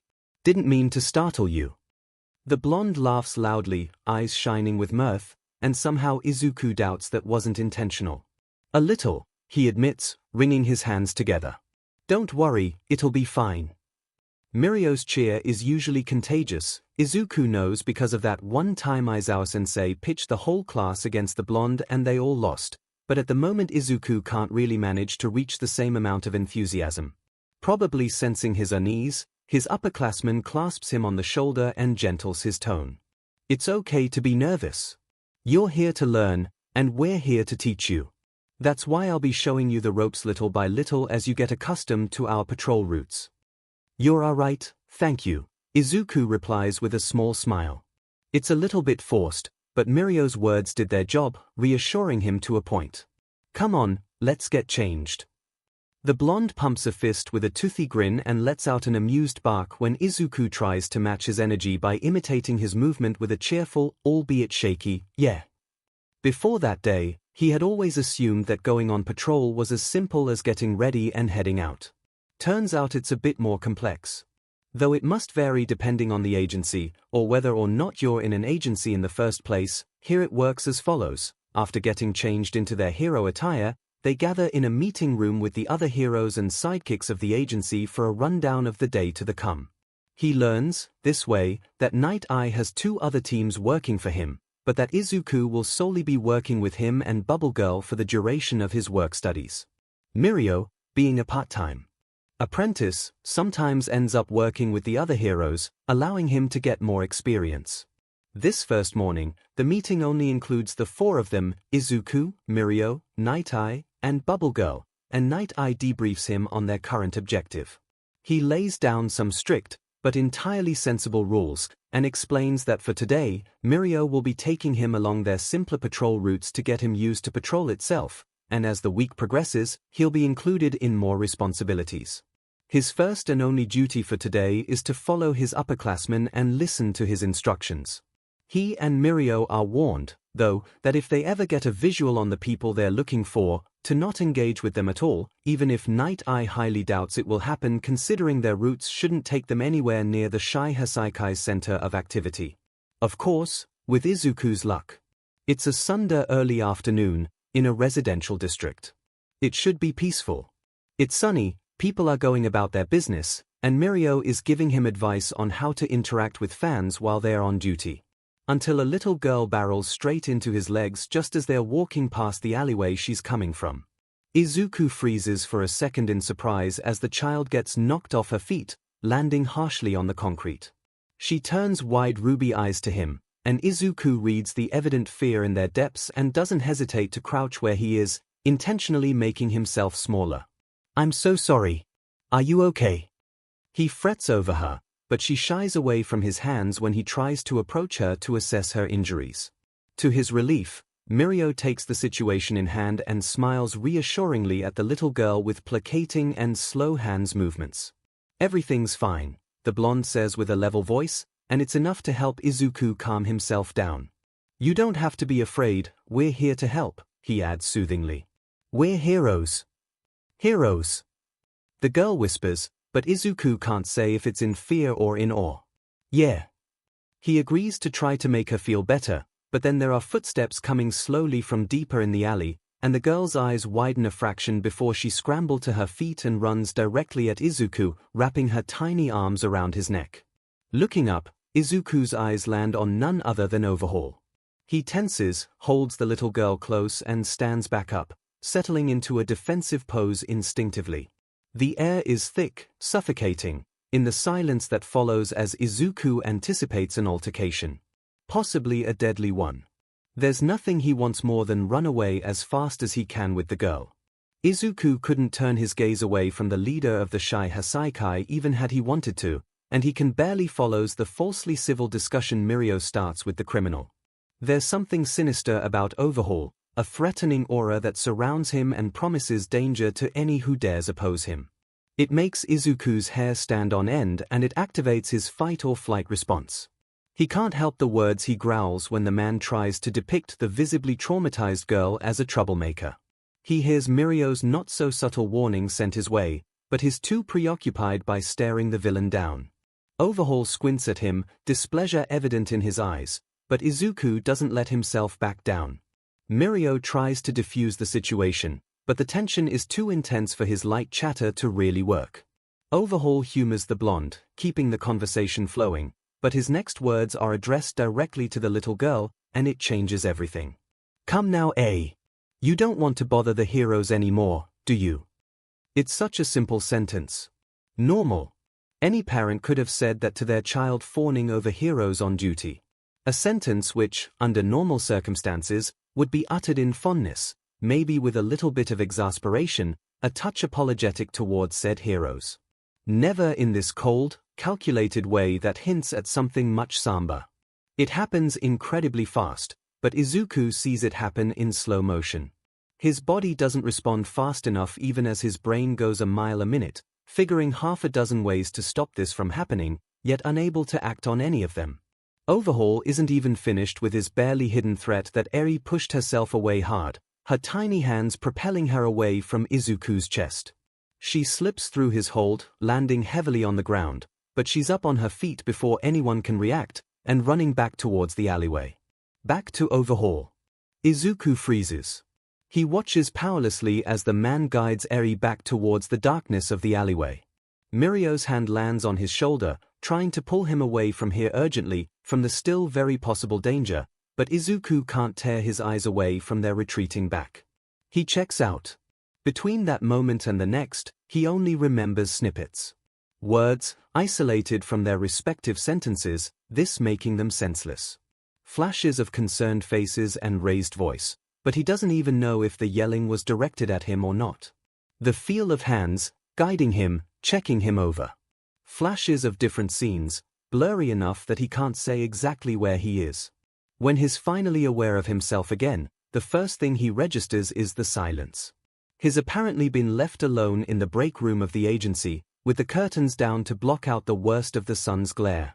The lights are off, but they left the lamp beside the couches sitting on lit up. He feels drained. The events quickly catch up to him and his throat constricts around a pitiful sob. He brings his feet on the cushion and buries his face in his knees, feeling the tears dampening his hero uniform's breathes, but he couldn't care less at the moment. He let her go. He puts a lid on that thought as soon as it rears up. He's just so tired of feeling nowadays. Too much in too little time. He's tired of getting angry, and he's tired of feeling devastated. Muting his thoughts isn't enough to make it all go away, but in doing so he finds it doesn't get any worse, at least. He lets himself cry, he lets go of the adrenaline-induced tears and hiccups, and slowly forces himself to calm down using the counting technique Aizawa-sensei used on him the other time. He finds it grounding. Enough to dry his face and make himself presentable. Enough to get up and walk out of the room to head over Night Eye's office. Enough to give his report and to participate in the very serious meeting that follows. Barely enough to listen as the pro-heroes congratulates Lemillion for the way he handled the situation. What threatens to break his composure is when he learns that letting Eri go was apparently the good choice to make, despite the way his heart vehemently disagrees with that. It's early morning, before class starts, and Shouter is waiting on the coffee maker in the teacher's lounge. Hisashi already left for his own classroom, but Nemurai is cracking jokes like she cracks her WHP, loud and unashamed. Snipe is pretty much the only one laughing wholeheartedly while Vlad looks like he wants the floor to swallow him whole. His phone buzzes in his jumper's pocket, silent but very insistent in the rhythm he chose for work-related calls. He's mostly tempted to ignore it, use classes as an excuse to avoid it, but school doesn't start before another full half hour and it's most probably something important. Dejectedly, he abandons the still brewing coffee maker to lock himself up in one of the meeting rooms to take the call privately. Eraser head. Hey Eraser, how are you doing? Just dandy, he deadpans, shooting a forlorn look in the direction of his abandoned coffee. Tsukochi lets out a dry chuckle, and the sour mood of the habitually cheery detective is enough to make Shouter frown. What do you have? A file. A file, Shouter repeats, tone flat. A file could be anything. The man couldn't be vaguer. From the doctor's office. I thought we already went through every paper, he states as he starts to pace. Where did it come from? Tsukochi snorts humorlessly. It was stuck, folded in half, beneath the flap of the box, in the bottom. You're kidding, right? The silence that follows is answer enough and Shouter sighs in frustration. What's the file about? A patient file, nothing extraordinary at first glance. It's dated 2 years back. A kid, 9 years old, diagnosed with light diabetes, but otherwise a clean bill of health. Aside from their gender, there's nothing obvious that links him to Midoriya. Except for the fact that his boy was also prescribed Quirk suppressants. Did you contact their parents? Not yet. I was hoping you'd have some free time today to go meet them. This afternoon, Shouter promises, but then he groans as he remembers something primordial. SHT, no, forget I said that. All Might was supposedly called to assist in a case, so I need to cover heroics class after lunch. Here. The dry tone the detective uses sounds out of place.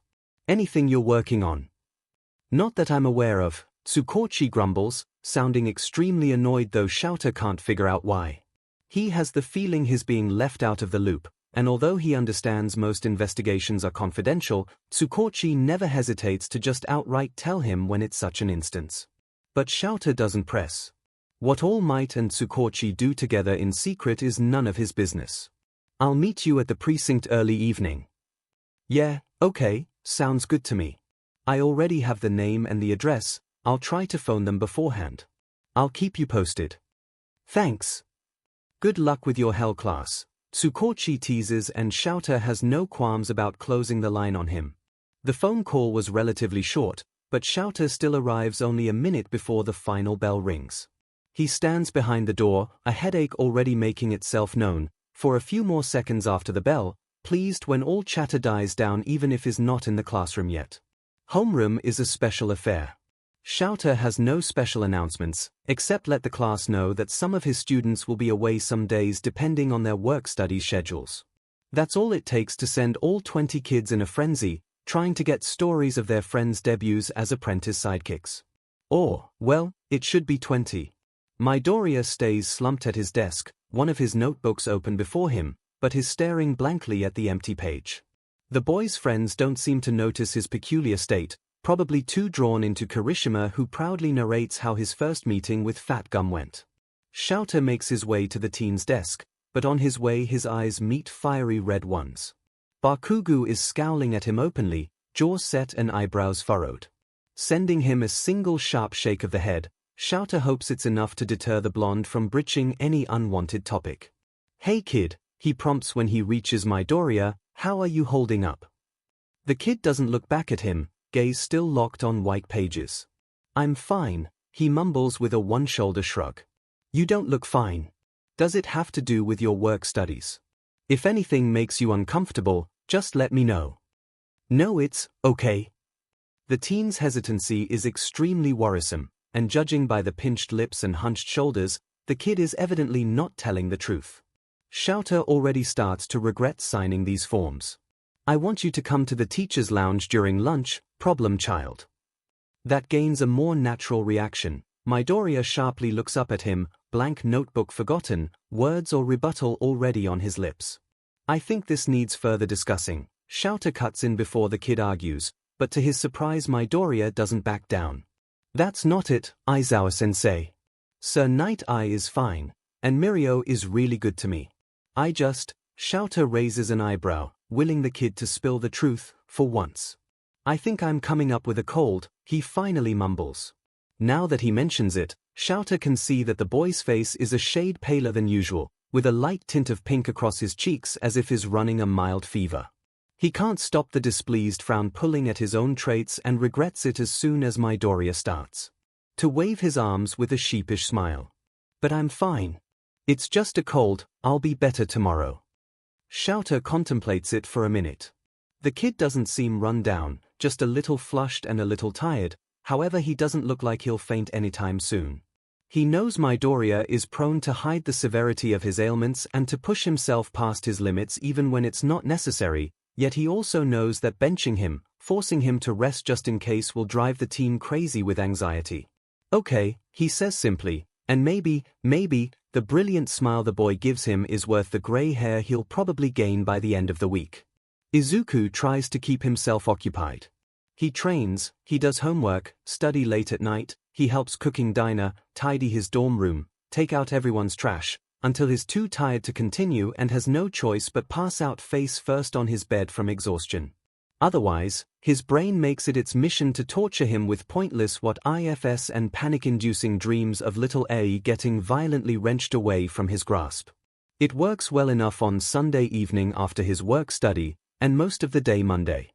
Thankfully, Aizawa-sensei's hellish obstacle course in the afternoon was enough to burn him out completely, and he passes out as soon as he's alone in his room before he has the chance to shower and change clothes. His schedule with Sir Night Eye makes it so he can experience different routes and dynamics. He works every weekend, though he's expected to work one weekend in late evening every month. He misses 2 half-days of school, Tuesdays afternoons and Thursday morning. So Tuesday morning, he miraculously wakes up early enough to take a shower and stretch and charge his phone that died during the night. He feels sore and tired, even though he practically slept 12 hours straight. As his mom used to tell him, However, he probably feels this way because he slept too much, not too little. He's not hungry, but he forces himself to eat breakfast alongside his classmates since he skipped dinner last night. The chatter is light-hearted, everyone in a good mood, with the other work-study students excitedly sharing their first-time experiences. Izuku keeps mostly to himself, both because he wants to avoid thinking about his failure, and because the information is confidential in the first place. Classes that morning aren't nearly enough to drown out the guilt-filled thoughts that invade his mind. He keeps telling himself that he should have held on to Eri, even though everyone already told him that it's the best thing that could have happened. It's for the best, Midoriya, you did good. What could you have done more? You're no match to Overhaul, you would have just jeopardized the investigation. While they might seem like reassuring words, they just pierced him through the heart with the very real reminder that he's just not enough. Where's your mind at? Izuku jumps at Sir Nightie's jab, but then he gives the man a one-shoulder shrug with pinched lips. He doesn't want to speak about any of his problems, least of all to the hero who thinks him unworthy of one for all. Then get working, he orders in a quiet voice. Izuku tries to concentrate on the form he's supposed to review. Or study, more like. It's one of collateral damage, from an incident that happened on Monday with Snapshot, one of the heroes working for Night Eye Agency. It's full of legal vocabulary, but it includes a thorough report of the fight that went down downtown that would usually get him excited to read. However, he can't focus on it now. Why are we doing this? He mumbles, more to himself, but with his sigh that his mentor lets out, he's definitely been heard. Believe me or not, Midoriya, his name is spat like it's dirt, being a hero is more than chasing villains around town. I know that. Then why ask? Izuku bites his cheek, hard, to stop himself from snapping back at the man. That's not what he meant. He knows he's here to learn, and it includes learning to fill forms and reports. Still, he feels like he's being punished, purposely left at the office to make sure he doesn't make another mistake like, say, potentially provoking the leader of the Shy Heiseikai. His interactions with Night Eye for the rest of the afternoon are clipped, short, straight to the point, and void of any friendliness. If it were not for Mirio's and Bubble Girl's kindness, Izuku thinks he might have asked Aizawa-sensei to cancel the internship. He still has something to prove, though. The 4 hours he spends with the analytical man pass sluggishly. Izuku is uncomfortable sitting around the hero's office mostly in silence, and he has trouble focusing on his work, which has Sir Night Eye reprimanding him all afternoon. He's relieved when it's finally time to go back to the dorms. Hey Midobro. How did it go? Kirishima greets with a sharp smile, unceremoniously pulling Izuku in a side hug with an arm across his shoulders. Izuku groans and pushes him away gently to go fill himself a glass of water in the kitchen. Don't get me started, he mumbles in his glass before downing it in a few gulps. Kirishima sends him a sympathetic smile. That bad? Nah. Just boring, really. Kirishima doesn't even hesitate. Wanna do something fun, then? Sure, Izuku shrugs, and that's how he ends up spending his evening getting completely crushed at Mario Karts by his classmates. It's relaxing. Refreshing. Especially after all the bad things that keep happening to him recently. The next morning, Izuku wakes up feeling awful. He's parched, and there's a migraine pounding at his temples. Getting up and ready for school is a struggle, but he plows through because he knows he needs to keep his grades up to par with his classmates. He feels more human by the time he gets to class. A light breakfast and a quick jog were refreshing enough that he's able to ignore the flu-like symptoms he woke up with. Enough that even his friends don't pester him about his well-being. Overall, it's a good day.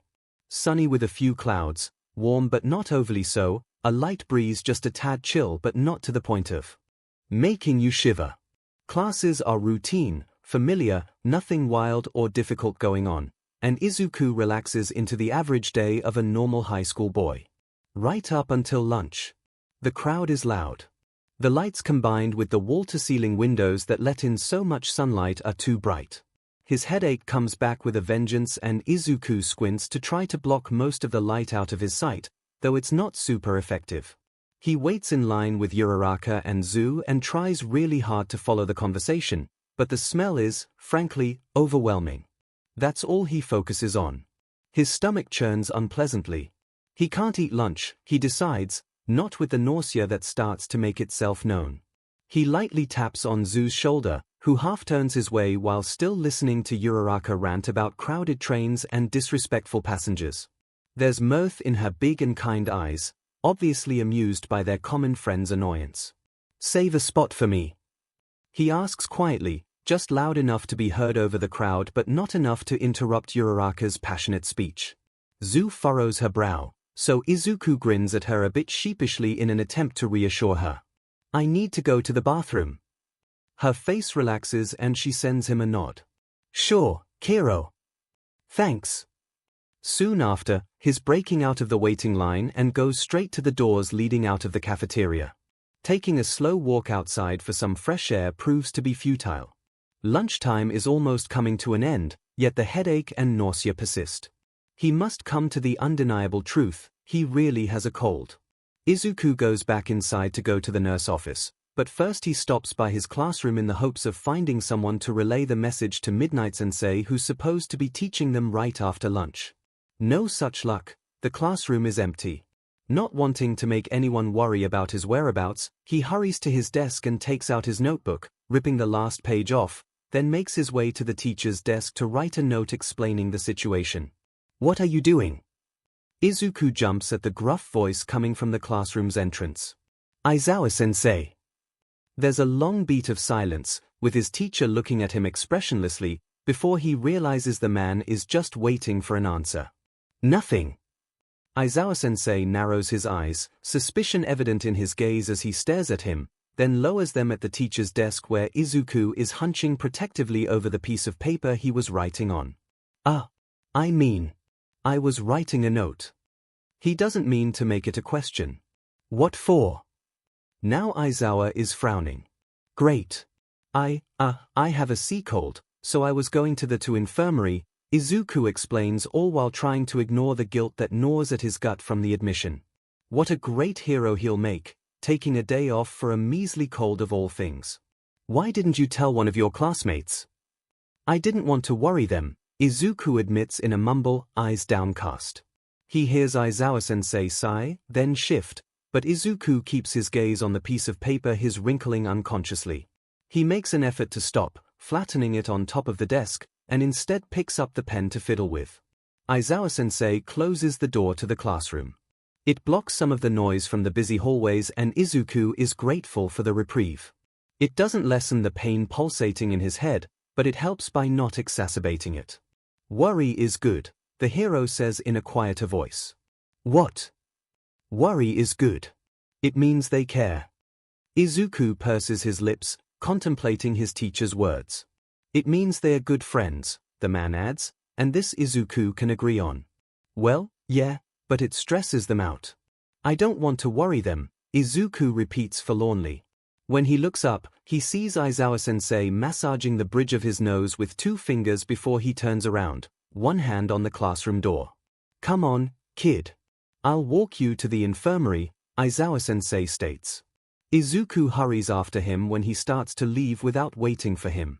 Just as he catches up to him, he hears his teacher mutter under his breath, probably meant for himself and no one else, "God knows I could use a nap too."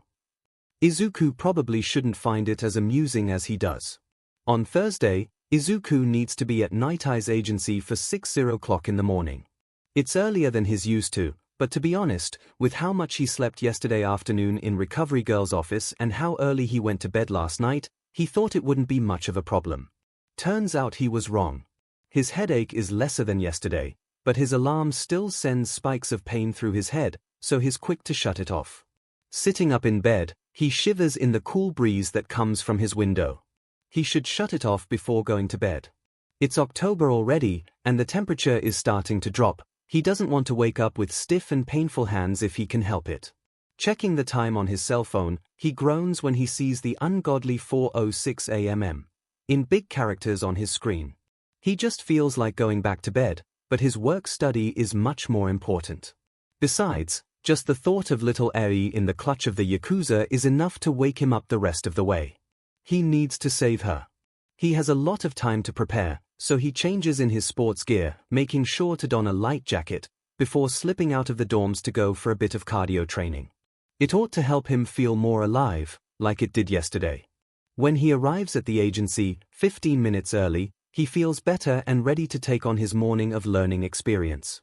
Since he doesn't know what they'll have him do today, he doesn't change into his hero uniform yet and heads straight to the usual meeting room, only to come face to face with Sir Night-Eye in the hallway leading there. Midoriya, Night-Eye greets stonily, to which Izuku hurries to bow in greeting. "Gee, good morning. Go get changed, you're going out today," the man orders, then proceeds to sidestep him and continue his way, probably into his office. Coming back to the meeting room, this time in his hero uniform and hopeful to finally do some meaningful work, he finds both Sir Night-Eye and Bubble Girl already there, hunched over a stack of paper and talking lowly to each other. Mirio is not there, they don't have the same schedule, so they're bound to not always work together. That makes Izuku feel way more nervous. Feeling out of place, he waits awkwardly in the doorway until either one of the heroes notice his presence. Thankfully, he doesn't wait long. "Midoriya. Good morning." Bubble Girl shoots cheerily, and Izuku shyly waves back. "You're coming with me today." "Oh, thank God. Working alone with Night-Eye is a nightmare." "Thank you for working with me," he responds with a short bow, relief probably evident in his voice, but at this point he doesn't really care. He feels Sir Night-Eye's gaze on him, but Izuku pointedly ignores it, instead smiling politely as Bubble Girl starts to explain their day ahead. Early morning likes these are generally eventless. We'll go over 2 different patrol routes in 2 different areas. There's a short one around the industrial district to the north. Employees' shifts usually start early enough, so we like to cover the area while it's still a bit darker outside. There's rarely something of note, but sometimes there are a few delinquents doing mischiefs before workers arrive. "Yeah, okay, it makes sense," he agrees and Bubble Girl beams at him. After that, there's a longer patrol route we like to do that partly covers a residential area before going through downtown's commercial district. We like to have one team going through the busiest streets, especially during peak hour. Nothing super serious really happens, but that's where and when there's most activity in the morning during the week. Right. Finally. He'll be able to feel somewhat useful. He's not delusional enough to think he'll see and save Eri today, but if he can at least help a few people, he knows he'll feel less like a failure. Midoriya, Night-Eye pipes in from his end of the table. There's a stern look in his eyes and Izuku just knows he won't like what he'll hear. "Why yes sir." "Great. Perfect." Could he have said that with more stuttering? Doubtful. He'll definitely make a good impression like this. "Did you sleep last night?" Yes." "What?" "He slept plenty. Too much, even." "Probably. Being a hero means being responsible. When you know you have work early, you have to make sure to go to bed early to be in top shape for hero work." The man lectures. Izuku stares, dumbfounded, confused about what brought this on. But I did. He tries to refute, but by the man's pinched lips and flaring nostrils, Izuku obviously only managed to somehow rile the hero up even more. "I expect you to be better rested next time," Sir Night-Eye says cuttingly before gathering his papers, except one he deliberately leaves on the table and makes his way to the door. "Bubble Girl, make sure the boy doesn't do anything stupid." "Yes sir." The sidekick salutes, military style, and for some reasons that puts an amused smirk on the man's lips. It quickly turns down when he addresses Izuku once more. "Midoriya, behave." And just like that, he leaves them both alone in the meeting room. The silence is almost suffocating, until Bubble Girl whistles a long note with an impressed look on her face. "I don't know what you did, kiddo, but you sure know how to get on his nerves," she remarks, then bursts out laughing at the despair that he probably shows in his whole body language. "Don't worry, though. He'll warm up to you soon enough." Izuku highly doubts that. "Come on, let's go over the patrol routes on the map," she says, taking the lone sheet of paper and shoving it in his face, "then we'll see what you've got to show." Well, at least Bubble Girl is much easier to get along with. It's a warmer day than he thought it would be. The sun is fully out by now. They've been walking around town for almost 2 hours. They finished the industrial patrol route within the first hour, with nothing interesting event to note. Now, over half an hour later, They're almost done with the residential part of the second patrol route. While all is peaceful, Bubble Girl takes the opportunity to grill him about proper procedures depending on all kinds of situations. She's lively in her explanation, voice cheerfully bright and loud, and what she shares is a gold mine of information Izuku does his best to absorb so he can analyze and note it down later. However, the sun is already beating down on him, making him feel overly hot in his hero uniform. Wasn't that made to be breathable? He's never had this problem before, and it brings back the nauseating feeling he's been trying to keep at bay all morning. He just can't quite match her bubbly enthusiasm. As they're progressing towards the busier streets filled with shops and commuting people, right at the end of peak hour when the crowds start thinning, Bubble Girl is interrupted mid-speech by a loud yelp, quickly followed by a shouted "Get back here, you thief!" Bubble Girl wastes no time. She barks a sharp "Let's go dig" right as she takes off, and Izuku sprints right after her. She's surprisingly fast, even without using her quirk. She had just been telling him that it's preferable to use their quirks only when necessary, to avoid causing unnecessary collateral damage, which Izuku wholeheartedly agreed on, so he keeps from using one for all and instead takes off running quirkless after her. The crowd parts to let them through and they reach a middle-aged woman, the one who's still screaming at a quickly retreating back. They stop beside her, but Bubble Girl points at the perpetrator with a pointed look. "Go after him, Deku. I'm counting on you." "Yes, Izuku takes off again, this time using his quirk lest he loses track of the man. He trusts Night Eye's sidekick to calm down the civilian and to get the facts from her and concentrates instead on his chase. The suspect weaves through the commuters, not all apologetic to those he pushes down in his path. Izuku does his best to make sure no one on the way is injured, all while trying to catch up to the villain who, on top of it all, had no qualms about using his quirk in public.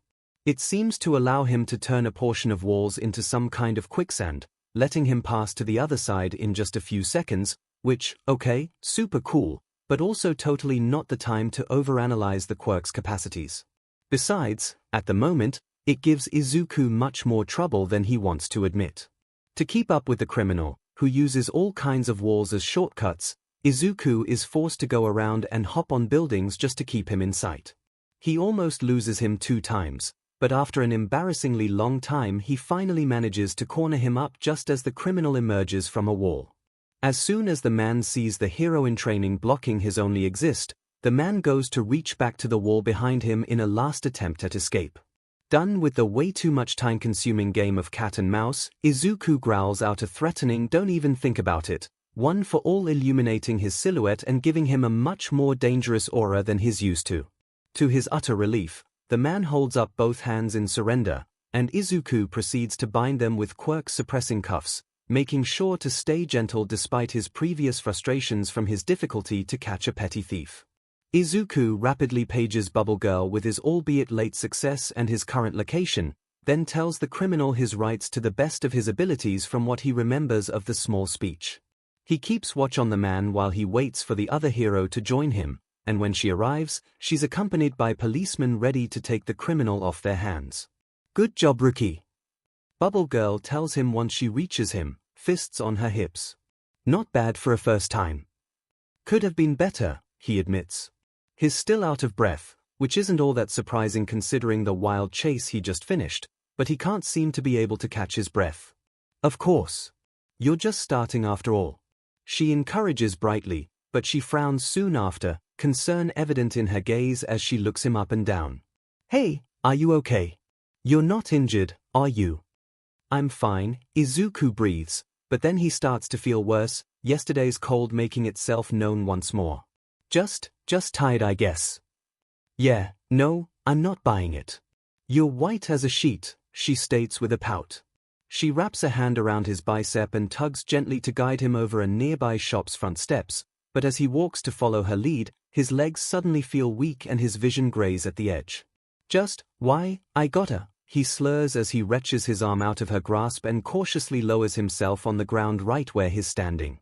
"Gonna pass out," he mumbles. Then there are hands pushing at his shoulders, encouraging him to lie down directly on the concrete sidewalk. He stays conscious in the end, but it takes a while for the darkness to recede. Unlike most heroes, Eraserhead doesn't own 2 cell phones. He doesn't have enough casual acquaintances to separate his contacts into a personal phone and a work phone. Besides, his only friends and family are mostly heroes too, and they very rarely call each other, preferring to communicate by texts. He doesn't have a ringtone, except for specific contacts, but he feels it vibrate in a rhythmic beat in his pocket right as he's about to introduce the next subject in his hero laws and ethics class. He doesn't receive calls often, so he knows it must be something important if he's being interrupted during school hours. "I need to take this," he states to Vlad's class, and he already hears the kids whisper to each other excitedly at the lesson being paused unexpectedly. 𝐿𝐴𝐼 flashes his quirk once in warning with a red eye's glare and it falls silent. "Stay put." Then he leaves for the hallway, closing the classroom door behind him with a sharp snap. He doesn't waste any time taking the call. Eraserhead, he greets stoically without checking the caller ID. He expects it to be someone from the precinct, 𝐒𝐭𝐚𝐲 or 𝐒𝐭𝐚𝐲, but is mildly surprised, and in equal amount alarmed, when it's Night Eye who replies matter-of-factly. "Apologies for interrupting work," the other hero says, "but I need Midoriya's parents' contact information." "Why? What happened?" 𝐿𝐴𝐼 tries to keep the worry out of his voice, and it doesn't seem like Night Eye notices it as he explains the situation. "What happened was that your student was irresponsible." 𝐿𝐴𝐼 frowns at this and starts to walk towards the teacher's offices. Midoriya is many things, but irresponsible is not something he would pin on the kid, especially not when it pertains to his studies. He failed to take his new schedule seriously and showed up to work in a less than desirable state. In consequences, he almost jeopardized a takedown that was meant to be quick and simple, and fainted because of his exhaustion. Fainted. Because he was tired. 𝐿𝐴𝐼 knows for a fact that the boy spent all afternoon sleeping his headache away in Recovery Girl's office yesterday. He also knows for a fact that he's prone to disregard his own well-being and to push himself harder than he ought to. "He's sick," 𝐿𝐴𝐼 replies slowly, but then the other hero scoffs derisively and 𝐿𝐴𝐼 feels himself bristle at the attitude of his student's current mentor. Then he should have called off. "I don't need someone who can become such a liability. If he can't take his duty seriously, I don't want him working for me." "He showed up because he's taking his duties seriously," 𝐿𝐴𝐼 growls. He bets Night Eye is the kind who would have complained anyway if Midoriya had really called off because of a cold.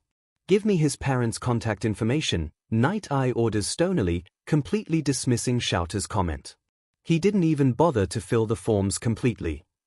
"I told him to leave it blank. For the moment, I'm his guardian."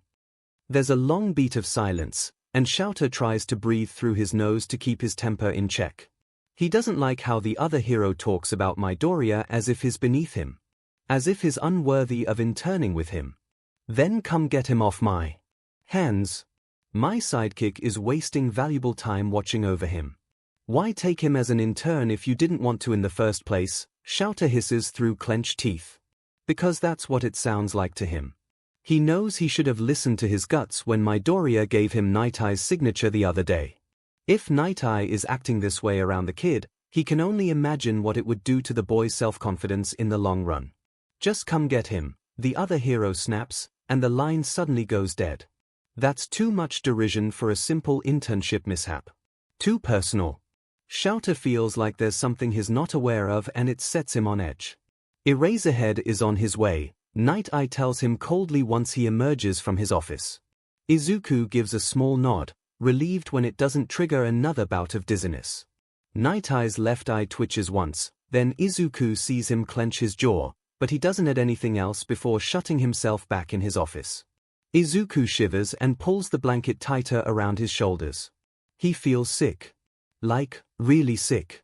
His skin is clammy, and although Bubble Girl helped him recuperate, he can still see the darkness right at the edge of his vision, like he's looking through a tunnel. He can't do any more hero work today. And as if it's not frustrating enough, he's also forcing Aizawa-sensei to leave work just to come fetch him. He tried to have Bubble Girl let him go back to U by himself, but she was adamant they called his guardian. "Don't worry, kiddo. You'll back with us in no time." She pipes up, voice a bit lower than usual but still cheery. At the same time, the door to the lounge opens and Aizawa-sensei strides directly to him, only giving a curt nod to the sidekick. 𝐼𝐼𝐲-sensei. You're okay to walk? The man asks. Izuku notes the clenched teeth and a hardness in his eyes he hasn't seen in a while. He's angry, Izuku realizes, and his guts shrivel. He hastily nods, hoping he's able to avoid angering the man further. Okay, good, come on. But then, to Izuku's surprise, Aizawa-sensei turns to Bubble Girl with pure fury seeping through his voice, and Izuku understands, finally, that the anger is not directed at him. Tell Night Eye that he better screw his head on right and start treating my student respectfully, as he deserves to be treated, Aizawa-sensei growls, voice cold and hard, but not raised. Low, almost too quiet. Scarier than Izuku has ever seen him if he's being honest. Bubble Girl stares wide-eyed at his teacher and nods repeatedly until Aizawa-sensei turns away, demeanor just as fast back to his usual uncaring attitude. Come on, kid. Aizawa-sensei supports him with a warm hand on his shoulder when Izuku sways upon standing up. The ride back is not particularly long, but he still manages to fall asleep, slumped against the passenger's door window. It's his teacher who wakes him up with an amused problem child, but Izuku feels too awful to even feel embarrassed. The teacher's dorm's common room is empty, which isn't surprising considering it's still in the middle of the morning of classes. Izuku is glad for it. It saves him from the mortification he'd feel if he were caught being brought back home like a child.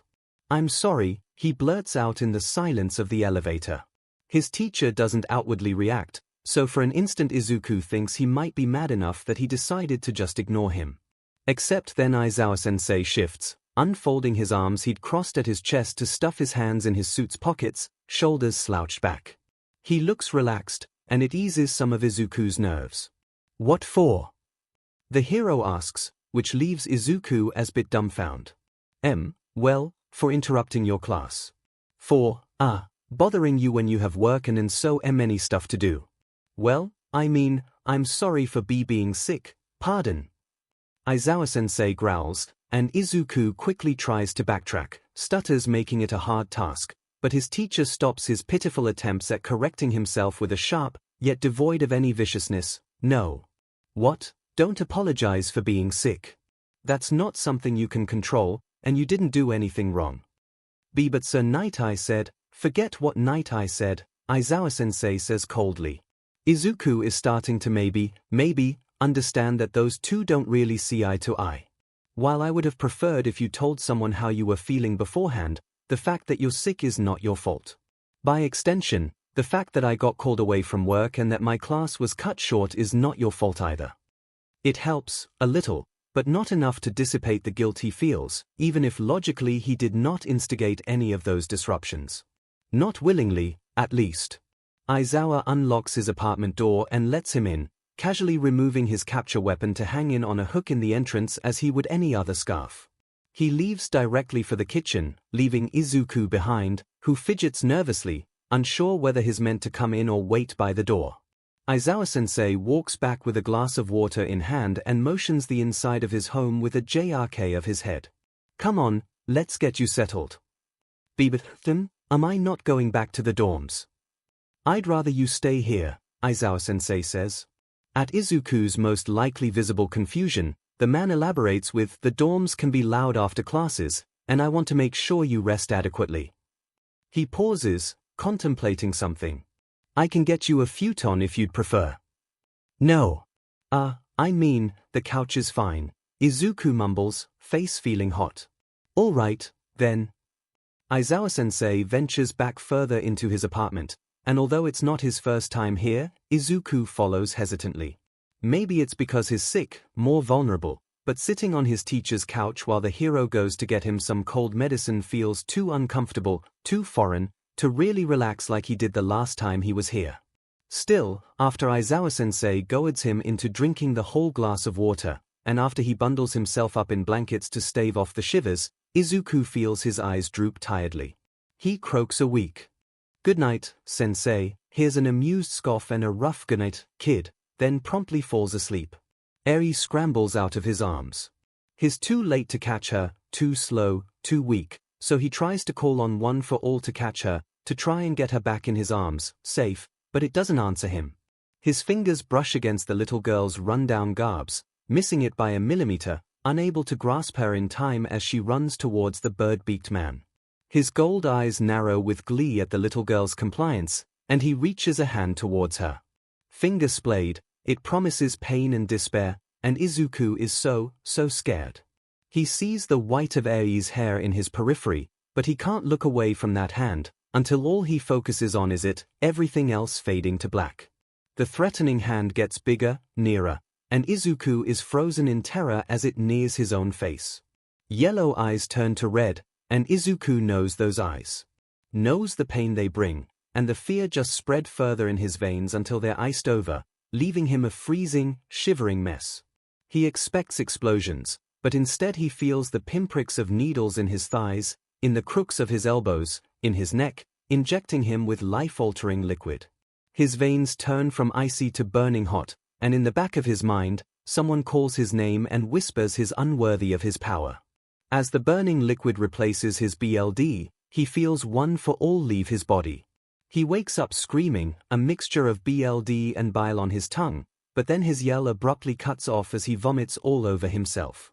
There's half on the comforter he was bundled up in and half on his shirt, and as soon as he registers the acrid smell he GGs again, but this time he manages to lurch over the couch. Even when he's done, his stomach keeps roiling dangerously. He tries to breathe in through his nose, but he's crying and there's snot clogging up his nose, so he's forced to breath thought his mouth and somehow it only makes things worse. He GGs again, though this time nothing comes except a string of bile. "I'm sorry." He cries desperately, but at this point he's not even sure who he's apologizing to. He sees a hand, a big hand, coming his way, so he closes his eyes tightly shut and flinches back, his nightmare still so vivid on the back of his eyelids. "PUH please, no more. I'm sorry." "Sure, okay, it's okay problem child," a deep voice rolls lowly. It's only thanks to the nickname that he knows for sure it's Aizawa-sensei who's with him, and not some evil pain-creating villain. He sags in relief at the realization. The low rumble of his teacher as he speaks is comforting, but he's too out of it to catch most of what he says. He registers gentle but supporting touches as his help to his feet, but a wave of dizziness hits him so hard his vision goes completely black. His skin is too tight for his bones and too sensitive to the touch of his own clothes, but he's also cold, shivering, teeth clattering as the air burns his throat with each inhale. The bathroom light assaults his eyes in a way the living room lamp didn't, whiter and brighter, it pierces straight through his skull. Hands peel his shirt off him and he whimpers at the sudden nakedness, goosebumps traveling up his arms. There are soothing words, kind and caring, but all he can really focus on is how his body feels, how sick he is. There's a wet rag that wipes his own mess off his chest, and it leaves a freezing trail behind. "CC cold," he whines pitifully as a hand pushes his hair back from his face. Another wet towel, much warmer and softer, wipes his face clean, but even though his caretaker is obviously trying to be gentle, the cloth makes his skin feel raw. Izuku weakly bats the rag away, a breath he hurts, leaving his chaffed lips. Sorry, I'm so sorry, I didn't mean to," he manages to grind out, but two hands cradle his head and thumbs wipes away the tears that falls down his face in mirroring sweeping motions. He whimpers, and suddenly an arm embraces him, and he's pulled against a broad chest. Warm. Safe. Trustworthy. Caring. This time, he lets his tears flow as his teacher does his best to comfort him. Grading essays on controversial topics is always somewhat a challenge. As a teacher, he needs to put his own opinions aside as he reads what his students have to say on the subject, then analyze their thoughts process instead of judging their point of view. It's difficult enough when he's truly concentrating on his task, like when he started grading the third year's works an hour or two ago, but it's outright bordering on impossible when his eyes keep leaving the texts he's supposed to read to watch over the kids sleeping on his couch. For the last 30 minutes or so, Midoriya has been tossing and turning in his sleep, contorting the blankets in hands that grapple at something invisible to 𝐬𝐽. He's not overly surprised, then, when Midoriya sits up with a raw scream, most probably the result of the nightmare he's been caught in. 𝐬𝐽 is alarmed, however, when the kid's voice suddenly cuts off with a GG, making a mess of his own rumpled sleeping shirt and the blankets he was writhing in just seconds before. "Midoriya," he calls urgently, getting up from his armchair to approach and help him, but the kid throws himself half off the couch and vomits all over the wooden floor, forcing 𝐿𝐼 to step back to avoid the splatters. To his dismay, the teen starts to apologize, voice slurry and speech made difficult by his ragged breathing. His crying, tears and snot smearing his face, so 𝐿𝐼 hurries to take a tissue with the intent of wiping his face clean. Midoriya flinches hard, away from his hand, with a scared little whine tearing out of his throat. Sure, he soothes carefully, okay, it's okay, problem child. This seems to help, at least a little, so 𝐿𝐼 continues to speak to him as he rounds the puddle on the floor to stand beside the crying boy. Don't worry about it, kid, it's not your fault. Can I touch you? There's no verbal answer, but Midoriya silently leans in towards him, so 𝐿𝐼 carefully reaches a hand to rub the kid's back. It will be fine. Let's get you cleaned up, okay? Gently, and with patience he normally reserves to traumatized villains' victims, 𝐿𝐼 slowly coaxes Midoriya off the couch. The kid sways dangerously, almost growing completely boneless as soon as he's on his feet, so 𝐿𝐼 bears the teen's weight as he guides him to the bathroom. He strips Midoriya off his sullied shirt, glad to find the boy's jogging still intact, protected, thankfully, by the blankets equally dirted he left in a heap on the living room floor.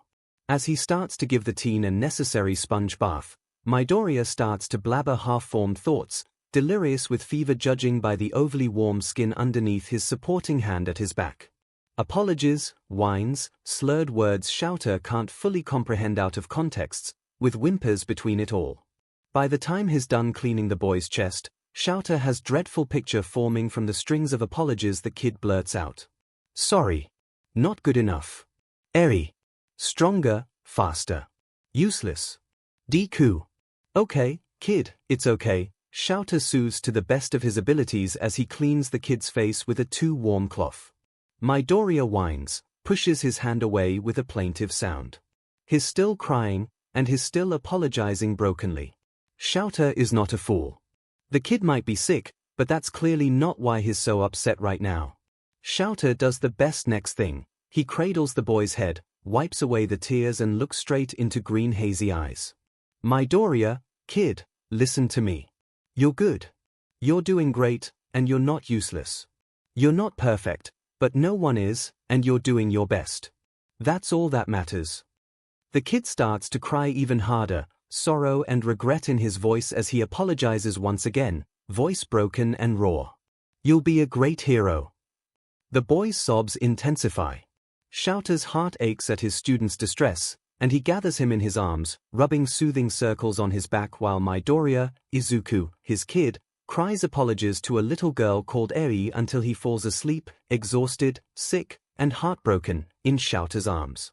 Give him some antipyretics. I did that already this morning, 𝐿𝐼 refutes instantly. He's not stupid, he knows how to treat a cold. That's not why he called. Give him some more, the old woman says on the phone, and 𝐿𝐼 doesn't hide the eye roll he does in exasperation. There's no one to see it, after all. He's almost 40 degrees. He's burning up, he argues, a hand brushing back sweaty green bangs from the pale face of his student. He's still sitting on the bathroom floor with the kid sound asleep leaning against his shoulder. That's why you need to give him more, Shuzenji grumbles impatiently. It's not a miracle solution. Be reasonable. And, ouch, that kind of hurts. Sure, okay, maybe he's panicking a little, but 40 degrees sounds extremely high. Like dangerously high, and he can't help but worry even if Recovery Girl herself tells him it's still entirely treatable at home. Yeah, okay, fine, he relents. Anything else? Keep him hydrated. I know that, he snaps before forcing himself to take a calming breath. Why did you call me, then? Shuzenji shoots back, irritation clear in her voice. There's a moment of silence, but before long the old woman sighs and starts to give a list of instructions. Give him Pedialyte if you have some. Get him to eat something light and easy on the stomach, but don't insist if he's too nauseous. Instead give him juice or a smoothie. Don't bundle him up too much even if he's feeling cold, it will only make it harder to lower his fever. Sleep is good, but don't hesitate to wake him up so he can take his medicine regularly and drink water. I don't have Pedialyte. I'll ask MIC to go get some. Good. If it worsens, if he becomes delirious, or if he can't even keep water down, get him to the hospital. And call me, she adds sternly. Sure, thanks. That's much better advice, and 𝐲𝐸 feels relieved to know he can do more than just shove pills in the kid's hands and hope for the best. Eraserhead is usually much more cool-headed than this, he knows, but that's when he's managing rowdy teenagers or fighting criminals. Things he can directly take care of with a few words and a swipe of his scarf. Not an illness. Hell, even wounds he knows how to manage, his own or someone else's. That's easy. But a cold, something as mundane as that, but entirely invisible and out of his expertise, puts him at a loss. Following Recovery Girl's advice, 𝐲𝐸 gently shakes 𝐒𝐿 awake. The teen stirs but doesn't wake up all the way. Still, the boy follows his instructions and guiding hands, half asleep, until 𝐲𝐸 has him situated in the armchair, a new clean blanket around shaking shoulders and 2 pills in hands. The kid swallows them with a few gulps of water, but he falls back asleep almost instantly. Now, 𝐲𝐸 has a mess to clean, and that's clearly priority number 1 now that his problem child is taken care of. 𝐒𝐿 is incredibly thirsty. It's the first thing he registers upon waking up, right before he feels the headache pounding at his temples. He finds himself, once again, in his teacher's living room, except this time he's reclined in the armchair and Aizawa-sensei is the one sleeping on the couch. The lights are turned off, thank God for that, and the curtains are drawn. There's still sunlight seeping through them, though, giving a warm hue to the room. 𝐒𝐿 gets up and silently pads his way in the direction of the kitchen. He's thirsty, can feel his body is heated up, but he doesn't want to wake his teacher who probably has patrol later tonight. He planned to be subtle. Quick, efficient, in and out. Instead, he lets out a squeak of surprise and freezes in the kitchen archway at the sight of MIC-sensei already sitting at the table. Oh, little listener, glad to see you're awake. How are you feeling? The blonde pushes away the stack of paper he was working on. Better, 𝐒𝐿 answers hesitantly. Judging by the worried once-over MIC-sensei does right after this means 𝐒𝐿 probably isn't as convincing as he'd hoped. 𝐼 he adds as he shuffles his feet self-consciously. Just, I'm just thirsty. Let me get you a glass of water. No, it's fine. I can at least do this on my own. MIC-sensei just shakes his head, then promptly gets up to take a glass from the cabinets. Instead of going to the sink to fill it up, though, he pulls some kind of water bottle from the fridge. It's Pedialyte, the blonde explains at 𝐒𝐿's perplexed stare. It will help you stay hydrated more efficiently. Oh, thank you, 𝐒𝐿 says when he's being handed the now full glass of water. You hungry, kiddo? 𝐒𝐿 shakes his head. That's fine. Do you think you can keep down something light? 𝐒𝐿 mulls it over. He's not particularly feeling nauseous right now, but he wasn't either before he went to sleep this morning, and yet he vomited all over himself. And the blankets. Oh hell. The blankets. The floor. He vaguely remembers having created an outright disgusting mess, and now he feels extremely guilty for that. Sorry. He blurts out, suddenly embarrassed beyond measure even though he knows there's nothing he could have done. MIC-sensei looks surprised, and a little bit confused at his apology, but 𝐒𝐿 is way too shy to elaborate on why he's sorry in the first place. MIC-sensei just smiles kind at him, then motions him to sit at the table. Come here, listener, let's see what easy food we can find you. In the end, 𝐒𝐿 settles for simple toasts with peanut butter which, he finds, go in better than he expected. He drinks another glass of Pedialyte, though by the time he finishes his meal he's dozing at the table, exhaustion settling deep inside his bones. Bile rises up his throat and that's what wakes him up suddenly. He kicks off the comforter, almost trips on it in his haste, but he makes it to the bathroom just in time to not make a mess of himself a second time in the same day. He sobs, feeling awful in all kinds of ways. His stomach keeps cramping even though all it expels is bile and saliva, his freezing, limbs covered in goosebumps, made worse by the cold ceramic floor he's kneeling on and the equally cold porcelain bowl he's slumped over. Snippets of the feverish dream he'd been having before waking up in a hurry slithers back behind his clenched eyelids, and tears flow freely alongside the snot as he recalls Eri, the little girl, being atrociously hurt and abused, and neglected by Overhaul with his nightmarish bird-beaked mask. His stomach cramps harder at the vision, but nothing comes up, leaving him dry heaving over the soiled water of the toilet. He reaches blindly with a hand to flush it all away, just as a low rumble he's starting to be familiar with speaks up from the bathroom open doorway. Midoriya, what? Sorry sensei, Izuku croaks instantly. No, hey, we talked about this, remember? Aizawa-sensei says slowly, slinking inside the bathroom to crouch beside him. Izuku nods, the conversation replaying briefly in his head. Not my fault. Exactly. So you don't have to apologize. Sensei, he whines as he hiccups. He wants to tell him, to ask him for help so he can have someone he finally trusts to see how bad it was to have let little Eri go. Esrion kept telling him it was the best thing to happen, as if leaving a child in the clutches of her abuser was normal and the right thing to do. It's not. It goes against everything he believes. In fact, he's been scolded, of all things, for trying to help and save Eri. Sure, you're fine problem child, Aizawa-sensei whispers, but Izuku shakes his head hard despite the bout of dizziness this causes him. No. Not enough, he cries, but then he remembers he can't speak a word about it, it's bad. He's not allowed to, but he let her go and he needs someone to tell him he was doing the right thing. He needs someone to believe with him that Eri could have been saved. Kid, hey kid, just breathe for now. Take a deep breath for me, the man says, gentle but firm at the same time. Izuku tries, but he chokes on his inhale, and he can't even do this one thing right. There are hands turning him around now, manhandling his exhausted body so he's sitting, instead of kneeling, right in front of Aizawa-sensei.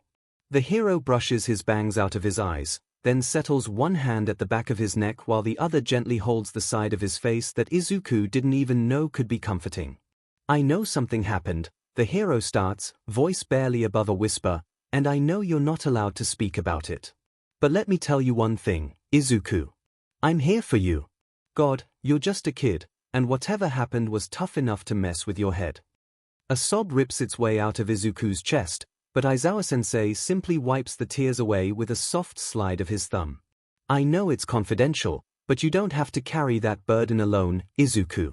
You shouldn't have had to in the first place, and I don't want you to either. Izuku shakes his head, though he doesn't even know what he's trying to deny. He tries to pull away, but the hand at his neck holds him steady. Please, Aizawa-sensei pleads, lips pulled downwards, and brow furrowed in concern, please tell me what's going on. You can trust me, Izuku. The dam breaks. Izuku throws himself in the man's chest, desperate for comfort and security he didn't even know he craved until this moment. Strong arms circle him, pull him closer while he wails in Aizawa's neck, the feelings of frustration, of failure, eating away at him making him cry that much harder.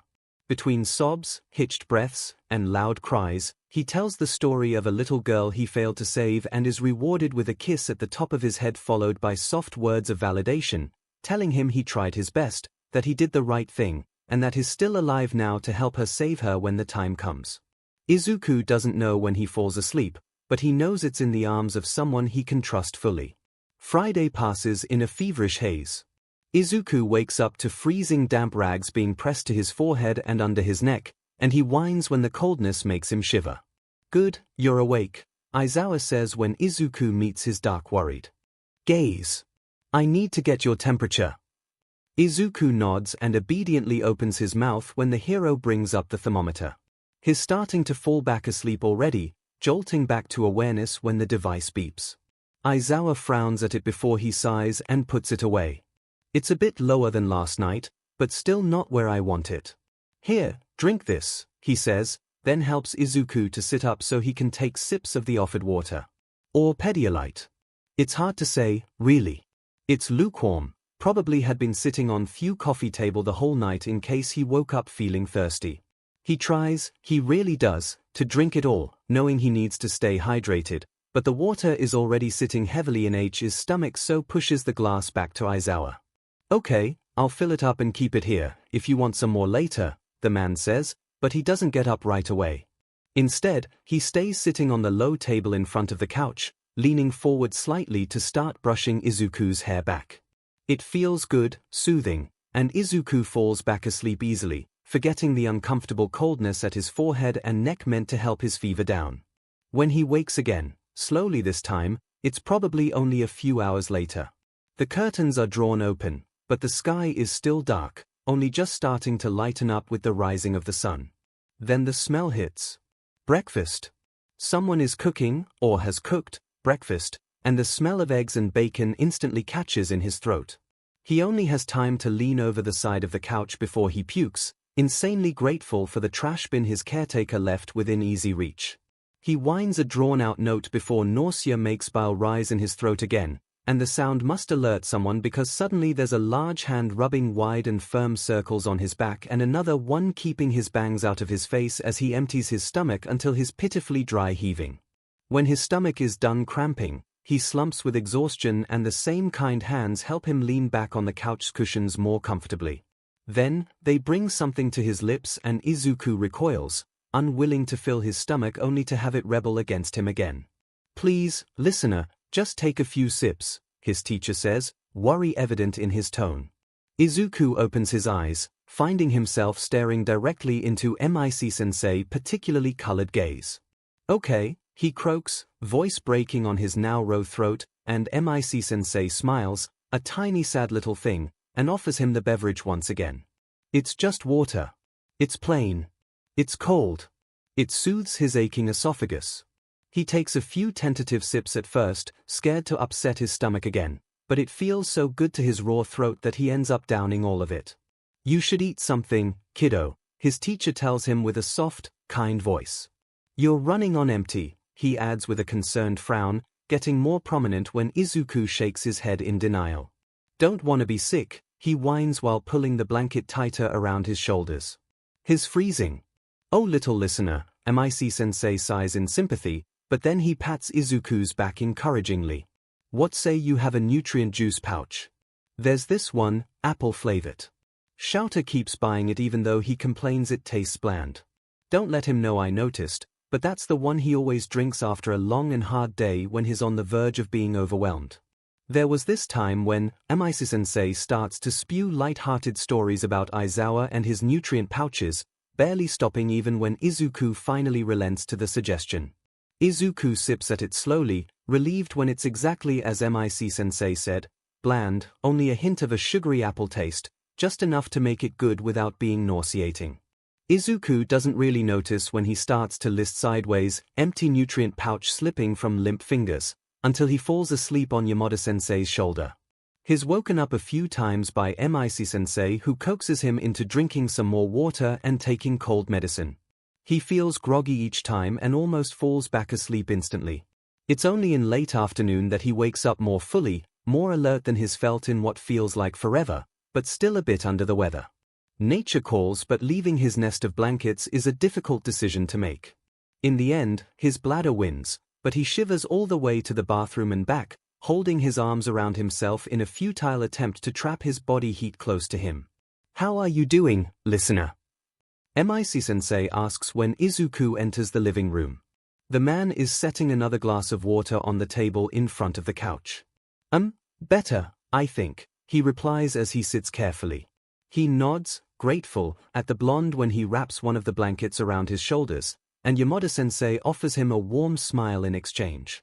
His teacher makes small talk while he takes his temperature, but Izuku is still a bit too out of it to really focus on what he's saying.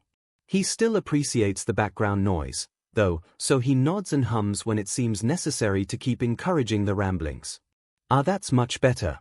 Not out of the woods yet, but your fever has gone down some," Yamada-sensei announces after the thermometer beeps. "Do you feel up to eating something?" At Izuku's reluctant shrug, the blonde's smile fades a little, though it doesn't disappear. "What about soup? I know a miracle recipe for colds." Yeah, sure, okay. You want to watch TV while I prep dinner?" "Wise, thank you sensei," Izuku answers with a weak smile. The blonde freezes for a second, blinks once, twice, then tells him in all seriousness, "You can just call me Hisashi, dig little listener." It leaves Izuku a sputtering mess, eyes wide as saucers, as he stares incredulously at the heroes retreating back. Calling a teacher by their first name. Sure, he's in his apartment, and has been for several days now, but isn't it too weird? Though maybe MIC Sensei feels uncomfortable being called by his job title in his home, or even his hero name weirds him out when out of duty. Then, shouldn't Izuku just call him by his last name? At least. That's much more respectful, right? Right. By the time his brain stops lagging, Yamada-san is already gone to cook his miracle soup.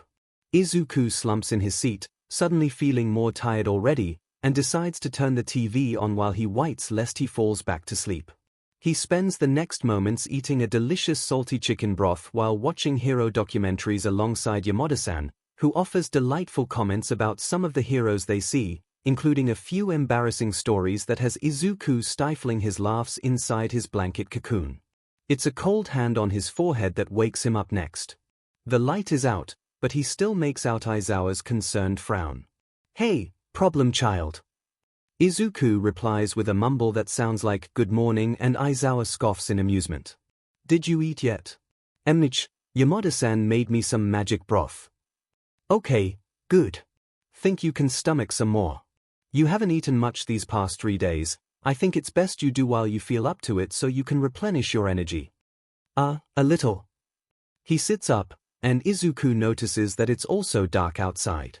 The curtains are open, and he can see UA's forest silhouette cut across a darkening sky. Must be late evening, then. "I'm not hungry and I don't want to upset my stomach." "A little is fine. It's already heated, let me get you a bowl," Aizawa offers, then he leaves Izuku alone in the dark.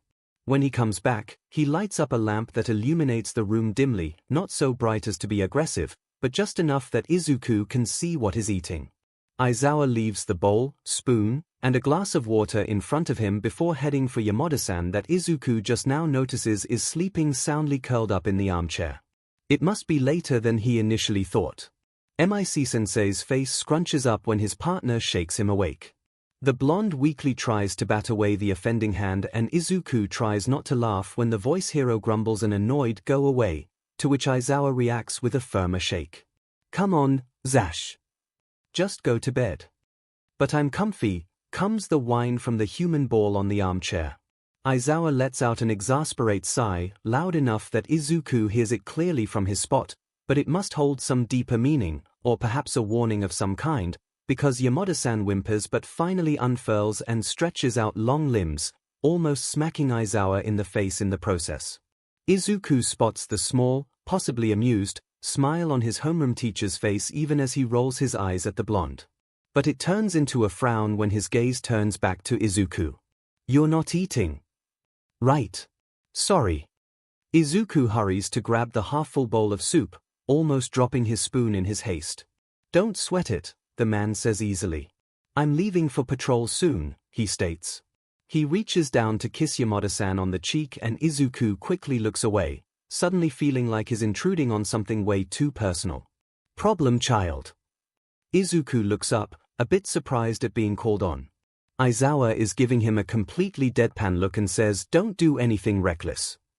"What? Of course not." Aizawa just stares at him for a long time and Izuku ends up floundering, stuttering half-formed sentences along the lines of "Why would? No. I wouldn't. I never." He's mortified, and frankly a little insulted, until Yamada starts to laugh out loud and Aizawa's lips perk up in mirth. It's all at his expense, but Izuku is relieved when he realizes his homeroom teacher was just kidding. Well, maybe. There might be a tinge of seriousness in his words. Aizawa shakes his head as he starts to leave, calling out a simple "rest well, kid. Go to bed, Zashi," before pulling their apartment door open and slipping out. Well, Izuku turns his attention back to the blonde, who's currently out of his armchair and stretching out like a cat, back arching and popping faintly. "Looks like it's time for bed. Come find me if you need anything, lil listener. Rest well. Good night." Yamada sends him a bright smile, accompanied by a wave and soon followed with a yawn, before he leaves him alone in the living room.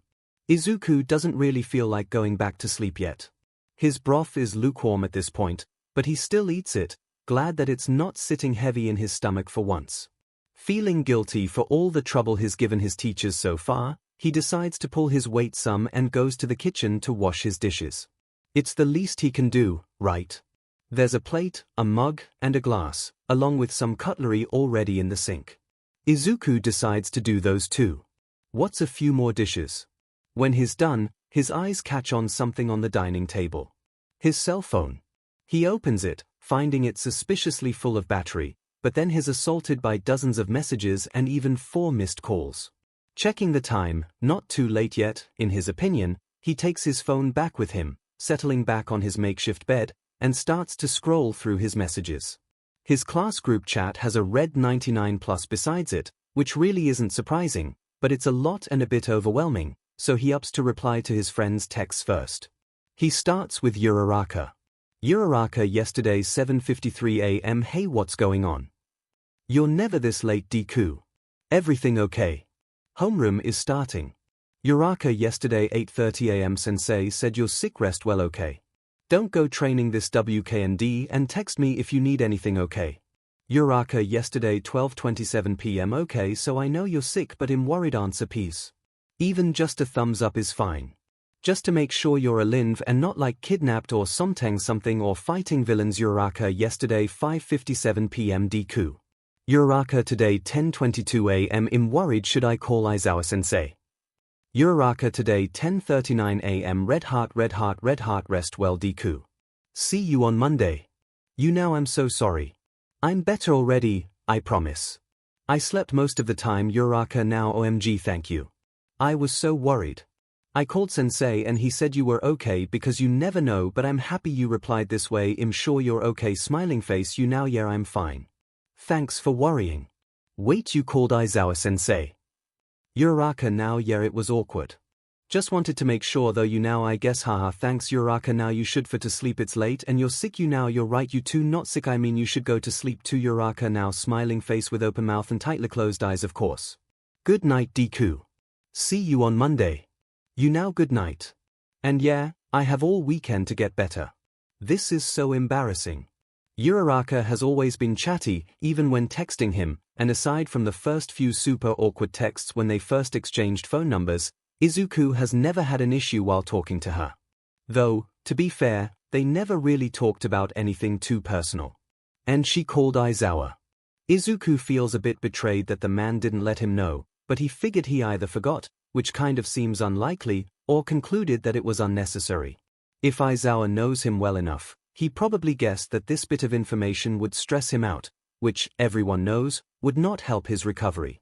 Well, now he knows, and is not sure if the heat and redness of his face is entirely due to his fever.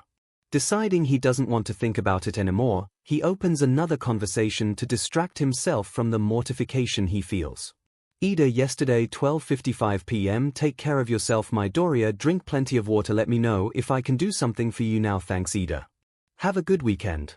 See you on Monday. Ida doesn't answer him, but considering how late it is, his friend is probably fast asleep already. Ida is strict with everyone, but is even stricter with himself, even outside of school hours.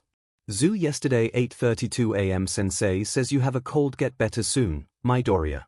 Momo-chan is taking notes for you now, thanks. I will. I'll make sure to thank her in person, thank you for letting me know. Izuku waits for a bit, but she ends up answering after only a minute or two. Zoo, now hey, I'm guessing you're still sick, don't do anything stupid. You now, of course not. I'd never. Zoo, now that's debatable, expressionless face. You now, hey. Zoo, now Okako-chan was worried. You now, I know I already spoke to her, I didn't mean to worry everyone. Zoo, now Bakugo-kun was also worried. Kaken. Worried? What? You now what? Zoo, now he kept exploding all day. You now, that's nothing new, it's Kaken, what makes you think he was worried? Zoo, now he told everyone to shut up each time someone said they were worried about you. You now, how is that any different than any other day? Zoo, now each time your name was even mentioned, every single time. You now, okay. I don't get it. Zoo, now isn't he your childhood friend? You now, I guess. Yeah, Zoo, now then of course is worried, everyone was worried, I'm glad you're okay. You now, yeah, I'm doing better, thanks. Zoo, now you should rest some more, I'm heading to bed, good night. You now, good night. There's no way Kaken was worried. They haven't been friends for a long time now. Pretty much since Izuku was diagnosed quirkless. Falsely diagnosed quirkless. He feels a pang in his chest at this thought, Because he could have been 𝐭𝐿𝐴𝐴𝐵's best friend all along if he hadn't been lied to and coerced into taking Quirk suppressants unknowingly. He could have grown up like any other kid. Friends, good and kind teachers, friendly neighbors. He shakes his head. He doesn't want to think about that. He feels too awful already without adding depressing thoughts into the mix. There's only one conversation left to open, and it's the 99+ group chat. He's starting to feel tired, but he feels like reading his classmates' silly conversation will surely cheer him up. But before he opens it, he receives a private message. 𝐶𝐿 now, hey, saw you were online, you good? You now? Yeah, I'm feeling better, thanks 𝐶𝐿 now. What are you doing up? It's late, you now. Just woke up, I slept all day 𝐶𝐿 now. Dimmin' it, wish I could sleep the day away too. You now sleep the night away instead 𝐶𝐿 now. Haha, funny face with rolling eyes. You now, sorry. Though maybe turning off your phone would help. 𝐶𝐿 now, no, I need it for cats. You now, for what? 𝐶𝐿 now, for cats. This image. PNG and this image. PNG this two image. PNG and this two https://u2. 𝐂47u19cbds. You now, OMG 𝐶𝐿 now, I know, right? And this https://u2. BHY7M5JJJ9mm. You now 𝐶𝐿 stop. Why? 𝐶𝐿 now, I love cats. You now, I can see that. 𝐶𝐿 now, want some more. Izuku hesitates. It's cute and funny. He likes cats too, or rather, he likes pretty much all animals. However, it's late, he's sick and tired, and really should go back to sleep. His fingers answer to no one, though. You now, sure. 𝐶𝐿 now, cool, wink with tongue sticking out here. Image. PNG image. PNG image. PNG. In the end, Izuku never opens the group chat and falls asleep to cute cat videos. Win-win, right? It's Saturday morning and, as per usual, 𝐿𝐴𝐵 gets up only to eat breakfast with Hisashi despite having gone to sleep only a few hours prior. He's tired, and grumpy, and overall a mess. And a chore to talk to. Thankfully, his husband is extremely considering and understands his mood perfectly, setting a warm, but not scalding, cup of black coffee in front of his slumped form at the dining table, and accompanies it by a very light breakfast. Hisashi hums to himself as he putters around the kitchen, making numerous trips to and from their bathroom as he prepares himself for his busy day of work. 𝐿𝐴𝐵 hears him mumble some stuff under his breath, but all in all his husband is being very quiet through it all. When he requires 𝐿𝐴𝐵's opinions, the blonde keeps to yes-no questions, and even understands the different hums and grunts 𝐿𝐴𝐵 gives him in lieu of words. Busy day today? Hisashi asks softly while he preps his work bag at the table, stuffing today's show's planning and interview questions inside. 𝐿𝐴𝐵 grunts in negative, because aside from reviewing yesterday's heroics exercise All Might wrangled his students in yesterday, he doesn't really have much planned. Then, as if to prove him wrong, his cell phone rings in that very specific ringtone that he sometimes hates so much. Like right now.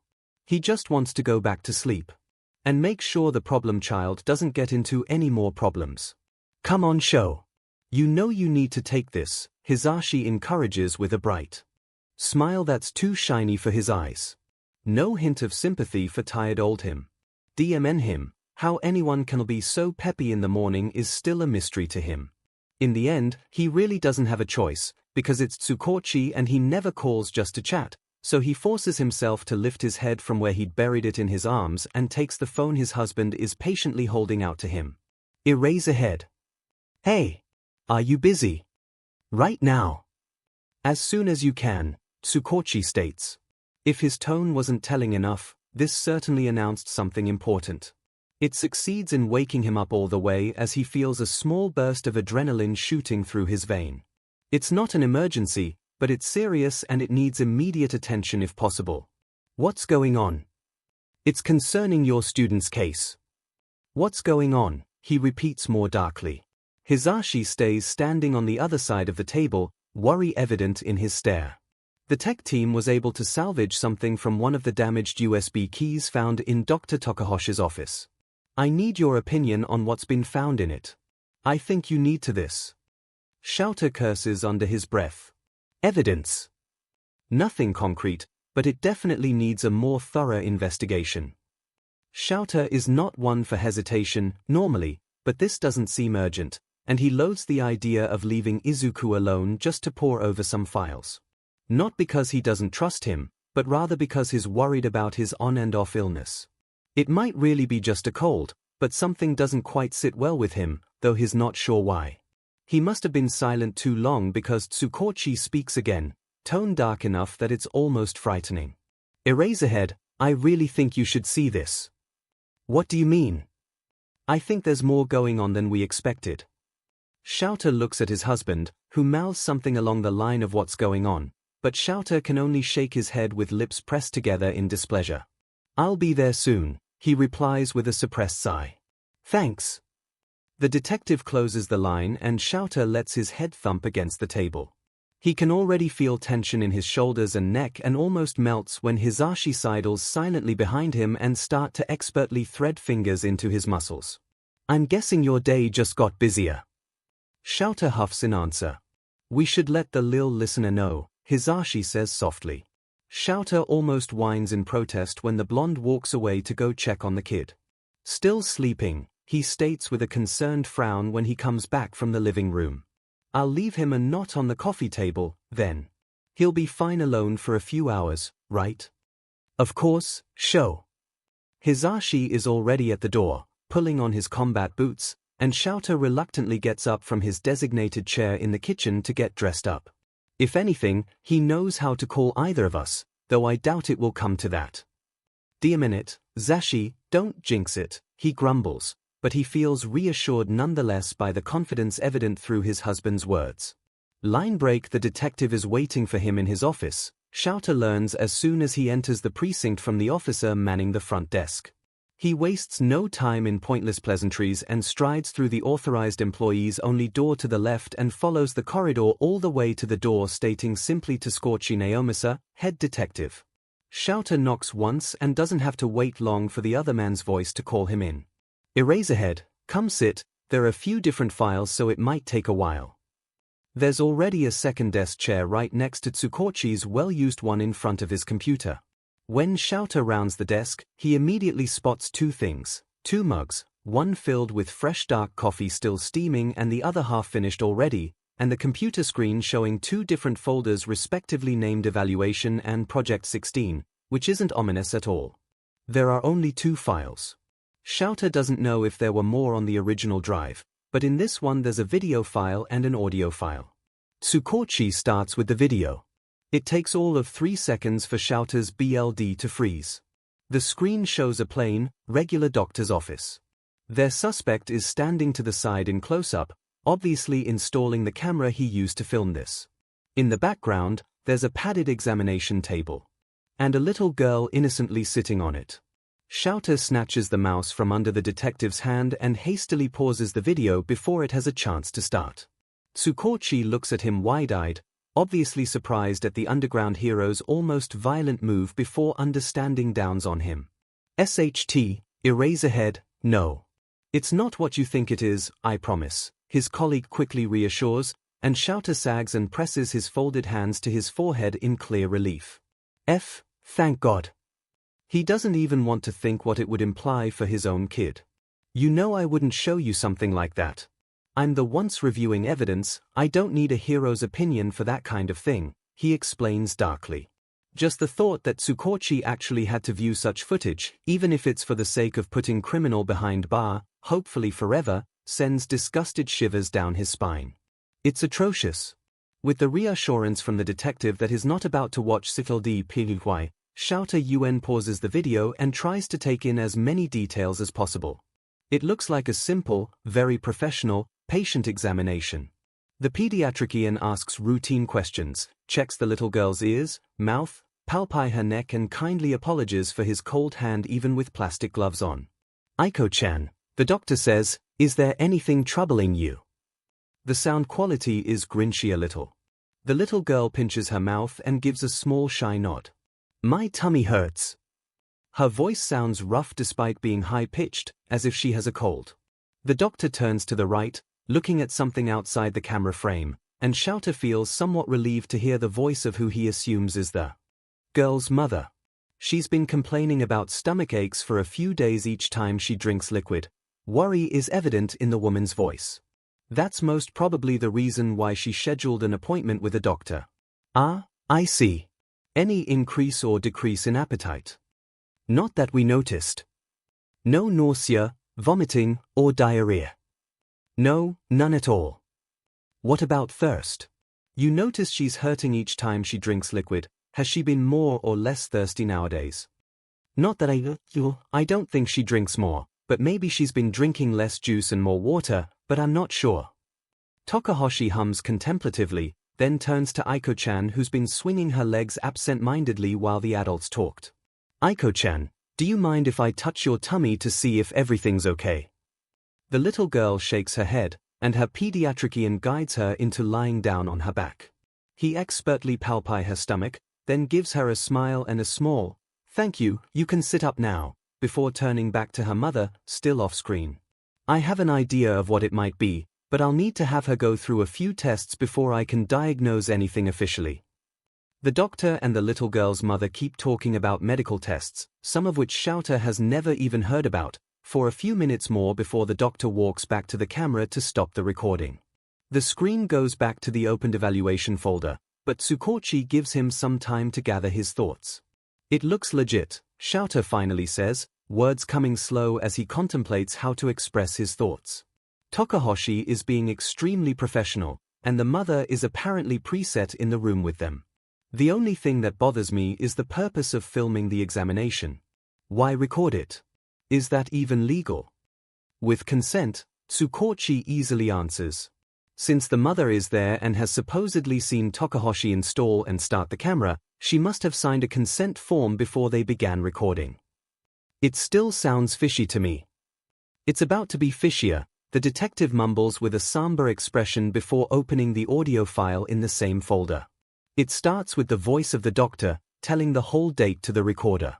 Over 12 years ago. Records of subject number 114. Age, 5 years old. Female. Quirk manipulation. First manifestation of the subject's quirk happened at the average age of 4 years old in accident, but the subject has been unable to activate it at will outside of situation of duress. Upon further experimentation with the subject, it appears she has the ability to enhance or diminish other people's quirk by use of her saliva. Requires her saliva to touch the target with a deliberate activation of her quirk. It has many potential uses in various fields, but it also has drawbacks. The subject needs to drink a higher quantity of water to be able to produce the saliva necessary for the activation of her quirk. Plus, the transformation of water to saliva causes the subject to suffer important stomach cramps and pains that can be debilitating. It has been decided to proceed with the treatment. Is that the diagnosis Tokahoshi had given to little Aiko-chan? It's plausible. As Tsukochi told him over the phone earlier this morning, there's nothing concrete yet, even though it all sounds and looks normal in some ways. The second folder contains 3 PDF files. Each of them describes a specific test Shouter doesn't recognize, the pages mostly filled with medical jargon, and considering the previous video and audio files, possible scientific jargon. There are some statistics, with diagrams and numbers that means nothing to him. There are symptoms or varying severity, and side effects of certain medication. What's most troubling, however, is how each file ends with the same result, failure. All except the last one. It ends with loss of subject. Both Yamada and Aizawa are already gone when Izuku wakes up. He's incredibly exhausted, even though he's been basically sleeping non-stop since he first got sick, and he's extremely parched. He doesn't need to check his temperature to know he's still running a fever. Getting up off the couch makes him wince, his muscles are sore and stiff, and his limbs feel weak. His eyes catch on the scrap piece of paper next to the glass of water and pills on the coffee table. It's his teacher's handwriting, to no one's surprise. Me and Hisashi are off to work. Something urgent came up, but don't hesitate to call if you need me. Make yourself at home, drink and try to eat something. Aizawa. Izuku is a little bit surprised that they trust him enough to leave him alone in their home. He's not a problematic teen, even if Aizawa always calls him problem child, so he's sure they're not worried about him stealing or breaking anything. Still, while not being a complete stranger, he's far from being friend or family. Is it weird that it makes him feel something akin to pride? His heart warms at the very idea that they trust him enough for this. He tries not to feel nervous. He's tired enough as it is, getting anxious would only sap what's left of his energy already. Getting a hold of himself, Izuku carefully deposits the note back on the table, then proceeds to swallow the pills with a few sips of water. He makes a trip to the bathroom, but he stops in the entryway to the living room on his way back. He's noticed the few pictured hanging on the far back wall a while back, but he'd been too shy to show interest in them in his teacher's presence. He's all alone now, though, and curiosity has him taking the few necessary steps to reach them. There are 4 of them. The one on the left pictures a grinning, long-haired blonde, Yamada, next to a sour-looking Aizawa. His English teacher is giving a peace sign with one hand and seems to be the one taking the picture with the other, while his homeroom teacher is deliberately looking the other way and seems to be pushing someone else out of the frame. There's no hint to who it might be, so after a few minutes of trying to catch a glimpse of a strand of hair or recognizable clothing. With no success, Izuku gives up and looks at the next one. This one is a group photo. Probably a class once, since the frame is filled with 17 teens, Izuku counts, and Principal Nezu in the very front of the group. He spots Aizawa, slouching next to a grinning student and looking weirdly out of place. Even as a teenager, he still had that unkempt style, hair loose and a mess, baggy eyes and dark clothes. All hero students are wearing their hero uniforms, and Izuku recognizes most of them as pro-heroes today, though a few are unfamiliar. Yamada is standing just behind Aizawa, grinning and doing silly hand gestures with another teen Izuku doesn't recognize. Light blue fluffy hair and bright eyes. The first picture is also a group one, except Aizawa and Yamada are grown up. It looks like a specific event, since everyone, Izuku spots Midnight Sensei, Nezu, and Ingenium, is all dressed nicely, in fancy dresses and suits. There are some more people Izuku doesn't know, but after studying the picture, he suddenly realizes this is probably his teacher's wedding photo. An image comes to his mind. One from his childhood, when he was very young. His mom's smiling face, radiant, green hairs done up in an extravagant hairdo, with a white veil and a bouquet of appealing flowers in hand. She's leaning on her newlywed husband, dark sweet, a striking contrast to his mother's white dress, hands holding her gently against his side. His freckled cheeks are tinted pink, looking a bit shy in front of the camera, but oh so happy. She'd been happy. He doesn't want to think about this, he decides. Hoping to take his mind off depressing matters, Izuku peers at the last framed picture. At first sight, it looks like a simple landscape. There's a cherry tree in full bloom against a bright blue sky, though he can see to the left the corner of Jim Iota, easily recognizable by the towers that surround it on each side. It was taken at UA, then. There are tree figures underneath the tree, he notices. They're too far to make out any details, but they look to be sitting side by side, back to the camera.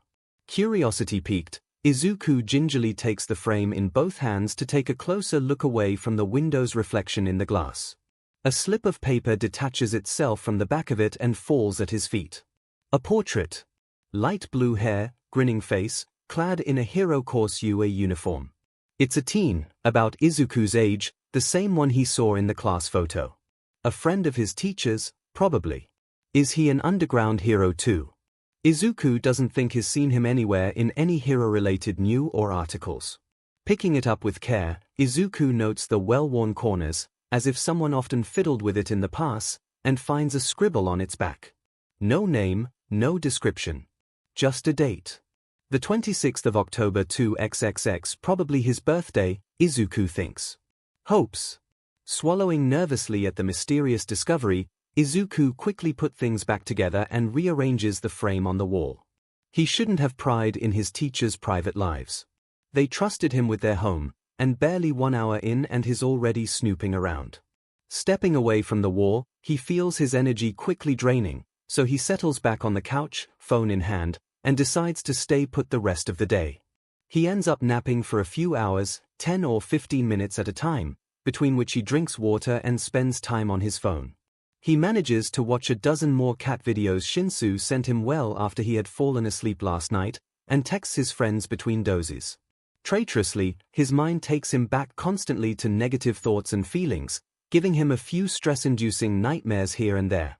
Memories of his mother when he was younger, when she was happy, memories of his middle school years growing up as a quirkless nobody, invading thoughts of worthlessness, of not deserving his friends, and All Might as a mentor, and even wasting his homeroom teacher's time.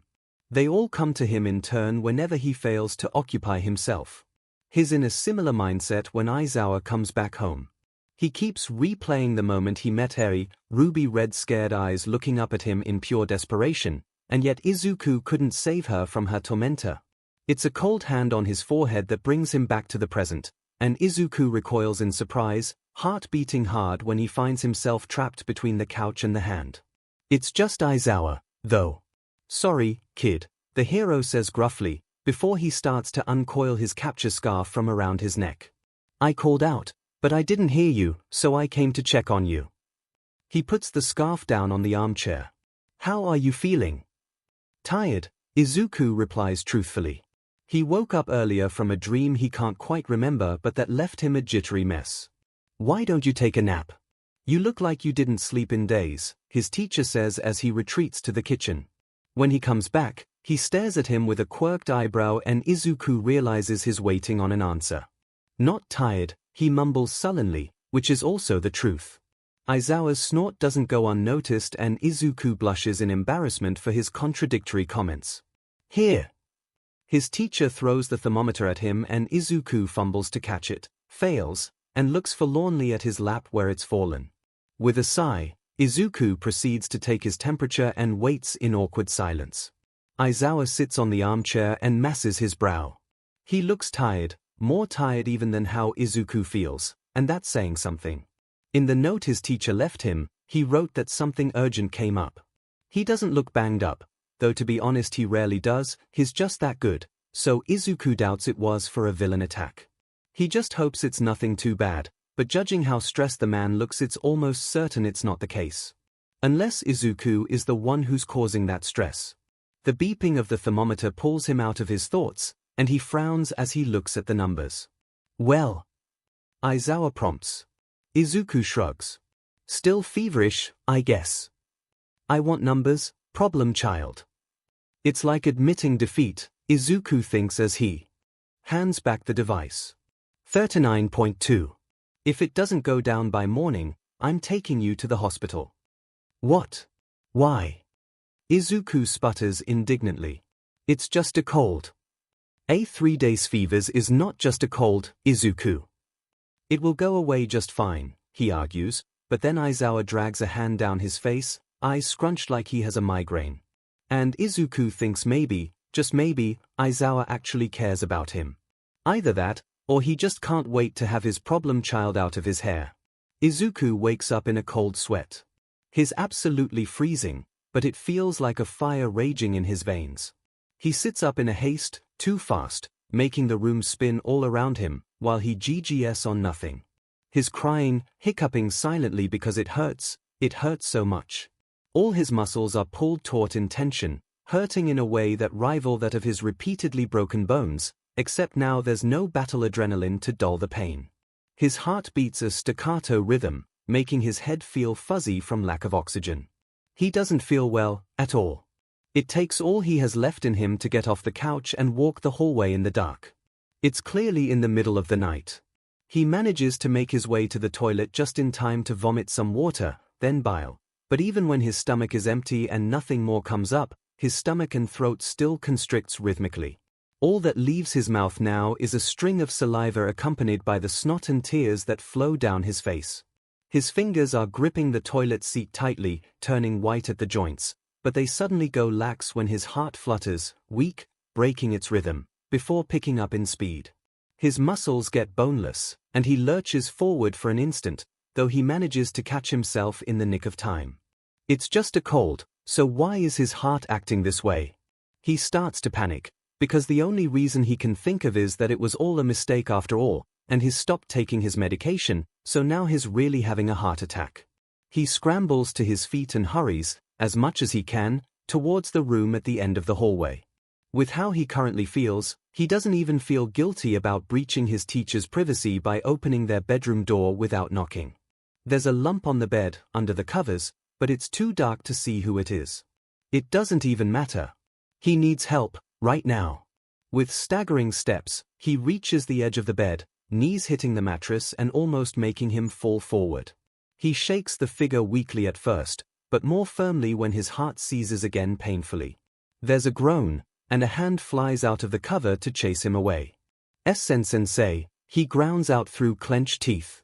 He doesn't know which one it is, but the title applies to both anyways. Puh please. That does the trick. The figure sits up fast, in alarm. Midoriya. It's Yamada. What's wrong?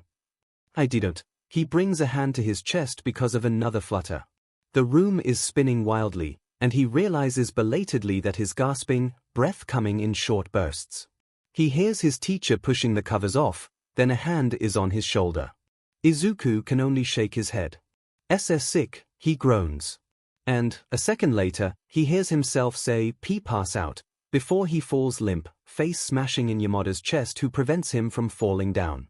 He hears his voice, without understanding the words, but it's enough to reassure him even as he loses consciousness. When 𝐬𝐽 heads back home after patrol, he's utterly exhausted. The night had been eventful, taking down a few petty criminals, but the worst part was the drag bust. He happened on a deal in progress, and when he intervened, 𝐬𝐽 got in one hell of a fight in result. Once everyone apprehended, the hero Eraserhead walked back from the 6-on-1 altercation with bruises, a busted lip, probably a broken toe or two, and a twisted arm. Battered, but nothing nurses can do more about than he can do himself in his own home. It's silent in the apartment, though it's to be expected. Firstly, because it's still in the middle of the night, secondly, because Hisashi is sleeping all the way down the hall behind a closed door, and lastly, because, as 𝐬𝐽 has recently found out, Izuku never makes noise when he sleeps. The problem child is not on the couch. 𝐬𝐽 frowns to himself, worry making itself known again. He doesn't like how often the kid is sick, how little he eats, and how high his fevers reach. The makeshift bed is messy, comforter thrown halfway to the floor probably in haste. His first assumption is that Izuku is in the bathroom, hunched over the toilet or back pressed against the tiled wall in exhaustion. However, when 𝐬𝐽 pushes open the door, he finds the room dark and empty. His own bedroom is the same, he finds out later. He curses to himself upon checking his cell phone. 3 missed calls and a text message. One call was Hisashi, then an unknown number about 15 minutes later, then Nezu barely a minute after. The text is from Hisashi, but 𝐬𝐽 doesn't bother reading it and calls him back instead. Sho. Yeah. Where are you? What happened? 𝐬𝐽 is already at the door, looping his capture weapon back around his neck. The hospital. Kid woke up feeling sick enough to wake me up, but he fainted before I could know what was wrong. I'm on my way, 𝐬𝐽 says briskly. He's out his dorm before Hisashi could object. Upon arriving at the hospital, he can't find Hisashi right away. He needs to ask at the front desk about the whereabouts of his ward, and the employee points him to the 5th floor with the instructions to follow the arrows to the pediatric department. Hisashi is sitting, slumped, in a plastic chair in the hallway a few meters from Izuku's designated room. How is he? 𝐬𝐽 asks, and it startles the blonde out of his thoughts. His husband offers him a strained smile, looking every bit like a worried parent even though the kid isn't theirs. Hisashi had always been quick to get attached. To pets, to his students, to his friends, and now apparently to foster kids. They won't tell me, the blonde groans with a hand passing through disheveled hair. It will be a nightmare to detangle those knots. He's a minor and I'm not his guardian. There's a pleading note to his voice. Give me a few, I'll go find out. He turns to leave but doubles back with the thought that comes to mind. Can you contact Nezu? What for? Ask him to arrange whatever is necessary to add you as a guardian in Izuku's files. I can't always be around, it's only logical to have another trusted adult to call the shots if I'm tied up elsewhere. Hisashi doesn't answer, but the watery eyes coupled with the wobbly yet relieved smile say enough.